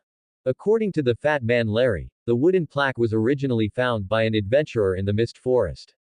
Thinking this exotic-looking plaque could fetch a good price, they were surprised to find that no shop in River Valley Town was willing to take it. In the end, it was sold at a low price to the owner of Griffin Department Store in Niam, where Larry eventually discovered and bought it. Initially, I wanted to hire that adventurer to lead the way, but he refused no matter what. In the end, I had to spend some gold coins just to buy the location where the wooden plaque was found from him. Just you guys. Why didn't you bring any guards? Sha Nan spotted the flaw in this and couldn't help but frown. Even if it were a rich young master traveling to the countryside, they would at least bring a few personal bodyguards. From his attire to his behavior, Larry didn't look like someone short on money. Under these circumstances, he hadn't brought a single personal guard. Sha Nan didn't understand. If it were him, he might not even come in person. Since it was just the outskirts of the Mist Forest, he could have spent some money to hire dozens of professionals, which would be both safe and greatly increase the probability of finding something. To this, Larry only scratched the back of his head with a silly grin. My dad never liked bank accounts, eyes everywhere, secretly. He muttered incoherently, but his gaze subconsciously flickered toward the blonde girl resting nearby. Tisk. Sha Nan curled his lip and shook his head, no longer curious. Things had already reached this point. Whether it was him or Larry, whatever they encountered was their own choice. Then what's so special about this piece of wood that it made you run all the way here from Niam? For Sha Nan, the source of the wooden plaque's attraction needed no further explanation. But what about these native people from another world? They weren't archaeologists. Risking their lives to enter the monster-infested Mist Forest for a plaque of unknown origin was simply not worth it. Larry stopped talking. Hyan sighed silently and explained. I'm the one leading the team. He looked up, his silver-gray eyes characteristic of a half-elf staring at Sha Nan. I can't go into specifics, but I suspect this wooden plaque is related to the disappearance of one of my relatives. Hearing this, Sha Nan couldn't help but frown. Just as he was about to speak, a sudden noise came from the tall grass near the camp. He stood up instantly, instinctively grabbing the beheading longsword beside him, ready for battle. Then, Wood's figure, dressed in black leather armor, appeared before everyone. His gaze swept across everyone's faces, finally resting on the half-elf Hyan's face. Young master, I've found something. This was a dilapidated carriage abandoned in the bushes. The body of the carriage was made of a certain reddish-brown wood, hard in texture and warm in color. The varnish applied to its surface made it look exceptionally glossy. On both sides of the carriage were hollowed-out circular windows, currently half open. Through the sunlight filtering down from the canopy overhead, one could vaguely see the emptiness inside. The roof was slightly curved like a ridge, and the wooden eaves extending to the left and right were carved with fine patterns, but the specific details of the images had been damaged and worn by some external force, making them unrecognizable. This is it. Hyan stood in an open space a short distance from the carriage, a hint of excitement in his expression. This traditional design style, revealing sophistication within simplicity, is exactly the same as that piece of wood. He tightly gripped the ink-black token in his hand, feeling as if he were one step closer to the truth. Sha Nan stood to the side in silence, his expression calm. Yet in his heart, waves of emotion surged once again. His knowledge of history was not deep. Even the knowledge points he had laboriously memorized from textbooks during his student days had mostly been forgotten during his dull and exhausting career. Therefore, Based only on a few design styles and material details, he could not judge the approximate era of an object. But even so, just like with that wooden plaque earlier, Shannan could sense the strong, central continent characteristics of the carriage before him with just one glance. That's not right. Just as the few people in the team were lost in thought because of the carriage's appearance. Larry, who had always been outspoken, suddenly spoke up. How could there be a carriage in the mist forest? It's surrounded by big trees, how did it drive in? His words instantly jolted the others from their thoughts. Larry was right. The mist forest was a gathering place for dangerous monsters, the ground almost entirely covered with tough, troublesome thorns and shrubs, not to mention the towering trees so dense they occupied every corner of one's vision.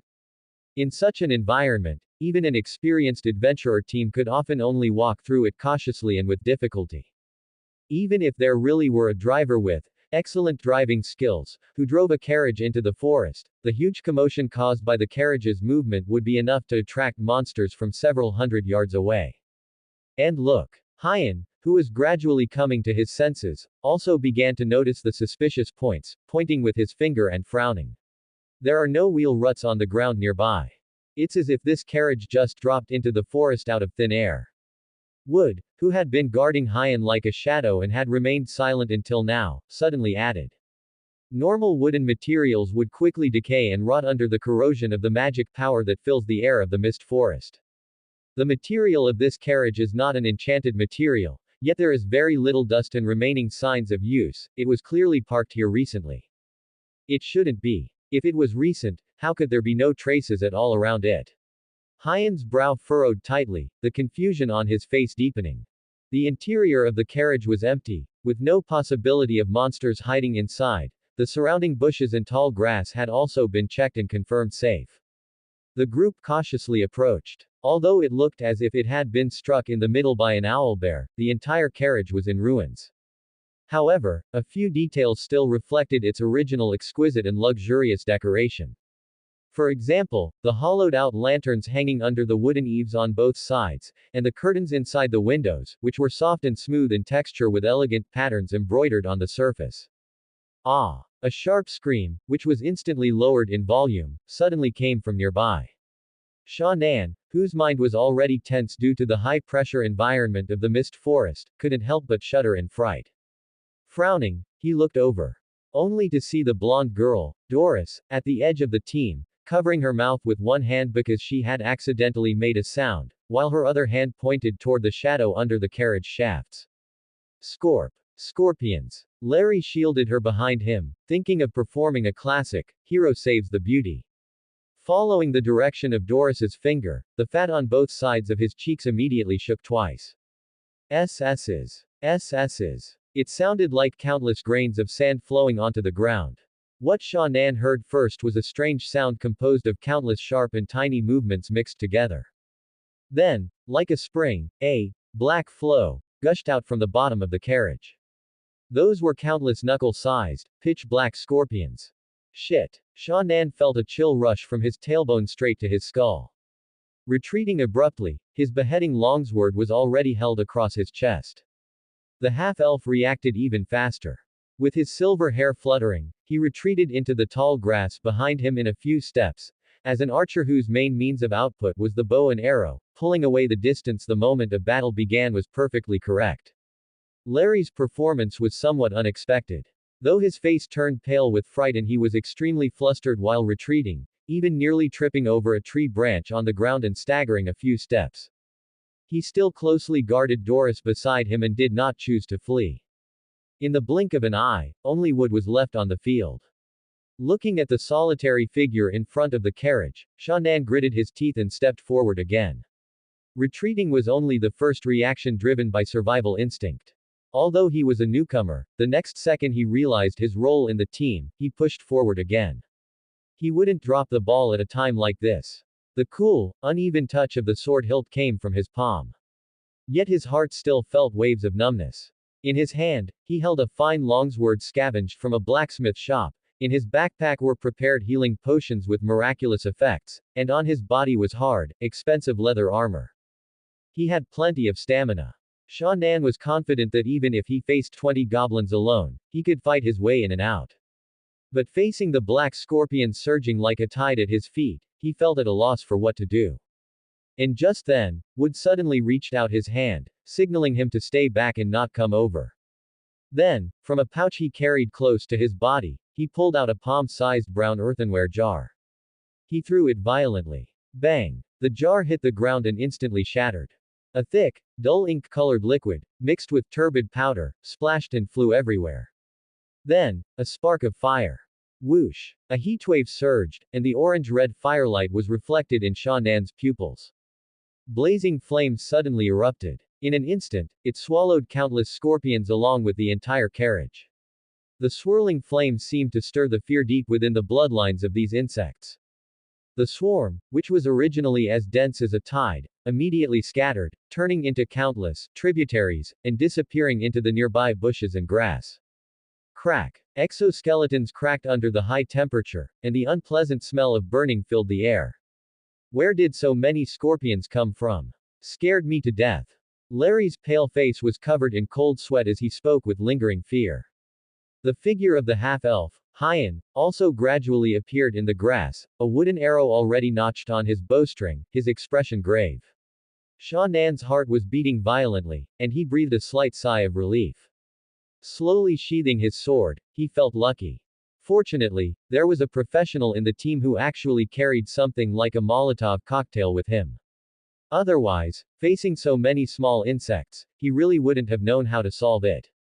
Glancing at the retreating swarm in front of him, Sha Nan looked thoughtful. He wondered if there was a place in River Valley Town that sold this kind of throwing item. Once he returned, he would get a few bottles. They might have a miraculous effect when he went on missions in the future. If it really didn't work, he could try to research it based on his somewhat blurred memories from his previous life. He might be able to make a rough version. A bottle, alcohol, flammable cloth. What else was there? Sha Nan shook his head, clearing the stray thoughts from his mind. He would think about it later. Now was not the time to consider these things. His gaze followed the firelight. Seeing the fire continue to spread along the weeds on the ground after dispersing the swarm, it looked as if it were intensifying. The awareness from his previous life's civilized society, combined with the values formed under the rush of a large amount of information, made him instinctively resist this burgeoning natural disaster that could swallow a large area of forest. Without thinking much, he subconsciously asked, "This fire, is it okay?" He just mentioned it casually and didn't expect anyone to respond. Unexpectedly, Wood, who had always maintained a guarded posture since he joined the team, now acted out of character and replied quite seriously. The magic power in the mist forest is dense. As long as it's a normal fire, it's basically impossible to cause a forest fire. The current scale of this fire, although it looks like it's expanding, will actually only burn the surrounding bushes and weeds. It might not even touch a single tree before it goes out on its own. Sha Nan's act of taking the initiative to step forward when facing danger earlier seemed to have changed the guard's opinion of him. Of course, since they had only been in contact for a short time, it was only that much. After speaking, Wood no longer responded but instead took the initiative to approach the fire. Bending over, he used his fingertips to control the tail and picked up a fleeing scorpion from the ground. He examined it, his brow furrowing slightly. "What's wrong, Wood? Did you find something?" The pungent burnt smell in the air made Hyan look uncomfortable as he put away his arrow and asked, "Young master, here, something is indeed a bit strange." The mist forest was vast and boundless, and the abundant magic power in the air made it a habitat for countless species. Even the most experienced adventurers would not dare to say they could identify every kind of monster within it. Not to mention those numerous ordinary animals that had many subspecies under special environments. Therefore, Wood did not feel strange because of the unfamiliar scorpion he had never seen before. But at this moment, looking at the black scorpion in his hand whose tail he was pinching, which still raised its pincers in a warning posture, he felt as if the group had invisibly been drawn into a massive vortex, sinking deeper and deeper. Wood suddenly turned his head and looked at Hyan, who was looking at him with a face full of concern. For a split second, he was dazed. It was just like the figure that had rescued him from the slums filled with foul water and garbage many years ago. Those familiar silver-gray eyes, that same smooth and lustrous silver-white hair. His mouth opened, and countless words flowed through his heart. In the end, he only left a dry sentence. Let's bypass this place first, young master. It's time to camp. It gets dark very quickly in the forest. Sometimes, you think it's still early and you can still travel for a while with the sunlight spilling through the gaps in the canopy. But perhaps in just a few steps, the night will envelop you. Wood's judgment of the timing was very accurate. By the time Sha Nan and the others had somewhat awkwardly set up their sleeping bags and piled the branches they had gathered from the woods together, lighting them with a flint to start a campfire. The sky, which had been incredibly bright, was already a sheet of twilight. Crackle. The fire was burning. Crystalline eyes reflected the orange-red firelight in front of him. Hyen sat by the campfire, rubbing that ink-black wooden plaque in his hand, his expression appearing somewhat dazed. Wood had already set up guards and traps around the camp. Seeing his state, Wood hesitated for a moment and said slowly, "Young master, you know, it was the mistress who gave me a second life. Although the mistress passed away when you were very young, I have stayed with the Wycliffe family for many years. With all due respect, this piece of wood in your hand is not of the high elf style. The mistress used to." "Shut up." Hyen's emotions suddenly became agitated, and even the tips of his fingers holding the token turned slightly white from excessive force. But the next moment, he realized he shouldn't be like this and immediately calmed down. "I'm sorry." His tone was still as smooth and gentle as before, but Hyen's gaze only looked at the fire in front of him. Wood also stopped speaking and lowered his head. As always, he sat in the half-elf's shadow. The air became silent, leaving only the muffled sound of the fire burning. Sha Nan sat on the other side, looking straight ahead as he wiped the longsword in his hand, his pricked-up ears already quietly retracted. He had no intention of intervening in someone else's family matters. But since they were in the same team and the other party didn't seem to mind, it was perfectly natural for him to learn a bit about it along the way. Moreover, Sha Nan was actually a bit curious in his heart. Unlike the brash Larry, the half-elf was clearly more meticulous, and judging by the attitude of the few people interacting, his background was also higher. Yet he dared to go so deep into the outskirts of the mist forest with only one guard, even if that guard was a professional, to find an unknown target. He clearly had something hidden. He himself only dared to enter alone because he knew the location of the fluorescent garlic vine was in the outermost part of the outskirts, where there was basically no danger, and the round trip was only a day and a half, plus he had even walked the path beforehand and the mission deadline was tight. Since he couldn't hear anything more, he stopped paying attention. The twilight was gloomy. It was as if even the mist in the air had taken on a hint of laziness, floating leisurely. Doris seemed to have been quite frightened by the scorpions, and Larry's soft words of comfort beside her were blurred and unclear. Hyen and Wood sat by the campfire, smoke and shadows swirling, the atmosphere silent. Sha Nan sat alone in the corner leaning against a tree trunk, his eyes lowered, holding the iron-gray longsword in his arms. A day full of twists and turns seemed to be coming to an end just like this. But just like the post-credits scene of a movie, as an adventurer walking on the edge of a blade, you must always be ready to welcome those unexpected surprises. Wood was very professional. Whether from the perspective of a guard or an adventurer, he was the most experienced individual in the entire team. Even during a brief temporary rest on the road, he would carefully set up thorough warning traps in the surrounding area. But many times, perhaps because he was too professional, the traps he set were too meticulous and rigorous. When Sha Nan and the others noticed the warning sound and nervously prepared for battle, they would ultimately find that the mechanism had only been triggered by a few harmless small forest animals. In this regard, although Sha Nan sometimes felt mentally exhausted, he didn't actually have much resentment. Nor would he let his guard down because of the frequent warnings, like the fable of the boy who cried wolf, from his previous life. Being a bit tired was better than dying silently under the claws of some monster. The scene of the gnome Elgi's head splitting open under the goblin sneak attack was still vivid in his mind. Snap. Ding-a-ling. At dusk, amidst the dense bushes shrouded in mist, the sound of a breaking branch suddenly came, followed by a burst of rapid and loud metal bells. Trap triggered. Sha Nan stood up abruptly, gripping the beheading longsword with both hands. His eyes stared intently in the direction of the sound, while also maintaining vigilance over his surroundings, fearing something might circle behind him. He did not slacken in the slightest. The half-elf and his guard were the same. The moment the bell rang, Hyan picked up the wooden longbow placed at his feet, drew the bow and notched an arrow, the sharp arrowhead aiming from afar at the swaying grass in the distance. Wood's figure, which had been relatively clear in Sha Nan's sight, suddenly darkened, as if covered by a layer of blurry shadow. His entire presence abruptly plummeted. In contrast, the reactions of Larry and Doris were half a beat slower. After all, one was chubby and came from a wealthy young master background, the other was thin and had been repeatedly frightened. After walking in the mist forest for this entire day, they were already exhausted and lacked physical strength. Fortunately, at least their attitude was serious. Even if they knew in their hearts that there was a high probability the trap was triggered by another wild rabbit or small deer, they still grabbed their weapons and stood up in a combat stance. Crackle. The campfire flickered. It seemed only the soft sound of burning firewood remained in the air. As night approached, the pervasive mist seemed to thicken accordingly, making the dim twilight scattered within it appear exceptionally decadent and powerless. Visibility was far inferior to the daytime. Given the complex environment, the few people in the squad did not rush forward blindly, but simply stood their ground on guard.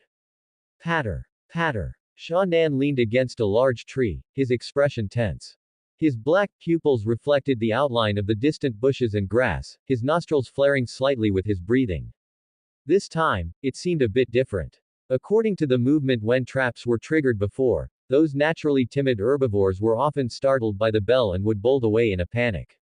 From the camp, one would hear a short burst of footsteps gradually moving away, occasionally accompanied by a sharp, panicked cry. The current situation, however, was the exact opposite. After the bell was triggered, the movement in the grass only paused for a moment before starting up again. It even seemed to have detected the squad's position because of it, as it approached them directly. The crisp sound of branches and grass stems being crushed, strange footsteps like sharp objects hitting the ground, and even the unbearable noise of some rough object rubbing against something. Like the increasingly intense and sharp background music before a thrilling segment in a horror movie, Sha Nan watched the swaying bushes ahead, his heart beating faster and faster. Finally, accompanied by a sharp hiss characteristic of insects that seemed like it would burst his eardrums. Four crawling, hideous figures appeared before everyone's eyes. Wavy carapaces as rough and thick as rock encased their entire bodies. Four thick, powerful chelicerae extended to the sides, their joints covered in sharp spikes.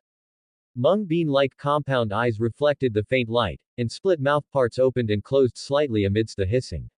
Through those pale fangs shimmering with a cold light, one could vaguely see the contracting esophagus and viscous saliva within. And most striking were the feather-like antennae reaching upward from the sides of their heads, as well as the fin-like long tails that branched at the end like a fish. Rust monsters. Wood's low growl, filled with surprise, came from beside him. Why are they here? Prepare for battle. As soon as he finished speaking, a wooden arrow adorned with white tail feathers tore through the air, spinning through the mist. As an archer, Hyan had already completed his aiming motion the second the warning bell rang. After Wood confirmed the battle, he completed the squad's first attack. However, the overly dark and blurry environment caused the half-elf's arrow to be slightly off target. Even though he had deliberately aimed for the rust monster's tiny eyes hidden under the thick carapace, he still failed to hit accurately. Clang! The metal arrowhead collided violently with the yellowish-brown chitinous carapace, sparking scattered embers in the twilight. Friction, ricochet. It only left a dark brown scratch on the monster's rough carapace surface. The battle was triggered instantly. Four rust monsters, about 5 feet tall, charged toward the squad amidst sharp hissing. First was Larry, who was closest. It was unclear whether it was the courage given by the blonde girl behind him, or if his embarrassed performance facing the insect tide during the day made him feel ashamed.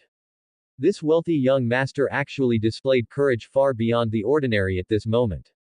He held his one-handed hammer high, and ignoring the pale fat exposed between his tight short outfit, he charged forward in a single stride. The iron hammer, shimmering with a metallic luster, smashed down violently toward the rust monster's narrow head. Bang! Ah! The sharp sound of hard objects colliding suddenly erupted in the forest. Following closely was a scream filled with pain. Facing the hard iron tool that symbolized the crystallization of human wisdom and skill, the rust monster's yellowish-brown chitinous carapace was smashed with a ring of fine cracks almost the moment it made contact. But, it stopped there. Because in the next second, the intense reaction force transmitted through the hammer's body numbed Larry's entire right side, from his fingertips to his arm, and even his chest, as if he had lost sensation in an instant. The iron hammer slipped from his hand and fell onto the meadow. Larry's face showed pain as he stumbled back in a sorry state. But how could two legs compare to four Shelasire? Hiss. The jarring insect cry almost created invisible waves in the air. Sharp mouthparts opened and closed, and the breath of death grew thicker. And at this critical moment, Doris, who had been hiding behind Larry the whole time, actually mustered all her strength and violently threw another one-handed hammer over.